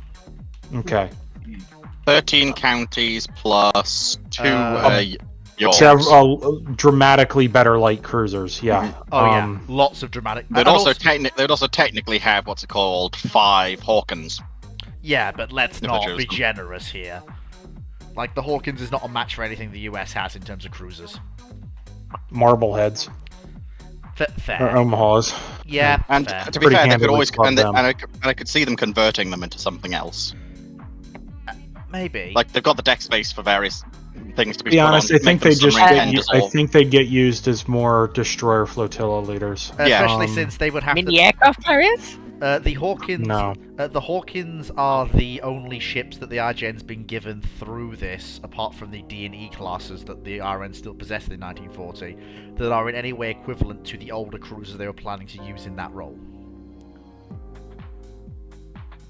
There's the C class. But I thought most of them were AA cruisers by 1940. No, about 50-50. Fair enough. They're still in the process of converting them. Fair enough. Also, they'll probably use the E class as them as well, I presume. Yeah, like I said, D&Es and the Hawkins would probably serve as... CDE. But back to the U.S. on Yep. the carrier side of things, I think you're still going to see the Essex. I think, if I'm honest, I think the U.S. actually gets off better in the carrier side of the war initially. Yes, the British carriers they're getting are somewhat more resilient. But let's look at the aircraft. Let's look at the strike radius. Let's look at the ability to conduct a long-range escorted strike. That's probably the singular biggest deal about the Zero, is it can fly out 700 nautical miles escorting a strike They're and not trading return. aircraft. They're They're not. Ships. Yeah, they're just trading ships. In that case, I have a question. The British armored carriers, what was their deck rated for? Clark, you're the only person I know who would know this. Was it a 500 or was it 1,000? I'm sure they could resist 1,000s. Yeah, I think they're able to resist well, they are rated to resist 500, and they are rated to withstand damage from 1,000. Like 1,000 detonating, or prevent it penetrating? They'll deal with it penetrating, but they have curtains and all sorts of things internally to limit the damage of it. And if you look, when Illustrious was hit by a 1,000-pound bomb, when she was damaged, you find out the damage is very much localized. So they have a lot of subdivision and honeycombing in them as well. So they're basically. Yeah, basically. They are basically the 500-pound bomb is not gonna. It shouldn't penetrate the deck. The 1,000, unless it's coming in very, very quickly, and they've really managed to get it absolutely perfect release. And usually, when they do penetrate, they hit the lifts. So the lifts are the weak spots at either end of the carrier. But a 1,000-pounder will go through the deck, but the damage will likely be contained. It won't be a full detonation hanger that goes up. All right. Yeah, and that's the other advantage that the Japanese are going to get, and the British are going to absolutely hate the fuel management system on the carriers. The British are going to rip those carriers apart, replacing the fuel management systems, and it's not going to be pretty. But the British will do it. So the USN's going to have, on the one hand, not, if memory serves, not as many big, high intensity flight decks, but they're more resilient. They got to deal with. Yeah, they're gonna get. They're gonna get at least four armored plus Ark Royal by the time the war breaks out, with 2 Implacables coming down the line just after the outbreak of war. And then you've got Taiho and the Japanese carriers that follow her coming after the fact as historical. Yeah, I don't think the USN's carrier approach is going to change much. A 5th because Ark they've Royal? already ordered the Essex Swarm. Oh, they've already and ordered the they're going to Essex continue that because that is what is in production. Yeah, makes sense. And growing the fleet's important. It will make the Helldivers a little bit more important. Their ability to carry a 1,600-pound dive bomb makes sense. The better AA is going to cause the USN to push the development of things like BAT and other munitions a lot more readily. That is actually a huge advantage the US has globally. Now, it's not present yet, but as their combat experience happens and they deal with more capable AA, because this was something they were afraid the Japanese would develop, the Japanese in the end didn't, you're probably going to start seeing munitions like that be developed, particularly to replace air-launched torpedoes as best they can. Because you're really vulnerable as a torpedo bomber coming in against even pom-poms. What about the fact that IGN carriers may not have as heavy a punch as they did historically, with perhaps smaller air wings? That's sort of the counterbalance, I think, to the carriers being more resilient. The British carriers, though, are designed around persistent operations, so I doubt the Japanese will adapt in time to take advantage of it, but the British are designed to keep up a constant flow of smaller flights rather than doing the big Alpha Strike, because the British, again, are thinking about fighting their way through the Mediterranean and the South China Sea. So they do have the capacity to launch an Alpha Strike, they do have the capacity to do that, but they're not as primarily structured around that, other than Ark Royal, because of, well, if you're having to fight your way through the Mediterranean, as the convoy battles there would show, which I think Drax's doing a whole video series on this year, it's just a constant flow of operations, and you've really structured the entire carrier's aircraft operations around maintaining that constant flow of operations. In a way, sort of the American carriers can do it, but they aren't as structured around it as the British carriers are. And it's like the British carriers can do an alpha strike, but they aren't as structured around it as the American carriers are. The Americans are, and the Japanese are both oriented on this big punch. A sort of big punch, we're going to hit you, and that's the exercise and the thing. The British have gone, well, we'd like to do the big punch, we'd really love to do it, but yeah, the Mediterranean and the South China Sea are going to be fun. Because whilst doing the big punch would be lovely, well, most likely we're going to be dealing with constant air attacks coming in from land-based aircraft, and we can't sink an airbase on land. No. We can sink a carrier, we can't sink an airbase. It's a problem. It's something HMS Warspite was working on in her private time, just working out whether she could do it. Just sitting there going, how many 15-inch shells before I've managed to blast through to the point at which this airbase will be submerged? Unfortunately, she never came up with an answer. Yeah. So how well do you think the 1600s would actually work against the carriers? Because a quick basic conversion, that's only about a 720 kilogram bomb. Well, the thing is, Dragon, are they armor piercing, or are they high explosive base? Yeah, the 16,000 pounders are armor piercing, and it's worth pointing out. 1600, not 16,000. A 16,000 pounder would be very impressive to see. Sorry, but yeah, British armored carriers can't resist that level of. They can't resist that level of penetration. Like again, there are still the internal benefits of the British The British looked into resisting that, but honestly, if you consider you'd have to double the armor thickness on the flight deck, it's not worth it. And that's going to do really great things to your metacentric height. Yeah, it's not worth it. It's just not worth it. I have a point very quickly. Okay. Which is the beginning of the rare war. For you, really. Oh, very funny. Hardy ha. But the point I want to make is the start of the conflict. I just felt we should celebrate this this occasion. You're really enjoying making fun of me today. And can I get to my point, please? Yes. Well, go on. So, it's the start of the war in the Pacific. How is it different? Because Pearl Harbor, as we know it, was the IJN at the limit of its refueling range with what assets it could send.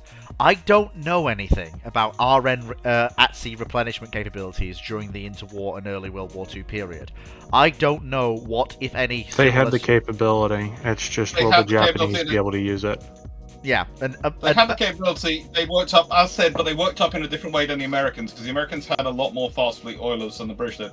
The British had two problems with their fast fleet oilers. They had ordered a whole bunch before World War II began, but this guy called Winston Churchill, when he's pausing the carrier construction and pausing the capital ship construction, has another bright idea: converting some of them to amphibious warfare ships, because you don't need fast oilers, but you do need ships which can carry a lot of landing craft.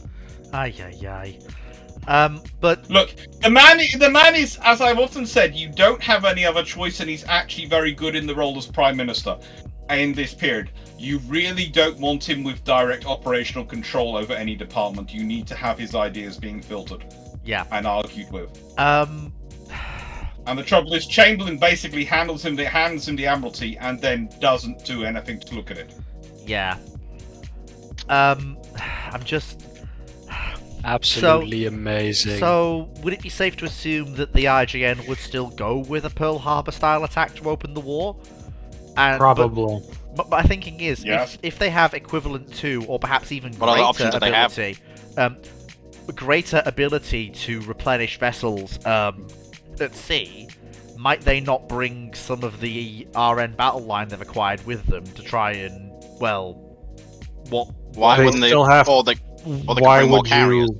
Yeah, you just bring more carriers to make up for the fact that your carriers individually can't put out the same alpha strike. Yeah, because if you don't do that, then you're not going to inflict the same damage. One thing you're all forgetting here. What do the British carriers have that the IJN carriers don't have at this point? Oh, you're not thinking. They can't. Night strike? Well, I was thinking night operation system. I was going to mention that, but I've been waiting to be able to point. How would that affect things? So imagine if you can do Pearl Harbor at night. The problem we've got They is that may the not be Japanese- able to. The Japanese aren't trained for it. The air crews aren't worked up for it. The doctrine isn't there. Yes, but they're getting this in 1940. They've got till December 1941. A year That's and a a bit. year Is, worth. a year and a half. A year and a half. A is year not and a enough. half is not enough Mm, for nighttime carrier operations to get air crew look- proficient at it. They I can think get what you're one. thinking about there. They can get one carrier for it. Like if they well, rush no. at it and focus No. on it, they can get Can one we- carrier. can we Let start Dr. off? Clark speak. Okay. They have night fighter capability that they have been training in this period. It's never really worked out, and without enough radars, it's never really useful. So they have a night flying doctrine in terms of how to land and take off carriers. With the actual facilities of British carriers, they can expand that. Now, do I think it becomes a fully capable system that they're going to use in sea battles? No. But against a fixed target like a harbour, they might well be tempted to run the risk of losing pilots for the devastation it's going to cause. Because we think about the Sunday morning strike and how bad that is for the Americans. Imagine if it was a Sunday morning at 1 a.m. or 2 a.m. strike. Also, could they potentially get more strikes off? So take off get rolling on. take off at night, Well, but you're Pilot looking to fatigue. land in the day. pilot fatiguing. That could work. That could work. I mean, I hadn't considered it, if I was going to be honest with you, but now that you mention it, that could... If they don't train Look, for if full... you're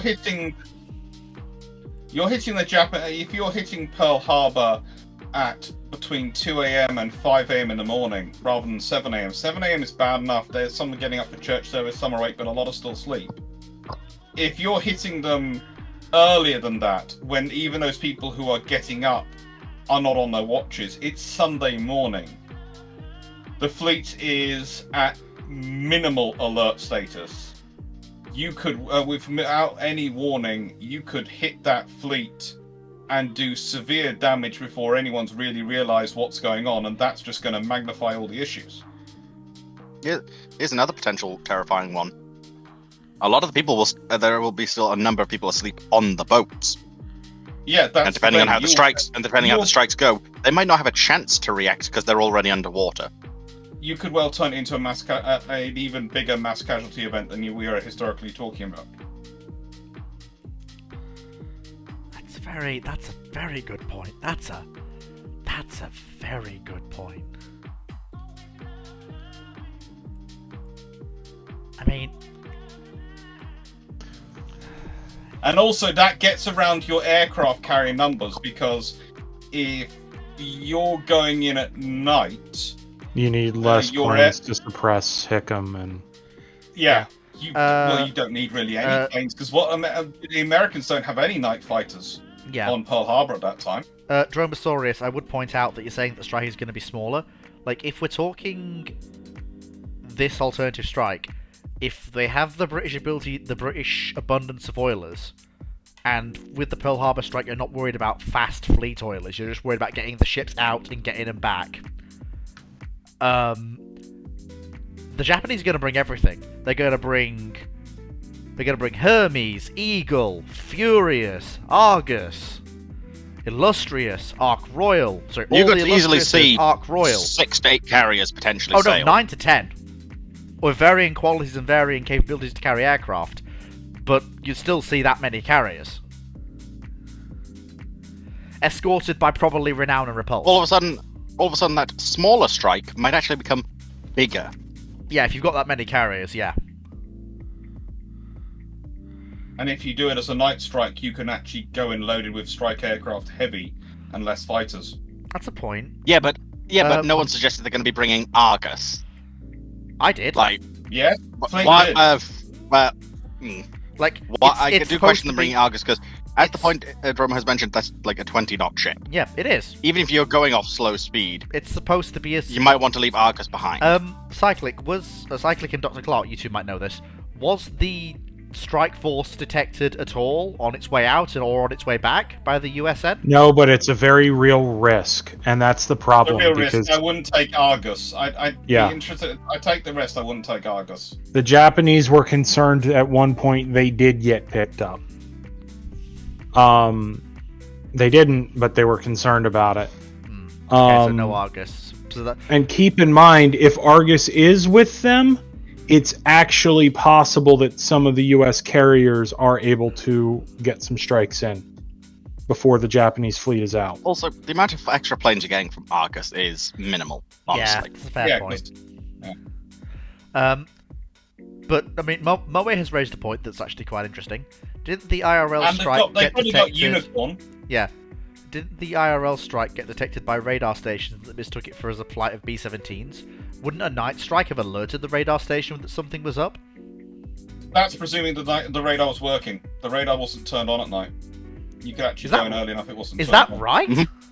Yep, think so. Yeah. I thought that when they're still radars setting it up, they were still setting up the radars, as I recall. It was only turned on for tests. It wasn't turned on for actual use. It was still. They were still setting it up. So, Jesus, that's... No detection. So we're looking at a strike package that's equivalent to, if not bigger than, the actual And Pearl all your Harbor strike. anti-aircraft is optically guided. And you've also got more strike aircraft than Zeros in this package, because the Zeros aren't needed.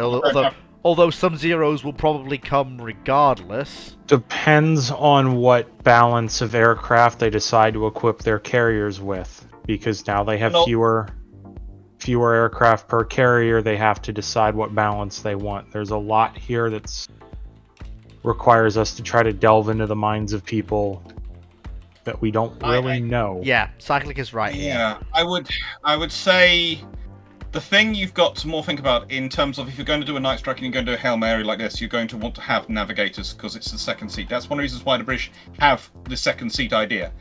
So to me, if you're orientating around a night strike, that's one of the criteria you're going to think about is having the second seat for navigator. Be back in a second. I think then it is probably best that we go with the whole dawn strike idea. As in, you know, like you take off in the early morning in darkness, and then you hit the fleet just as day. Define dawn.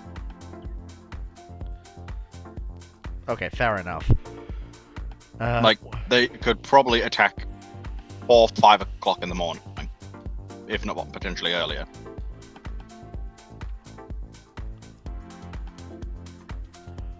I mean, the thing with me the thing that gets me is not so much what the IJN's going to do with its carriers. It's more how the IJN's going to handle the vast reserve of new capital ships it's been given. Exactly that. Reserve.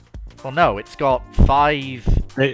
The manpower isn't too much of an issue for them, so they may be keeping a fleet you've got... closer to home for better screening of the home islands, just to minimize fuel, but... I doubt they'll be sending them far out. You've got... So the Rs and the QEs, I'll agree with you on that. But the 28 knot 5 KGVs they've got, and the 2 Lions, possibly with 18.1-inch guns they've got, those ships I can see ranging far and wide. And Renan, Repulse, and Hood as well, also. Although they may take one look at Hood and drag her in for an engine rebuild. I seem to recall a very old... one of Drax things, where basically they did the calculation of what happens if you take Hood's engine space up with the same power plant they used in Mogami. Yeah. And those poor shafts, but potential stupid speed. Yeah. We were just saying, Dr. Clark, in terms of what the IGN does with their new capital ship fleet. I think Dragon and Cyclic are quite correct when they say that a fleet of reserve ships, an almost home fleet, if you will, to defend the home islands of the QEs and the Rs stays behind. Screen. Not really defend, but screen. Particularly if there's a Doolittle escalade. Yeah. And then you've I would say you probably do that with the Queens, but you might actually free up the R's to go and support some of the operations in China. Possibly. Gunfire support. Although again, you've got monitors as well. You've got the Also, None it's of them the would army. have that. Yeah, but honestly, they I probably. can- It probably is good politics for them to do some sort of something. Well, I think the army will probably raise a stink about and therefore be given the monitors claiming, well, these are clearly ships for land-based fire support, so therefore the Imperial Japanese Army must have them, because you're not going to use them to fight other ships, are you, RJN? So here's one. No. How ocean-going are those monitors? Very. So, do you think you could see them in something like a Guadalcanal-style thing of being fire support ships? They won't be risked. The RGN will. The RGN They're will probably not be slow. bothered. Yeah, They're not the- fast enough. Like the monitors that they're going to get are I'm just thinking, basically. if you have enough time, move them into position where you think you might have to do a That- defensive action. They're too slow. They're too slow. They're too lightly armored for self. If you've got for peacetime, self-defense. they're not too slow. yeah, you've Yeah, got but a that's year not here. Guadalcanal. yeah, that'll be I China. know, but I'm saying, as in I'm saying that we could potentially later, before war, if there is I'm sure they would at least think they might end up being counterattacked, move them further out to where they might need to do these defensive actions. Guadalcanal itself was an offensive in response to things going on. It wasn't. Yes, It technically wasn't saying Guadalcanal wasn't originally quite the where right they one, but- planned on going out to. And also, I would point out that those pair of monitors, Erebus and Terra, you couldn't get better fire support ships for work off China. You literally couldn't find them. They are about as ideal vessels for that as you're going to get. Wide, fairly shallow draft, stable gun platforms. Fantastic. So, interesting fact: they would fit in the Yellow River, the major canals of the Yellow River. That's fucking terrifying. Rounds. Would you want to cornered risk? high Would you want to at the risk them 15 going inch into gun. the Yellow River? Why not? I just That seems don't like the wish I could take them on. He has a point. Yeah, the Chinese have no shore batteries that can deal with them, and it would increase Yeah, I'm the not worried about ability- shore batteries. I'm worried about a couple of madmen with some high explosive going beneath them. Ha! With the bulges they've got? I'm not bothered. Hmm. And also, the Chinese don't With have the enough capability to explosive. do. The Chinese don't have the capability to do that. Yes, they did. Yes, they did. I don't know Like- where you get the idea that the Chinese don't have the capability to do that. Like the problem is, if they went that far down if they go far down the Yellow River, these ships will be incredibly exposed, unless they've got a permanent guard garrison. I Sort mean, of to thing. be fair, I wouldn't send them down the Yellow River at all.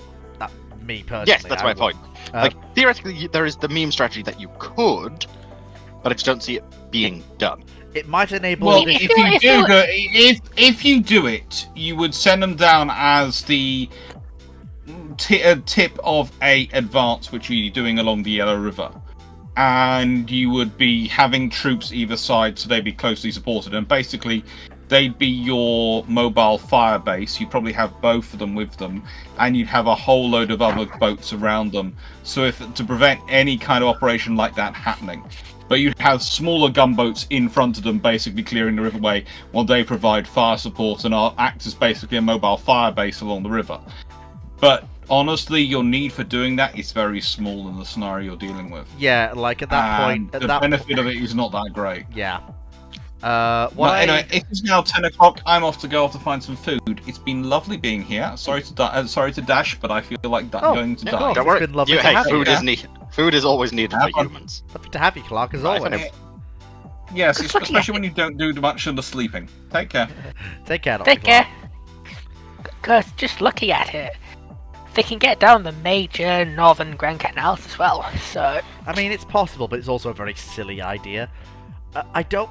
think about it. If you need them to transit, say, because I don't know, the South China Sea and West China Sea, East China Sea is all infested with submarines.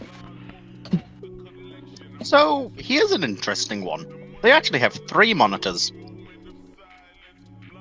I HMS feel Roberts like- HMS Roberts was laid down in 30th of April 1940. I feel like They we're actually narrow. have 3 monitors. I feel like we're narrow focusing here.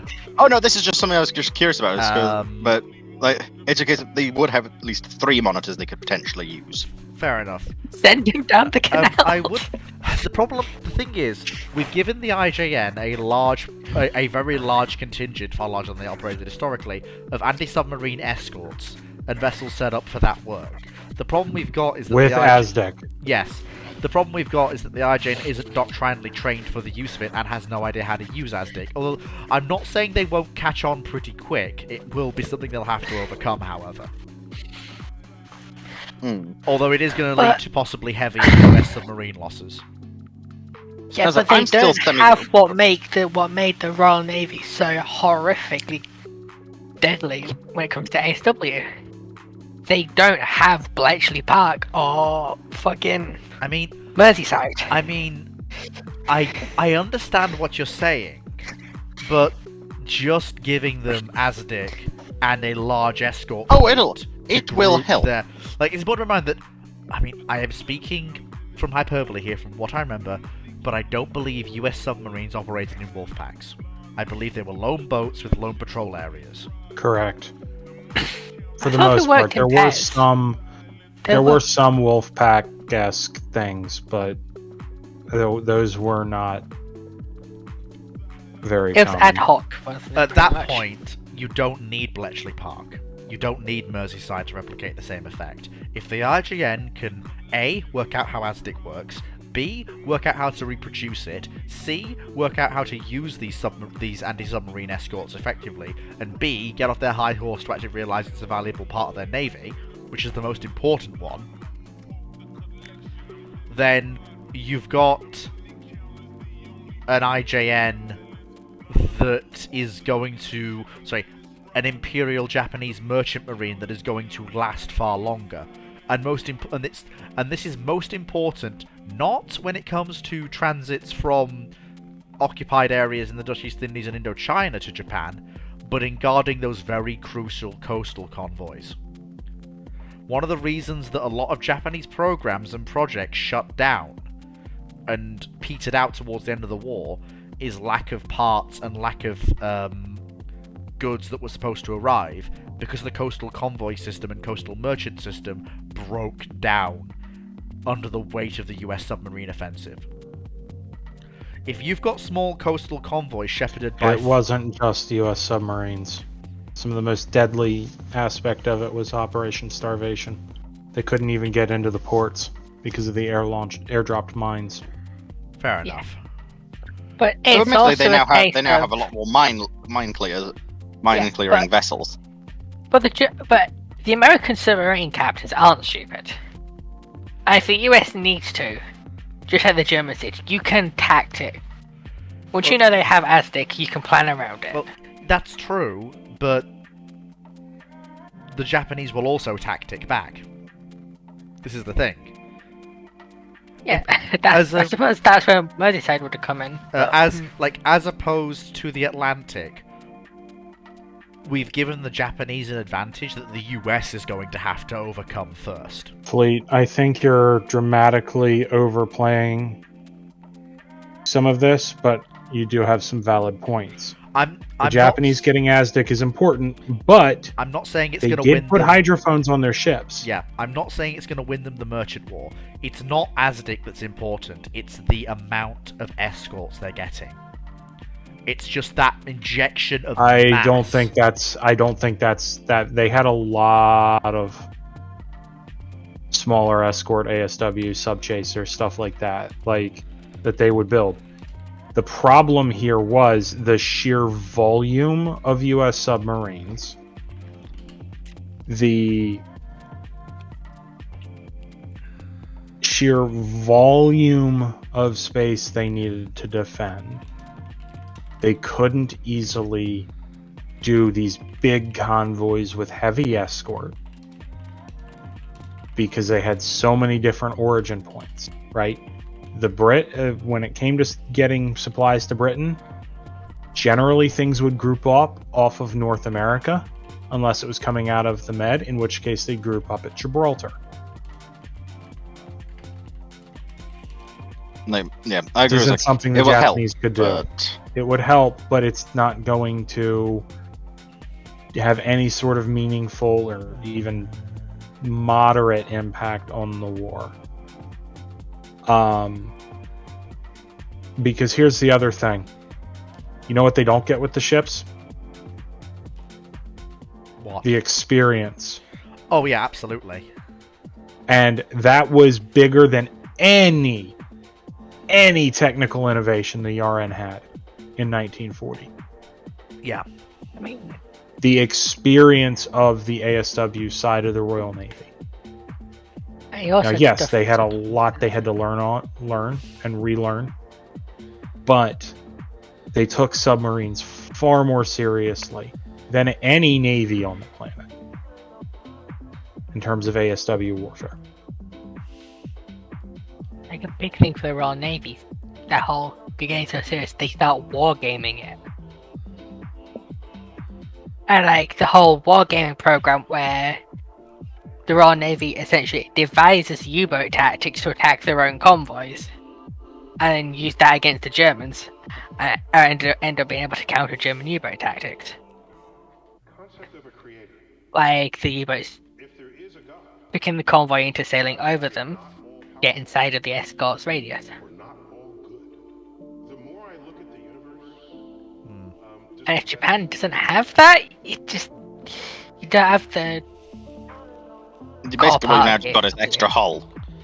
Yeah. You've got extra hulls, but that might not help at all. And You have to fire up. one thing the Japanese did show is a persistent inability to innovate in ASW tactics.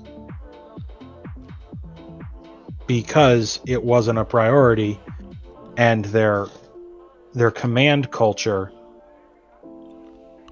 really put an emphasis on subordinates doing as they were told and not offering solutions. Basically. A superior could kill you and be fine. That I was not aware of.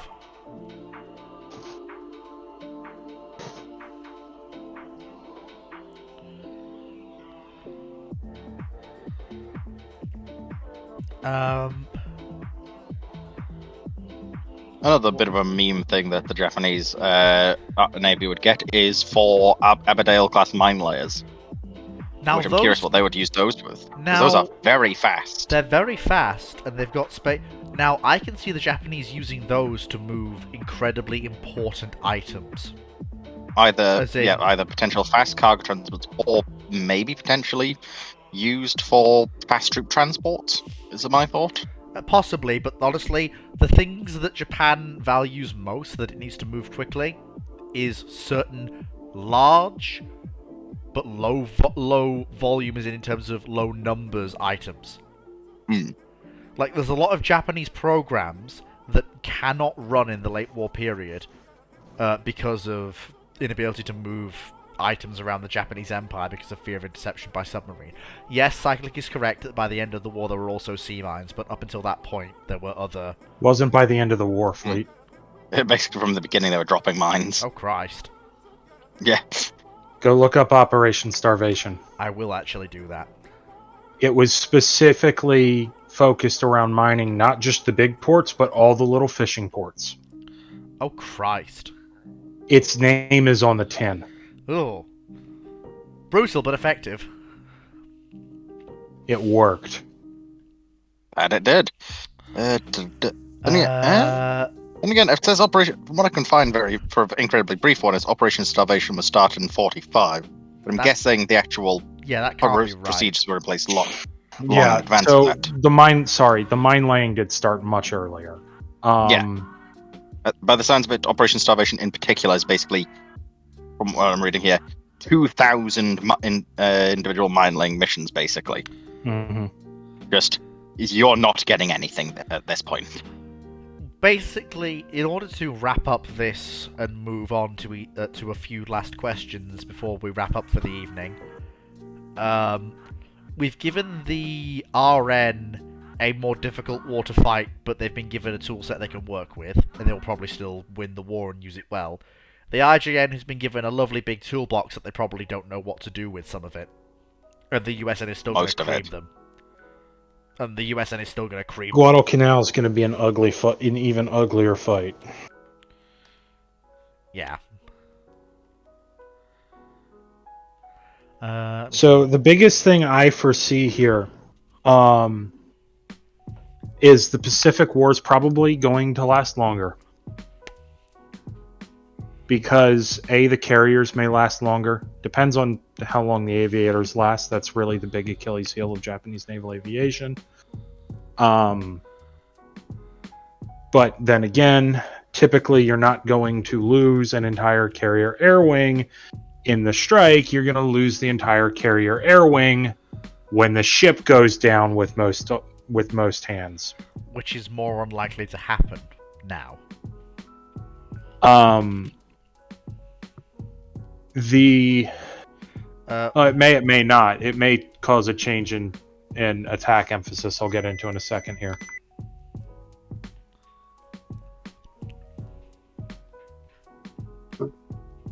So a lot gets said about the U.S. dive bomber emphasis, and there was one for attacking carriers, particularly after Midway. However,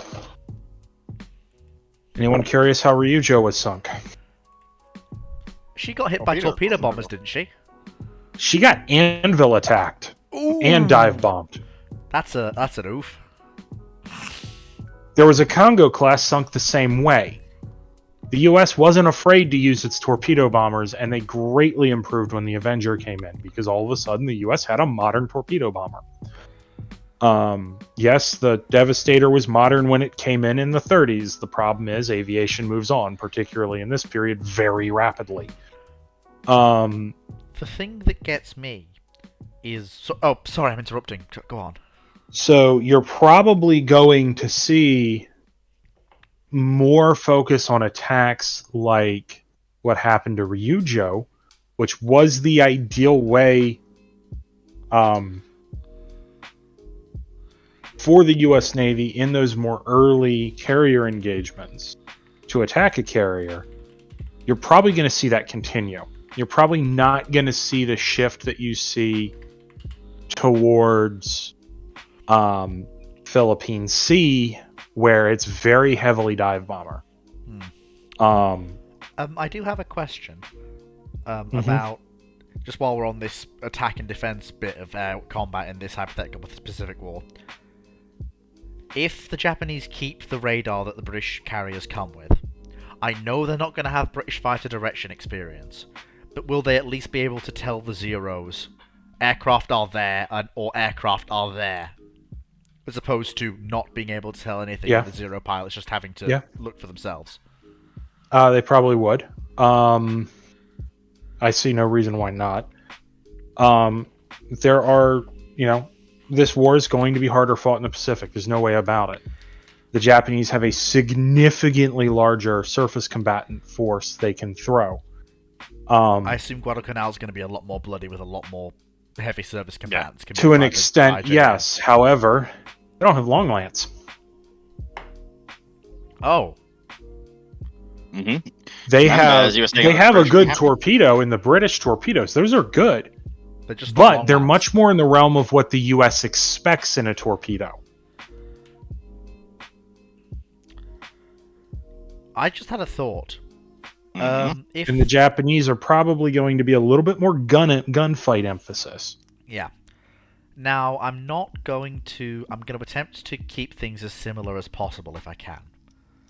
So, the only thing I'm going to allow for change is that Midway is going to be a draw. Let's say it's 4 British armored carriers plus Furious, and the US loses Yorktown, and the Japanese lose Furious. So Midway's more of a draw. Coral Sea about the same. It's not a question why they would bring Furious, but go on anyway. There's a reason why. Yeah, I know. Go on. Guadalcanal. The first Battle of Guadalcanal, e.g. First Savo. I can see, with a lot more forces to spare, if the Japanese force around First Savo was mostly older units. With that being said, the Japanese now have an older, a fast capital unit that is older, aka Repulse. Renown is refitted, Repulse is not. Might it be possible that Repulse is flagship of the force that goes into First Savo? Depends on what they decide to base at Rabaul. Because there were no Allied heavy units down there. They may have. There may have to be now, considering from the Japanese perspective. Yeah.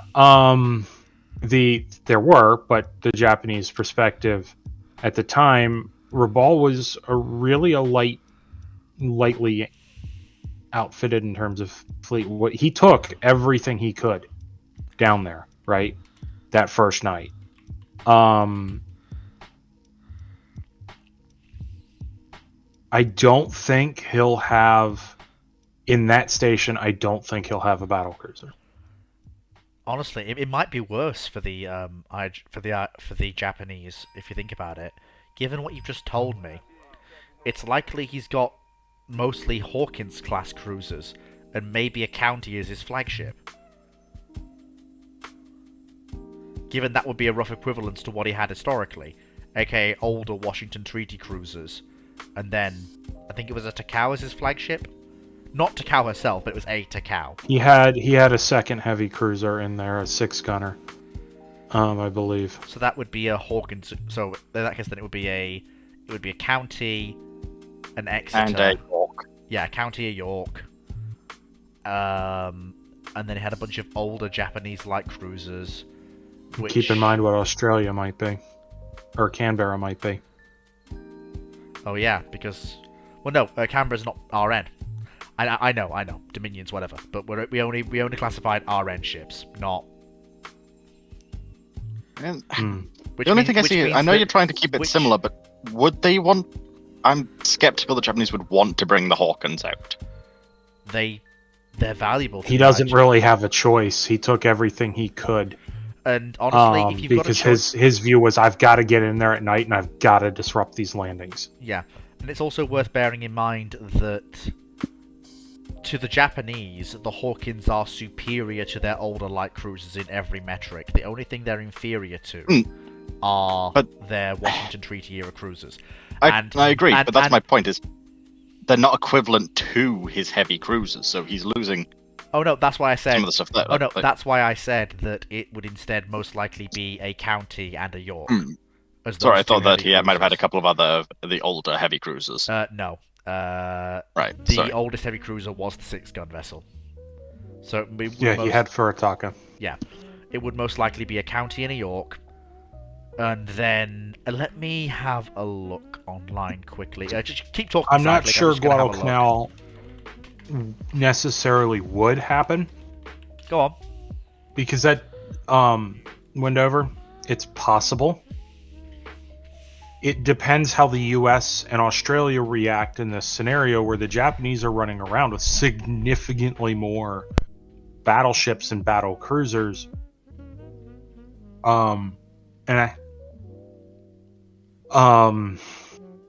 But slightly fewer, like one fewer heavy cruiser, I believe.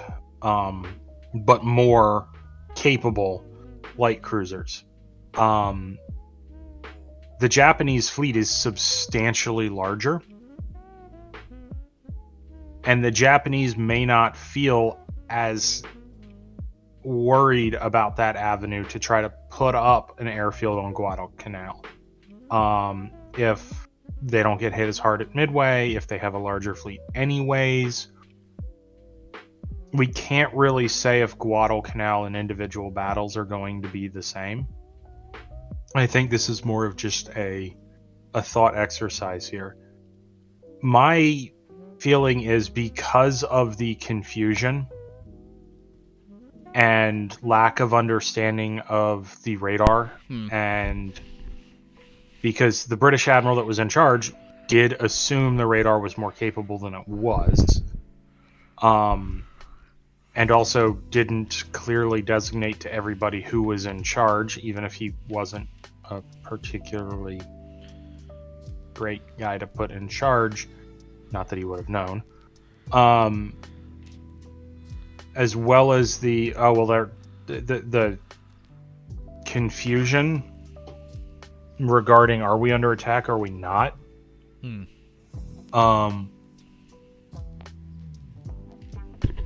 The fight probably would have lasted a little bit longer, but probably not much. I would also like to point out that, well, I'd like to point out a few things. Firstly,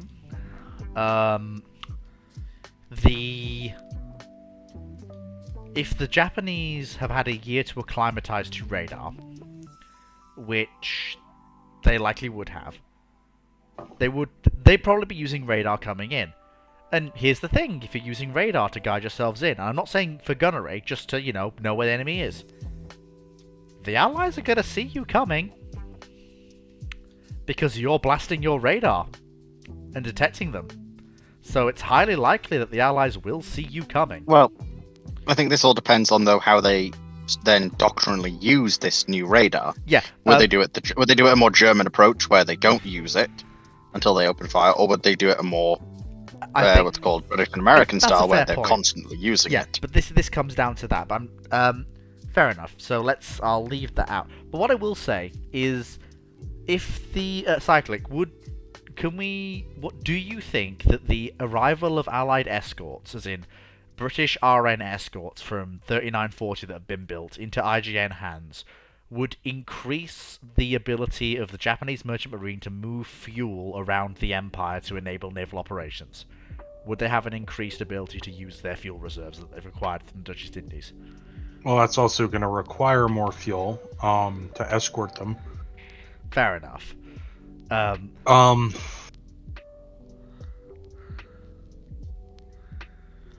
It's because yes and no. Fair. The reason I asked, and this is probably going to inform your answer, is that Guadalcanal, the Japanese have to pick a single operational theatre and commit to it. If they have more ability to escort their fuel reserves, they may be able to do multiple operations in the South Pacific. It may not just be Guadalcanal. Not really. Go on then. I really want to know the answer to this, because that will inform where I go next, or if I go anywhere next. And the reason why comes down to their ability to base and forward deploy forces. There's not a lot of infrastructure. Rabaul was still being stood up.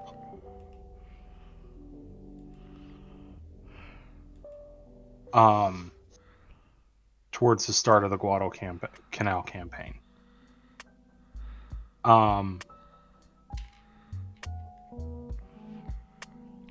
And the oil side of this,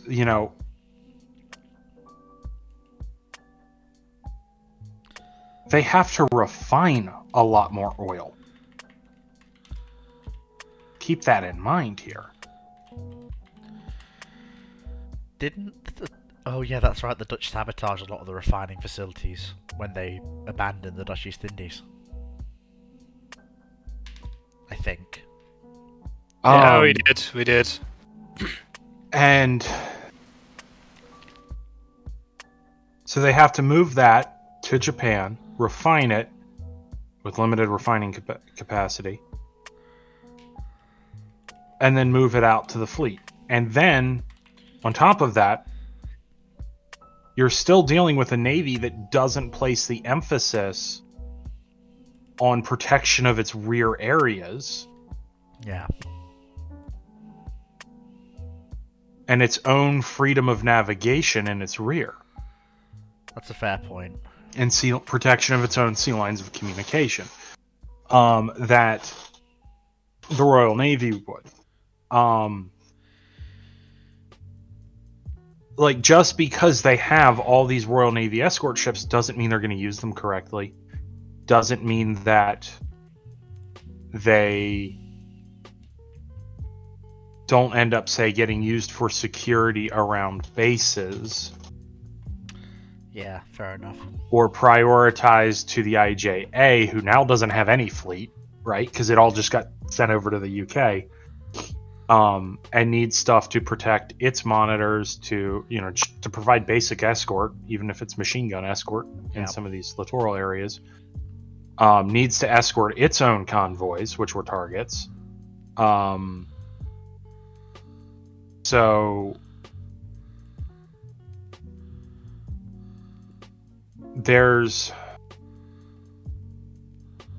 there's a lot of things at play. And one of the things I've noticed about this conversation is, and I was trying to bring it up earlier, but my mic wasn't being picked up, is we're trying to ascribe behavior to equipment. It's not how it works. And okay, this is how they acted historically. Now what if we give them these new tools? We don't know what they're going to do. No. They could try to develop new tactics, right? Or they could largely focus on just using it with their current tactics, not realizing that what's broken isn't the equipment. It's the tactics. It's what they're doing. Yeah. Here's the thing that's important to bear in mind. We are doing the best we can, but a lot of what we're saying here is pure conjecture and basically alternate history / fiction. We can't know for certain. But what we can do is say what we think might happen. I'm still a bit skeptical about the Japanese fuel reserves with this now much larger fleet. Yeah, I am too. Like, I just cannot see them being able to fuel a fleet of this size. Well, they can't for fuel very all long. of it. No, of course not. They can't fuel all of it. But then the question becomes, what are they sacrificing here? Most likely Well- the older battleships would be well, the first they're things not- to Wait, go. question. Well, they're not sacrificing them, they're just not using them all at the same time. I just had a quick thought. Go on. They took Singapore pretty much intact, didn't they? Pretty much, but it's, Because Singapore had its own oil refineries. it's foreign facilities. which are It difficult did, to but use. it's not big enough to. Help enough. Yeah. Yeah. It's not like And it would require use of workers the Japanese did not treat well to begin with. it's not like Indonesia where there was some semblance of a puppet government working with the Japanese that could enable them to run the refineries to some degree once they were repaired. I'm just curious of fleet distributions due to their limited oil reserves. That is a point that's been raised. What can truck support for this they said not what would the Japanese send, what could they feasibly operate out of truck should they choose to? For this hypothetical. That's where a Guadalcanal lot of their campaign. heavier surface assets were based out of for Guadalcanal. Yeah. So could the QEs go down? The KGVs? The carriers? Like, how much could they commit if they wanted to? Because I don't know truck's capabilities, I'm not familiar.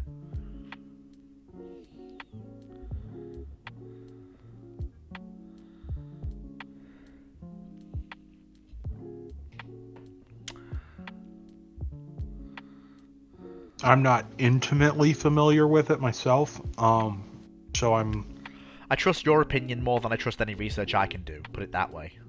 that's sort of the problem. Is I don't want to offer an opinion because it would be too uninformed. Fair enough. I mean, let's look at what they operated the historically. Problem, like as Kat is cargoes. bringing up right now, and as Dragon is brought, I believe it was Dragon, or was it Guy? I'm not sure. I wasn't looking.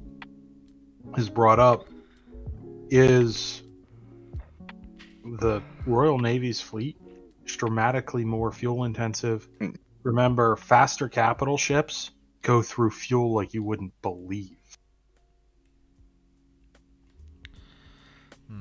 And all of those destroyers you now are happy to have, they're also going to require a lot of fuel if you want to keep them operating, like you were suggesting, to try and counter the US U-boat, the US submarines. Well, it might not be as much as, say, a capital ship. That's still a lot of ships needing a lot of refueling over time. Mm-hmm.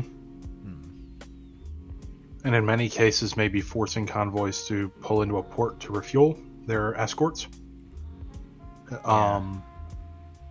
Because the distances you're talking about here, like,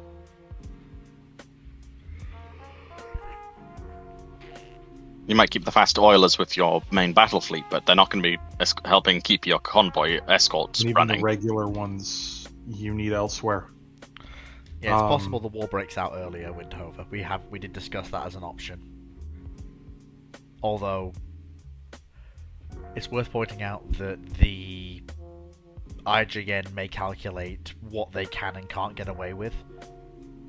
So it's important to bear in mind that they have been given the RN.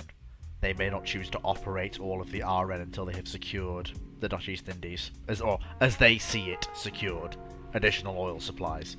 Whether or not they're actually secure is up for debate, as we know. Well, no. If Japan it wouldn't win over. No, if Japan has more fleet strength, the US is just going to double down harder and earlier. As You're like gonna already see- mentioned about Iowa's, Essex, etc. No, I mean in terms of their sanctions on Japan. They're going to double down on those harder and But earlier. yeah, but also, as I did mention earlier, the US is just going to go very well then. Kick this into full gear then. Japan had already pulled out of the treaties. War had kicked off in Europe, which meant the treaty was off. And the US was cracking its neck, shaking off the rust, and getting into it. Yeah. The Essex, the initial run of Essexes were already ordered. I think that has quite well covered it at least. Yeah, I think we've pretty We much are now covered. approaching 11 o'clock fleet. Fair enough. And you said about 20 minutes ago that you were wanting to try and bring it to a close. Well, if we... You can go as long as you want. I but mean, if we I'm just didn't saying. have any... Yeah. I mean, I'm... let me see. Before we go, does anybody have any modern questions? Yes, that's a good point. Anyone have any Stuff questions like about... looks amazing. Yes. Yes. Do you know any good books to read about the development of cruise missiles and ship-launched Oh, cruise jeez. missiles? That would be something to ask Phoenix. We're sadly not here. I'm not much of a book person myself.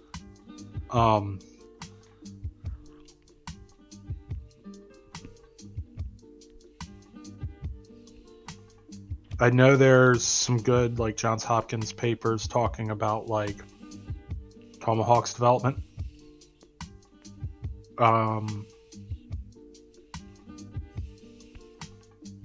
But in, like, an anti-ship missile-focused book, I'm not personally aware of. There's probably one out there.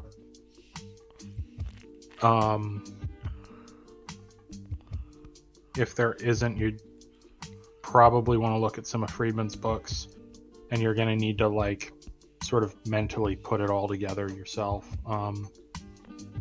as sort of a development history. But yeah, I don't have a specific book I can point to. It's okay.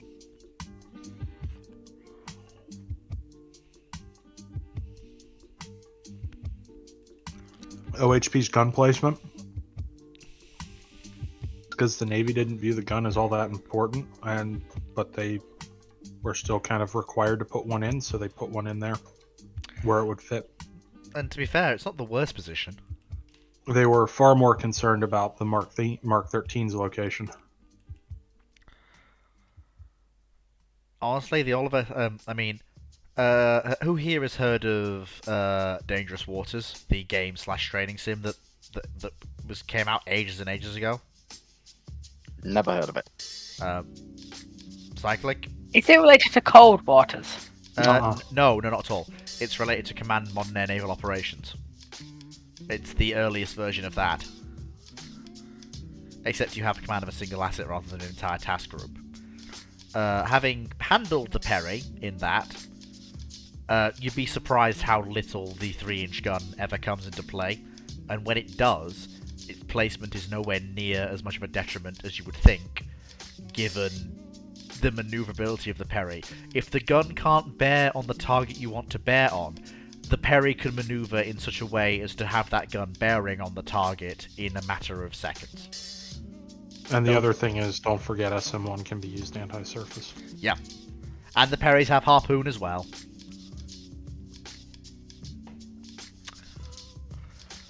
Well, it looks like not really many more questions, Fleet. Fair enough. Well, I actually have a question, if people don't mind. You are allowed to ask questions too, you know. I know, shocking, isn't it?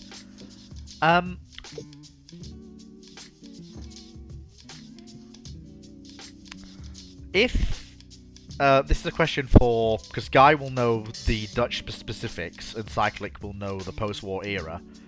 If the Dutch had, let's say, the hull is floated out to England and then completed after the war when it's returned to the Dutch, if the Dutch had a 1047, how long do you reckon it would have lasted in service? Not very. Not very? Yeah. What reason is there to keep it?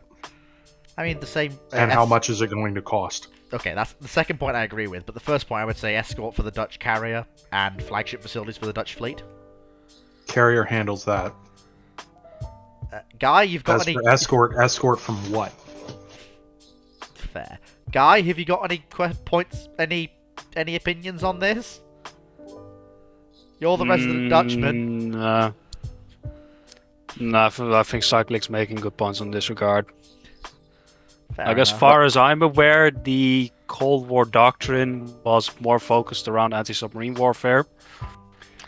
The thing- So it also wouldn't really fit that well into that kind of like even the larger Soviet service combatants at the time when it wouldn't still be in service in this case.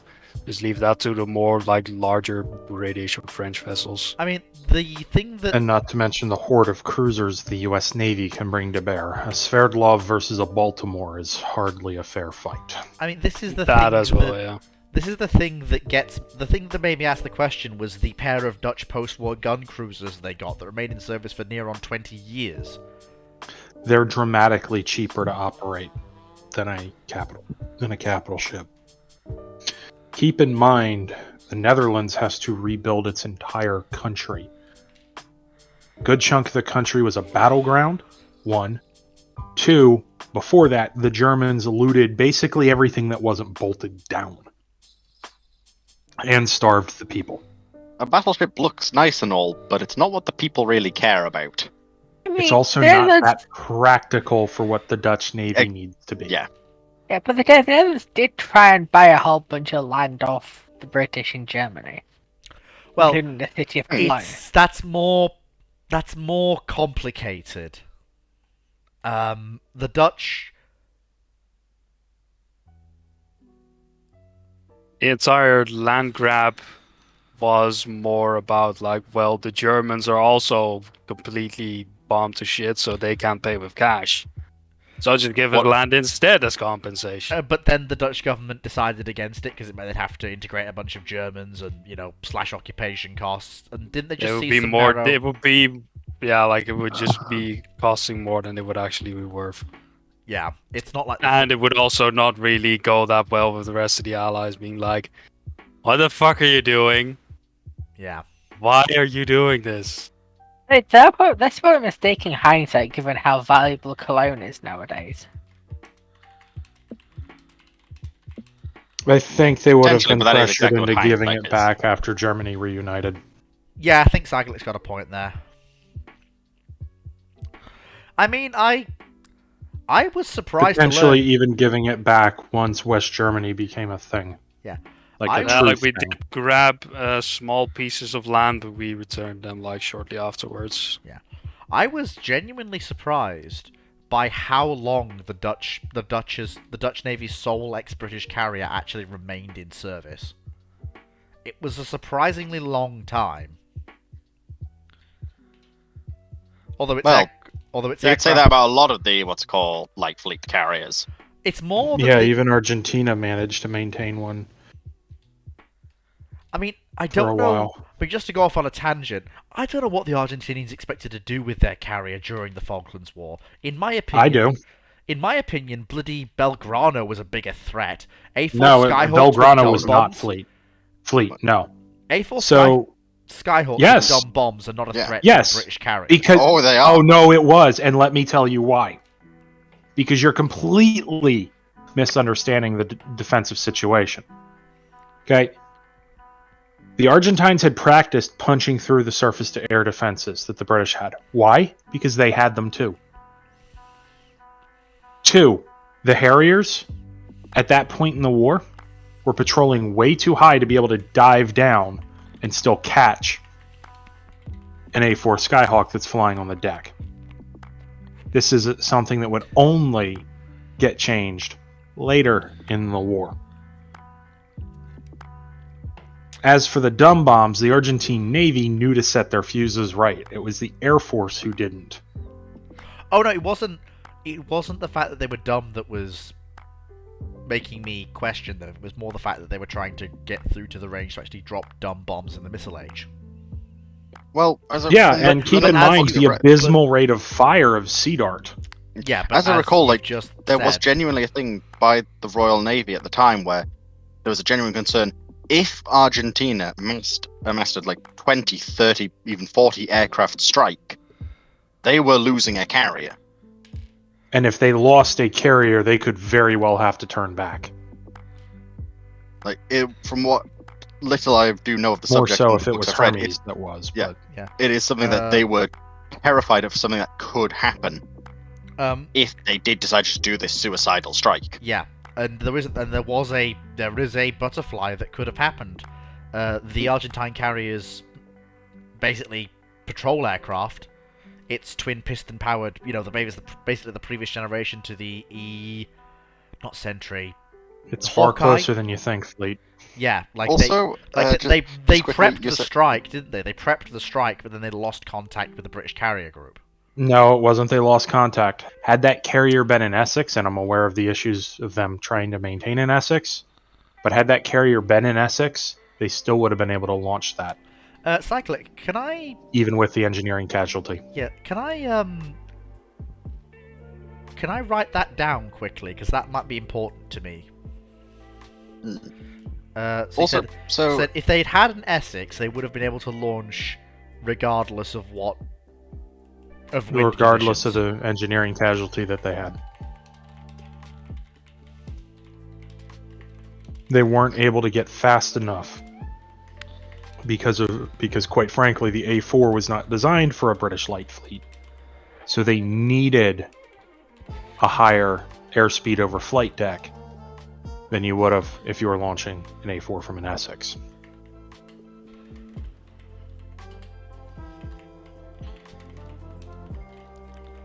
How do we know how many aircraft they were planning to send on that strike? They were planning on sending about 8, but they were confident that they could pull it off. They knew they'd probably lose the strike, but they were confident they could cripple a carrier. They were confident they could get through and they might get some planes out, but they weren't too worried about that. Not sink, but cripple. Or maybe sink. Good enough. Yeah. like the ship is Carrier's combat so far incapable. home. And here's the thing. Strike pilots, C2 carriers. Do they go after the big one or do they go after the small one? Big one. You go for the big one. And the big one's Hermes. You know what's on Hermes? Flagstaff. Not just that. Harriers. The ground attack Harriers. The Oh, Harriers dear. needed for close air support. Oh dear. Invincible cannot operate all of the Harriers required to provide the air cover and the close air support. Only Hermes Hermes could has probably the space. just manage it. Yeah, only Hermes. If they has lose Invincible, or Invincible is crippled, they could probably would have still pushed on based on comments from the task group commander. Okay. If they lost Hermes, they probably would have had to turn back. And then the Falklands War would have gone from a heroic British victory to a tragedy. Well, it would have gone to having to call the Americans to send Constellation down. Would And we at not- that point, Well, we made the statement of that we're not going to lose the island. If Constellation comes down, is she just outright sinking for Cinco de Mayo? the Argentine Navy is not a concern. The Argentine Navy probably won't be. The no. Argentine Sea Air again. Force is going bye-bye. Oh no, I'm aware of that, Cyclic. It's more that will they just sort of sink her as reprisal? I mean, I know Constellation can do it. If she's It's smart more- enough to stay in port, then she's probably not getting sunk. But if she's not, then Because there's no point. yeah, but if she's not Well, smart yeah, but enough, that's- then But if also you have the whole Conqueror thing, the Navy's not going to want to leave too much. And if they then hear the US are coming down... Although to be fair, the threat of the US coming down... Conqueror is several hundred miles away. Yeah. Okay. The other British submarine that was hunting the Venta Cinco de Mayo lost contact with her. That's not what I'm suggesting. I'm meaning a case of after Conqueror sinking of the Belgrano. They were a lot more restrictive in terms of when they wanted to sail. They then also heard of a US carrier coming down. They probably would want to just stay in port. Would likely be the result. But then at that point, I would also ask Dromasaurus' question, which is the one I was going to ask.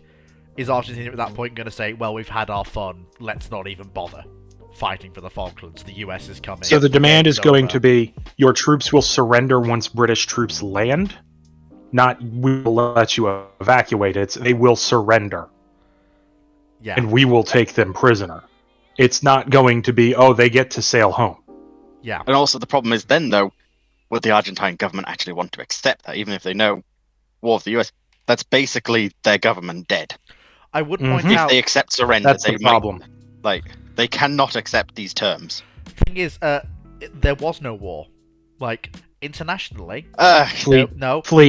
Come on. Fleet. No. Let me finish. If a carrier's gotten sunk, it's escalated to a point where Fleet. war. The point you are about to raise is a load of horse crap. I know many people throughout my time in education who always would raise that point when we're discussing the Falklands War. While it might not have never officially had the two governments declaring war on each other, It does not take governments declaring war to make it a war. I am aware that is of not that. how it is defined. I am aware of that. However, internationally, the Argentinians would not be at war with the US.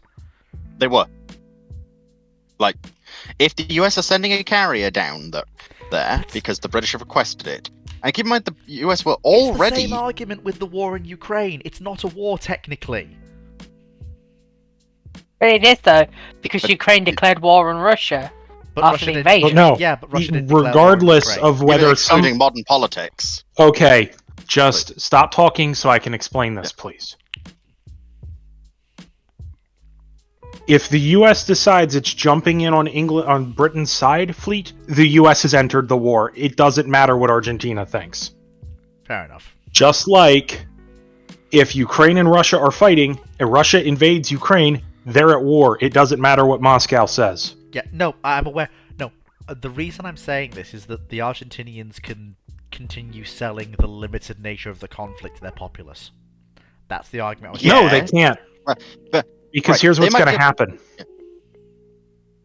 The airfields all around their country are going to start getting hit by A6s. Tomahawks. I would like to also quickly mention there was already a plan set in place by the British to use Chile as a launching point for tactical bombers. Chile was prepared to jump in themselves if shit hit the fan. But there was already a plan to launch Canberras as tactical bombers and not just photo reconnaissance, and to use Chile as a launching point to take out all of the airfields in Argentina with commando raids. So, this... they can't sell this as their only way of survival is we are going to defy the Americans. Defy the British. That's the only way that government survives. Now, the problem is they're not going to survive because they cannot defy it. Because once Constellation's battle group comes down south, the Brits will have a dramatically easier time landing their forces because no air attacks are making it. Yeah. Yeah, that's fair. Basically, do they get crucified by their own people for just abandoning the Falklands that they took in a military action, so they think they've won it? Or do they then accept the massive rage against them of the US have attacked potentially the mainland with airplanes, as Cyclic said, and then being forced off the islands anyway? Because that's what happened historically. Yeah, bear in mind, that's something that... They have no way of winning here. Yeah, that's something that never happened with the historical Falklands War, was attacks on the Argentine mainland, which would be happening in this case. Yeah, the U.S. would have no qualms about getting that... wouldn't even need to get that close when you look at the A6s an F-14's range. What are we? Since we know what the A6s and F-14s would have been like arranged for, what sort of package are we looking at for a strike on Argentine airfield? The carrier's more than capable of hitting one a day. Oh no, I know that, but what's the package? Devastating its aircraft. This is more just the tangent into what was the USN's doctrine for striking a land-based airfield with a carrier. It's not a doctrine thing. Again, you're using doctrine wrong. Sorry, don't hurt me. I'm trying. Like, what's the more tactical? There's no standard template. You look at what the airfield requires to get hit and what you have, and you figure it out. Fair enough. It's not the Soviet military. Okay, fair. Sorry, I'm not trying to do this cyclic, by the way. That's just the way I am. It's just the way your brain works. Yeah, I'm sorry. We at least get that. But cyclic's just trying to make it so that your brain It's a pet adapts. peeve of mine that people constantly say doctrinally. No, it's not how doctrine works. No, it's fair. And honestly, keep beating it into my head until I get it right. I'd much rather you do that than me continue to get it wrong. Okay, what word should I use instead of doctrinally when describing situations like this? Tactically? Strategically? Just how would the U.S. go about hitting an airfield from a carrier? Okay, right. But going back to the whole thing that even started this quickly, you say about you were surprised that the Dutch managed to keep one of these Colossus going for 20 years, basically. I then would point you to the Brazilians who kept one in active service for 41. Launching fixed-wing aircraft, too. Yeah, But that's a Brazil. One does Minas not Gerais speak was in of what service goes from on. 1960 to 2001. Yeah, but one The does fact not speak Argentina of operates Brazil. two of these things. And then down to one does not later. speak of Brazil. Well, keep in mind, Brazil's got a significant economy, too. It's also Which is why I guess, really weird procurement.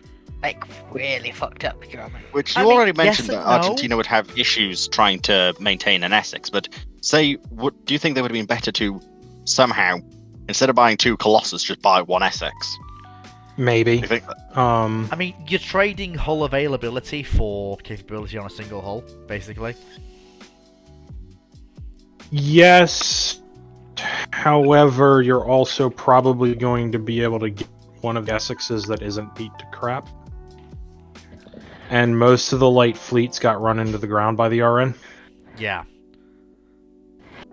And at that point, what? So the Now the reason I don't want to say everybody, but people went for the light fleets is they were an incredible deal at the time of the early jet because they could take early jets, they could take props, which were what most people were flying off of them anyways. They provided more capability than like an Independence class light carrier. And they were cheaper than an Essex, particularly to maintain. So that's why people went for the light fleets, is because they were a really, really good balance of capability and cost. And they provided a lot of capability when you originally bought them. The problem was they didn't have the room for the upgrades as jet aircraft got heavier. Like the A4 Skyhawk is a tiny jet. Like, absolutely tiny. There's a reason it worked off the light fleets. Barely, but it worked. So... it's a plane you strap on rather than get in. Yeah, fair enough. If they had bought an Essex, what are they procuring to fly off it? Probably A4s. Well, yes, but and some of the earlier jets, but like could they? or I mean, props. I know that Argentina bought Super Étendard. Could they buy navalized Super Étendard to operate off of their Essex? They barely had. They didn't have enough. And they probably wouldn't have, because for naval strike, when you're running from a carrier, like the A4 operates really well off of an Essex. It was kind of designed for it. The only thing I could see being different is they might have had some fighters on board. They might have had some Crusaders. They might have bought Crusaders. I don't know. They also might not have, because the A4, you can give it 2 Sidewinders. It's got guns. It's not a bad dogfighter, like, at all. There's a reason it was used as a dissimilar air combat training aircraft in the U.S. for Navy for so long. But if you are, but what you, I know you're saying whether they would or not buy whether they would or not buy fighters. I'm just going to discard that for one side. If they are buying if they do choose to buy fighters, you're saying they'd go with Crusader. Maybe. I mean, what are your options? This is the thing. Like, for a naval fighter, there really isn't any option, because they're not affording they're not getting Phantoms. No, obviously not. So that really only leaves Crusader. And they can only carry Sidewinders. They can't carry. They're not carrying Sparrows. No. Yeah. But they're dramatically more capable in that fight than a Skyhawk. Dramatically more. Crusader, because of the thrust. Yeah, Crusader trumps Sea Harrier every time if a hypothetical engagement took place. It depends on the pilot. If the pilot's smart, just like if the pilot's smart in a Skyhawk, they'll win. The problem for the Argentines is they didn't have the Sidewinders the British had. Oh yeah, they had much earlier Sidewinders. Oh yeah, that's right. The British had the. So they couldn't engage from the same range. I don't even think they could engage all aspect either. I'm pretty sure the Sidewinders the British had a much larger aspect. I don't know if they were true all aspect. I can't remember if they were L's or not. I think I looked into I recently looked into this. As far as what Sidewinder did they get off of Ascension?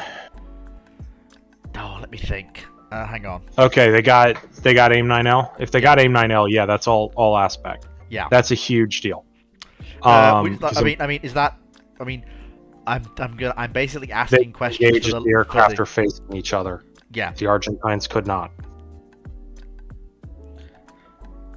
And that's so basically the just for the layman.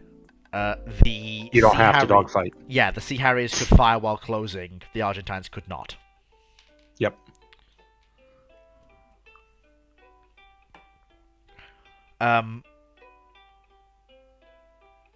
Also, AIM-9L has a much greater detection capability, so you're able to fire from farther away. It's got a better motor.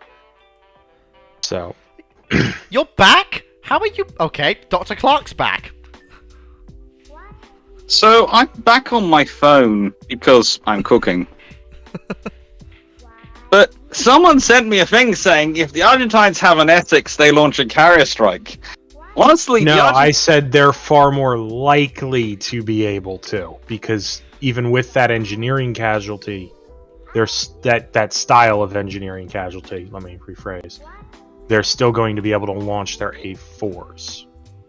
Well, the thing is, what really stopped them launching the airstrike wasn't the engineering issue. It was the British have a submarine that's very close to us issue. There's a debate as to whether they managed to hear HMS Swifter, or whether HMS Swifter made sure she was heard before she was allowed to give the engagement order. But either way, they decided that submarines were not something they were equipped to tangle with. You're talking about the Skyhawk and the various options, which are quite true. They're quite good ones, and I agree with you on the Crusader. But I would say it's more to do with things like I forget its name, but it was the original of the Tracker, and no, it was the Tracker. It wasn't it, because the Tracer was the AEW one. The Tracker was the ASW one. Mm-hmm. And it would be those which would be the major thing they'd want to have, and even then, if they're not kept up to date, and let's be honest, as we all know, the Argentines are great on having the actual equipment, not great on doing the maintenance and keeping it up to date always. It depends on the particular structure of military they're in at that point. It's not a cultural thing. It's a sometimes their military is more obsessed with making things look shiny because of their leadership. Sometimes they're more obsessed with making it work. Viente Cinco de Mayo did carry S2G trackers. Ah, good. But they don't seem to have been that viable for doing the operation they wanted them to do. That's the trouble. Well, they were pretty old by that point. And they were actually in the process of trying to modify her to carry super étendards, by the way. Fleet. You wait. They thought they could actually get super étendards. You could do yes. You can launch the super étendard off of a pretty small aircraft carrier. Well, that's terrifying. You can, but trying to include that in terms of your how do I put this politely? Logistics base on that carrier was going to be interesting because basically, if you transfer over to Super Étendards, you would have to get rid of the Skyhawks to have enough floor space to support them. Or you are not carrying enough. A very small amount of super étendards. Like, yeah. And there was very small amounts of Skyhawks and not enough stores for either of them, so if anything goes wrong, you're heading home. Because, let's be honest, they haven't at this point got a support ship which is going to be able to meaningfully support the carrier with those needs whilst also doing its other duties. What? That's the problem for them.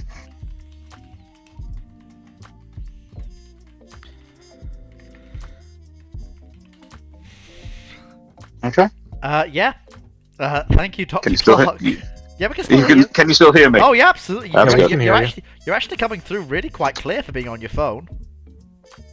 Yeah, this is why I'm kind of lurgy about updating this phone. It might be now only allowing me to do 85% battery, but its camera's good and it's a really good sort of recording phone. I might stick to the next generation of Samsung. Okay. But my habit is always to go for the Samsung, which is about a year old. I know. Not like Samsung or Google Pixel. I do not Well, like Samsung. the Google Pixels in the UK always seem to go weird. I don't know what it is about the ones we get in the UK, but the Google Pixels in the UK, in my experience, always seem to go weird. My sister keeps swearing by them and keeps then having to transfer to a Samsung within about 6 months because it's gone wrong so many times. And so there's me going, well, the Samsung has a... for me. Yeah, so I do sometimes wonder whether some companies, this is going to sound terrible, it depends where the factory is that produces for you. And I'm thinking maybe the factory that produces for Europe, for Samsung, does a really good job, and the one which does it for Google in Europe does a really bad job. Whereas and maybe it's the switch over in America. Yeah, I have noticed in my past there are regional differences in equipment, and there are certain pieces of equipment which I will not buy the UK version of. I will only buy the American version of, and deal with the power issues. But that might just be me. It might be me. Well, Johnson. Johnson. I'm going to disappear for now, Fleet, so have a good evening. I will, thank you. Mm-hmm. Yep. I don't know why I'm so full of pep this evening, but there you are. I suppose it's the big 30. Johnson, I've been watching your discussion and participating about the whole Alaskas and any equivalents to them. As me and Dr. Clark discussed, I think it was last week or the week before, the Alaskas are basically almost a snapshot of what the armored cruiser would have become with no Washington and London. They are also It's pretty much where. Okay, both of you. They simultaneously don't need to exist. They almost simultaneously don't need to exist because no one else has built the equivalent. Yeah, Cyclic, you were And it's a case of you know, they're sort of what exists when you have a world of 45,000 ton plus battle cruisers, and they can no longer be built in numbers to do what the armored cruiser was done on foreign. It's the kind of like you need a ship which is your foreign station present for years. Yeah, like I get what you're saying, Cyclic, but the Deutschlands aren't really. Like, one thing I will say though is what I'm getting at is they're not heavy cruisers, they're armored cruisers. Yeah, no, actually, you know, Yeah, but I will agree with that. Yeah, I'll completely agree with that. One thing I will say though is the only thing, you know. You all right there, Dr. Clark? Okay. Yeah. Yeah, I'm fine. I'm just saying, actually, no. The thing is, you can also make the case that if they'd been actually built as their equivalent cruisers, they'd have ended up with the Scharnhorst armament, which is the 9 11-inch guns, because that would actually be quite a good fit for that role. It's a light armor for a battleship, which is why I tend to call the Scharnhorst the light fast battleships, but that's along with the Dunkirks. Yeah. But for a heavy cruiser role, let's be honest, the 9 11-inch guns matches in quite nicely with the Alaska armament. Absolutely. Makes a really interesting version of the discussion we had earlier of Alaska versus Scharnhorst. Yeah, actually. A hypothetical 9... Thing is, Alaska versus Scharnhorst is a fair fight. Alaska versus 9-gun Deutschland, the Alaska laughs hysterically before obliterating the Deutschland with extreme prejudice. I mean, that was part of its job, was to engage that style of ship and crush it. So it better be able to do that. That's its raison d'etre.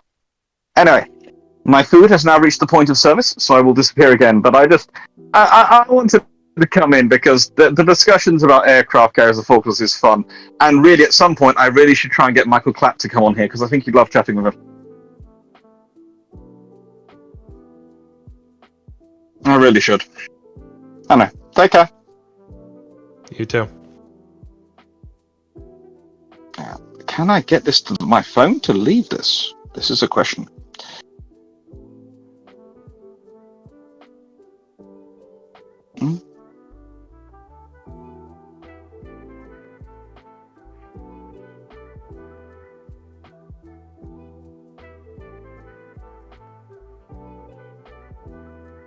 I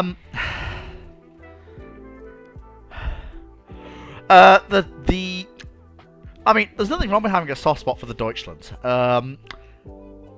They were basically Coast Defense Ship Plus. No. The Germans had Not 10,000... really. If you'll let me, can I Fleet, they were designed... Coast defense ships have a very limited range by design. It's part of what makes them a coastal defense ship.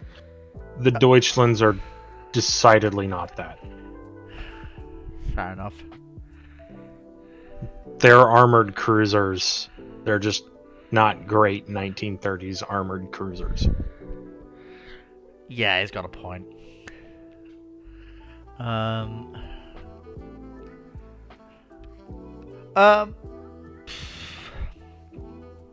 I mean, I personally, and I'm sure Cyclic will have a point to make on this, whether or not he agrees or disagrees with me, I don't know. I've never actually had this discussion when he's been present.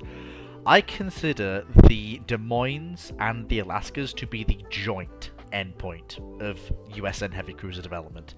They are both solutions to the same problem, aka the Washington Naval Treaty Cruiser. No, they're not. They just both go about it a different way. No, they are decidedly not. Like Dr. Clark said, the reason they're for the Alaskas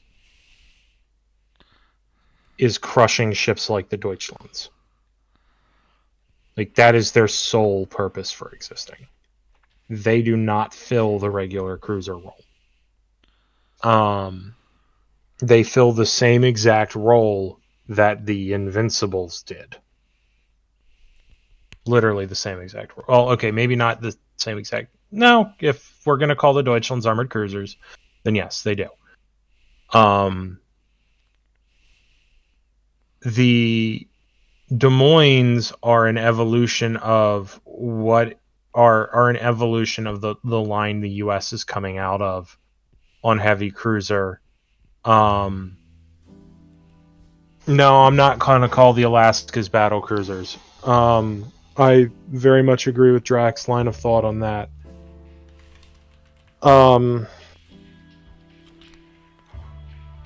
Because the term battle cruiser had changed by the time they came around. They evolved, change. Armored cruiser, or not armored cruiser, battle cruiser meant something different. I wasn't going to call them battle cruisers. I always call them heavy cruisers. I'm not talking about that. I'm talking about something I saw in chat. Oh, I see. So you got to be really careful. By the time of the Alaska's production, Battlecruiser means something like the Congos. It means something like Hood. It means something like Renown Repulse. The Alaskas are not running around with capital grade guns. At all. Capital grade guns in the US Navy are 16 inchers. Not 12s. 12-inch guns haven't been capital grade armament in the USN since 1908, when Texas came in, and New York. Yeah. Well, they've been capital grade, but they rapidly were not. And yes, I'm aware they have the penetration of a 14-inch. That doesn't mean anything. Yeah, that just means they're very, very good 12-inch for this guns. Evaluation. That's the common argument that's made, and that very narrow judgment of their penetration. Yeah, it's like... And says nothing about what happens post-pen. Yeah. But back to the Des Moines, I'd say the Des Moines are the penultimate gun cruisers. Penultimate? Then what's beyond them? The missile cruiser. When you're slinging Talos at things, it's a different game. Oh, you mean penultimate cruiser, but the last gun cruiser. Mm-hmm. Fair enough. Because they are the caps on a Des Moines. Matches an entire Baltimore class cruiser's main battery in weight of fire per minute. A single turret on a Des Moines. I mean, it's probably the reason the Des Moines stayed around as long as they did. They were just that capable, and they fulfilled a role that the USN felt they needed. Well, they were also a much cheaper itch for the gun cruiser, or for the gunship, than the alternative the U.S. Navy had in the 70s. Yeah. Because the only other gunship had 16-inchers and significantly more crew. Were the 12... I mean... sorry. Were the 8-inch guns on the Des Moines? I've read on Wikipedia and in books that they were apparently dual-purpose. They were. Yes. They were designed to be able to snipe Bettys before they could launch their Okas. So in theory, you could use them against some of the earlier, larger, slower Russian anti-ship missiles. No, because you weren't sniping the Oka, you were sniping the Betty launching it. Right. And the early Russian bomber-launched anti-ship missiles greatly outranged the Oka. Yeah, so which means that's not... So they basically had a brief period when they were effectively dual-purpose, and then went back to being just the anti-surface armament of the ship.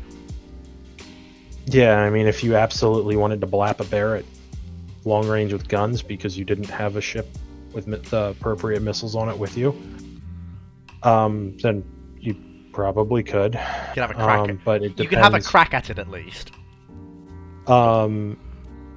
It also depends on how long those systems were kept in place. I don't know if they were or not. But I do think the Des Moines is just that was the original design of those shells, and they almost certainly would have been used to open up in a World War II context, like say the war lasted longer, right? Yep. They almost certainly would have been used to open up on massed formations to start helping break up the formation. Like off Japan during a hypothetical downfall, perhaps breaking up mass waves of kamikazes either during the day or during the night.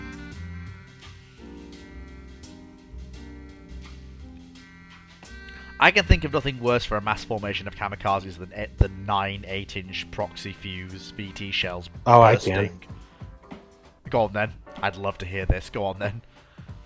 Or USS Roanoke showing up. Oh!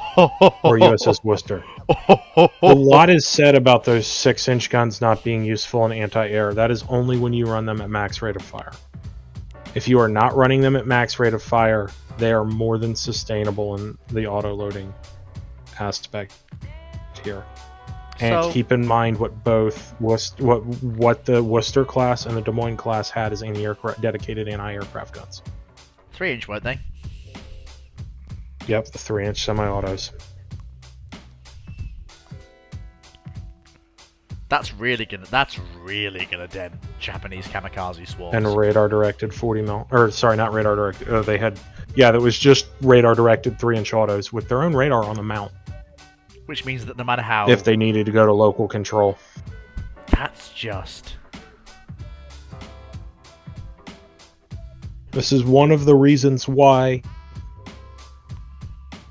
when people bring up, oh, well, what if the Japanese just did this and the war lasted longer? I'm like, then it gets worse for them. Like, The longer the Japanese have a fleet, the worse it gets for them. I would point out. Because you start having things like ASM-2 or ASMN-2 BAT, which Bat's an Avenger terrifying. can carry. Yeah, BAT is Right. fucking terrifying. You if have you don't know what that is. other guided air-to-surface munitions coming in. You have... And keep in mind, BAT got tested against Japanese destroyers, and it worked. Was it actively tested? Yeah, during the war, it got used. I did not know. Yeah, it got used. People like to freak out about like Fritz X and the other guided munition the Germans had. Those things had nothing on BAT. I mean, yes, Fritz X could penetrate through deck armor. You know, BAT really didn't care. Cyclic. We've often talked about BAT during ramblings, you and me. We bring it up often enough, but I don't think I know what it is, but I don't think we've ever actually discussed what it is in detail. Do you mind if we go into a little bit of detail? radar-guided glide bomb. What sort of warhead are we looking at on it? Let me double check.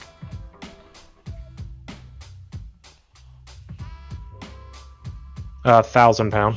Ooh, that's a paddling. That's a paddling. Keep in against mind- the IJN.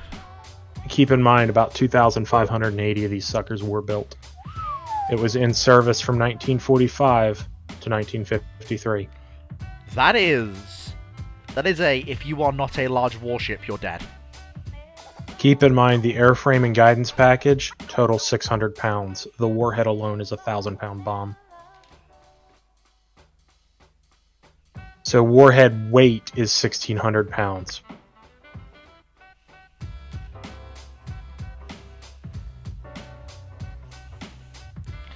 But its filling weight is 1,000 pound. That.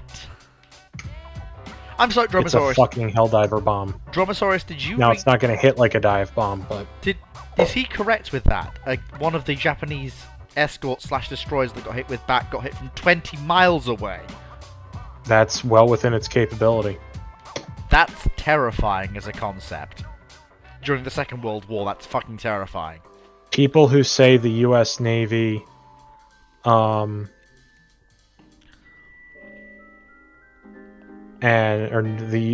people who say the U.S. was, or the Allies were behind on these fancy weapons, We all know they're idiots. don't know what they're talking about. Yeah, we all know they're idiots.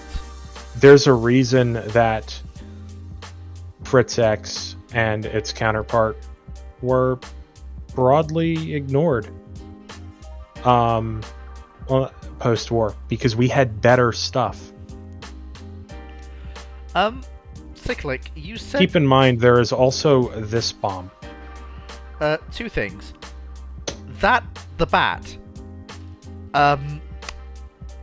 that can be dropped by an Avenger, and from what I'm seeing from that bit with its nose cone off, needs no active guidance. It guides itself. Correct. This bomb here has a 1,000-pound warhead. And guidance fins. It's IR guided. It's an infrared seeker. Oh my fucking god. It did get tested in anti-ship, and it worked better in anti-ship than it did for targeting blast furnaces and stuff like that. Well, yeah, because the ships have hot point Oh, fuck. Gov was approved in 1944.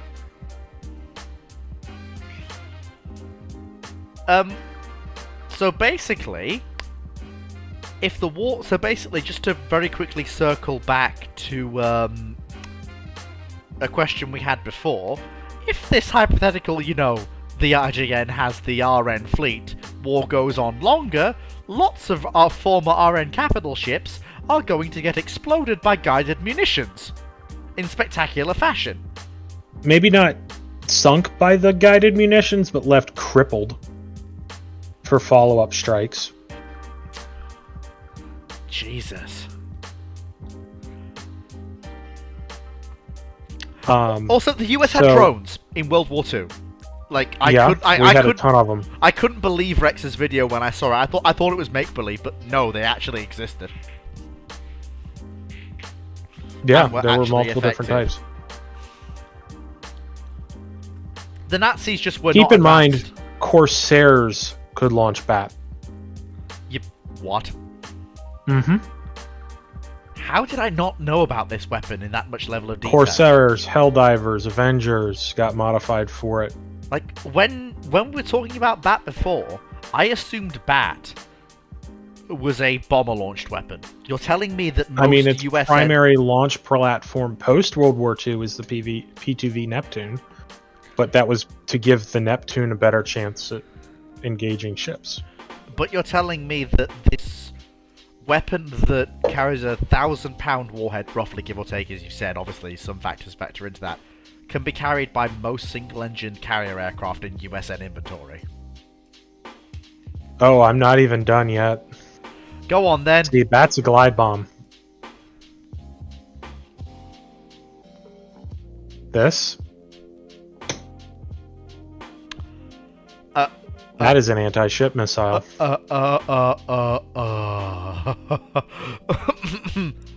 What's the range on that? Well, it's got a JATO bottle in the back to propel it up to speed, and then it glides.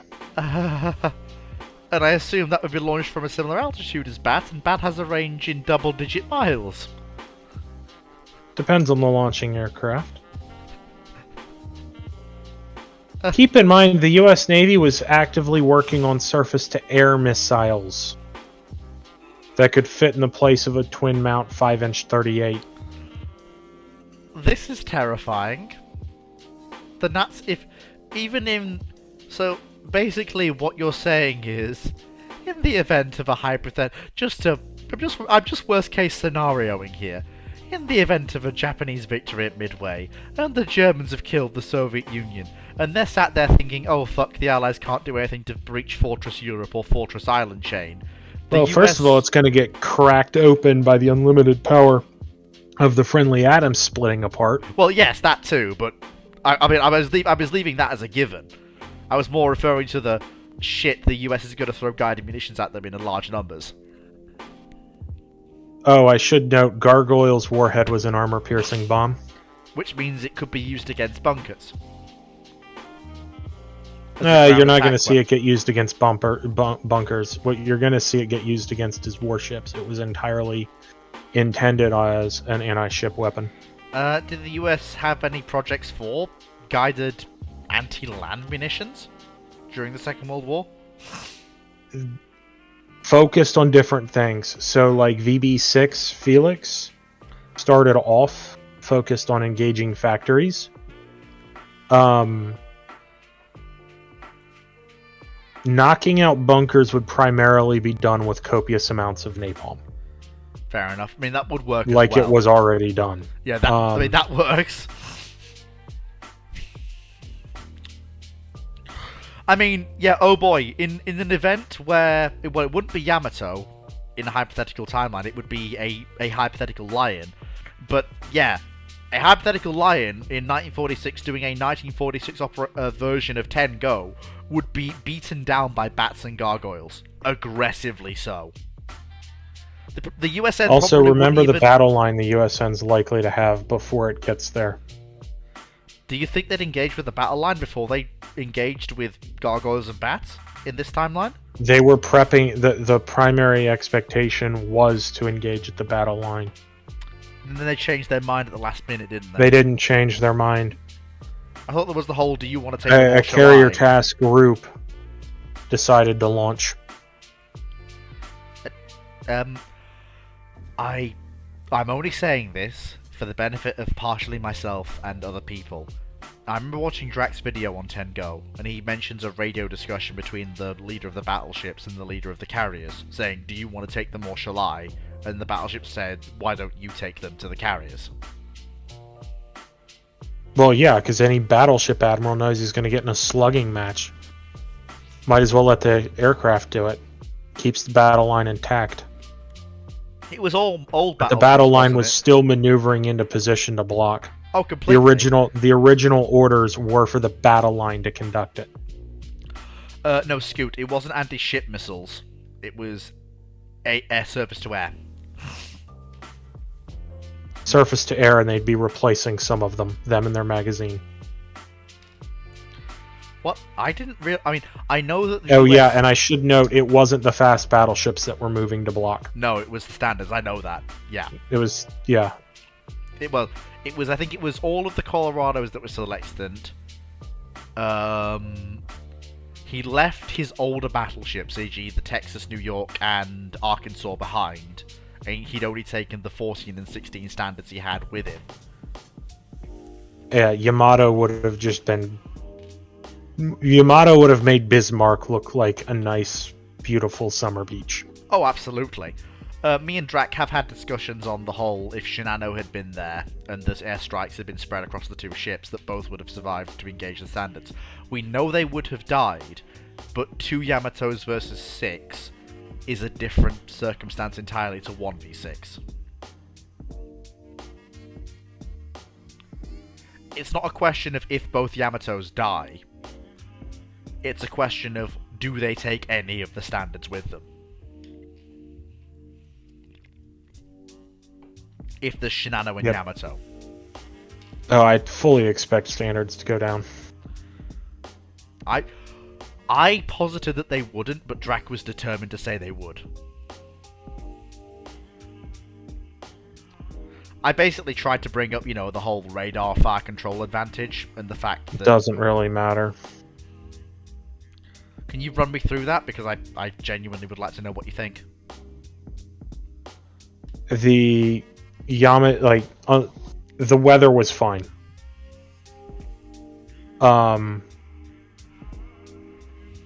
You're not likely to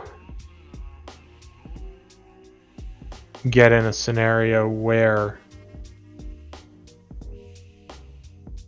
they're going to be able to easily make use of that. Yamato's optical fire control was excellent at extreme range. So there's not...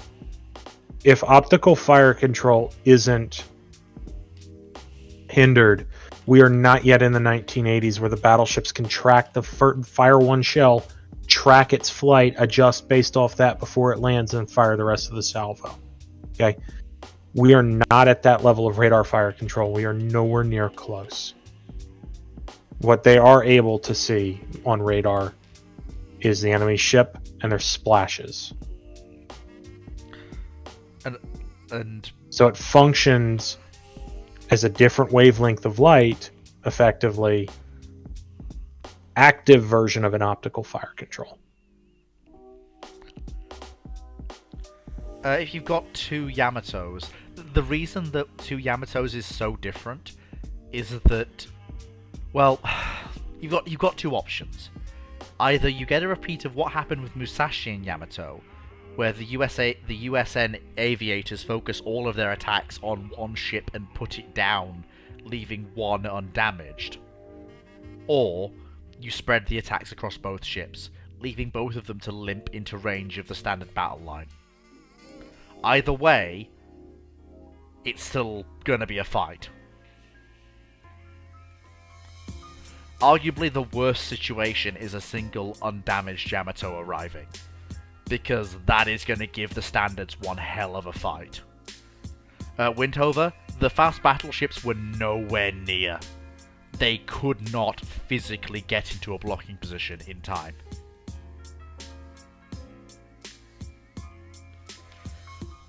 The worst scenario for the USN standards in this is a single undamaged Yamato, be it Shinano or Yamato herself arriving. Because that ship has its optical fire control fully operational. It probably still has all of its AP rounds and HE rounds it was going to have for doing work when it was beached. It's capable of full speed. It's not damaged in any way. The best case the USN standards can hope for is that 2 battered Yamatos limp into gun range, with their optical fire control shot up, and their armor belt holed in some places, with lists. Even so, the Yamatos... I am going to go ahead and drop, so... Fair enough. I'm Y'all just have gonna a good wrap up. one. Oh yeah, sure. And even so, that is the basic thing here. Also, I didn't mean to say this for the entire bloody event, but I've forgotten. If you or anyone you know has a idea for a dry dock event that they think we should run, and that they think that they could run themselves, please do let them know, because there will be a @everyone ping going out at some point later this week, or maybe next week, where I will open the bidding for such an event. So if you have an idea for an event you'd like to run, and you feel like you can make a strong case for it, please start working it up now, because an event will come out at some point in the future. So a ping will go out at some point in the future that will, well, get to that. Guy, you've been here, but you've been quiet. How have you been? I've been pretty good. He's dead. If no one has any more questions, I'm probably going to end that here. I'll give you about 20 minutes to ask more questions. But otherwise, I'm going to end that there.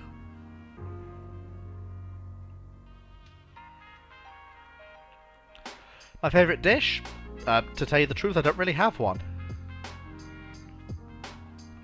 Moe, can I pin that till next week? It's getting a bit late, and I don't have Dr. Clark here.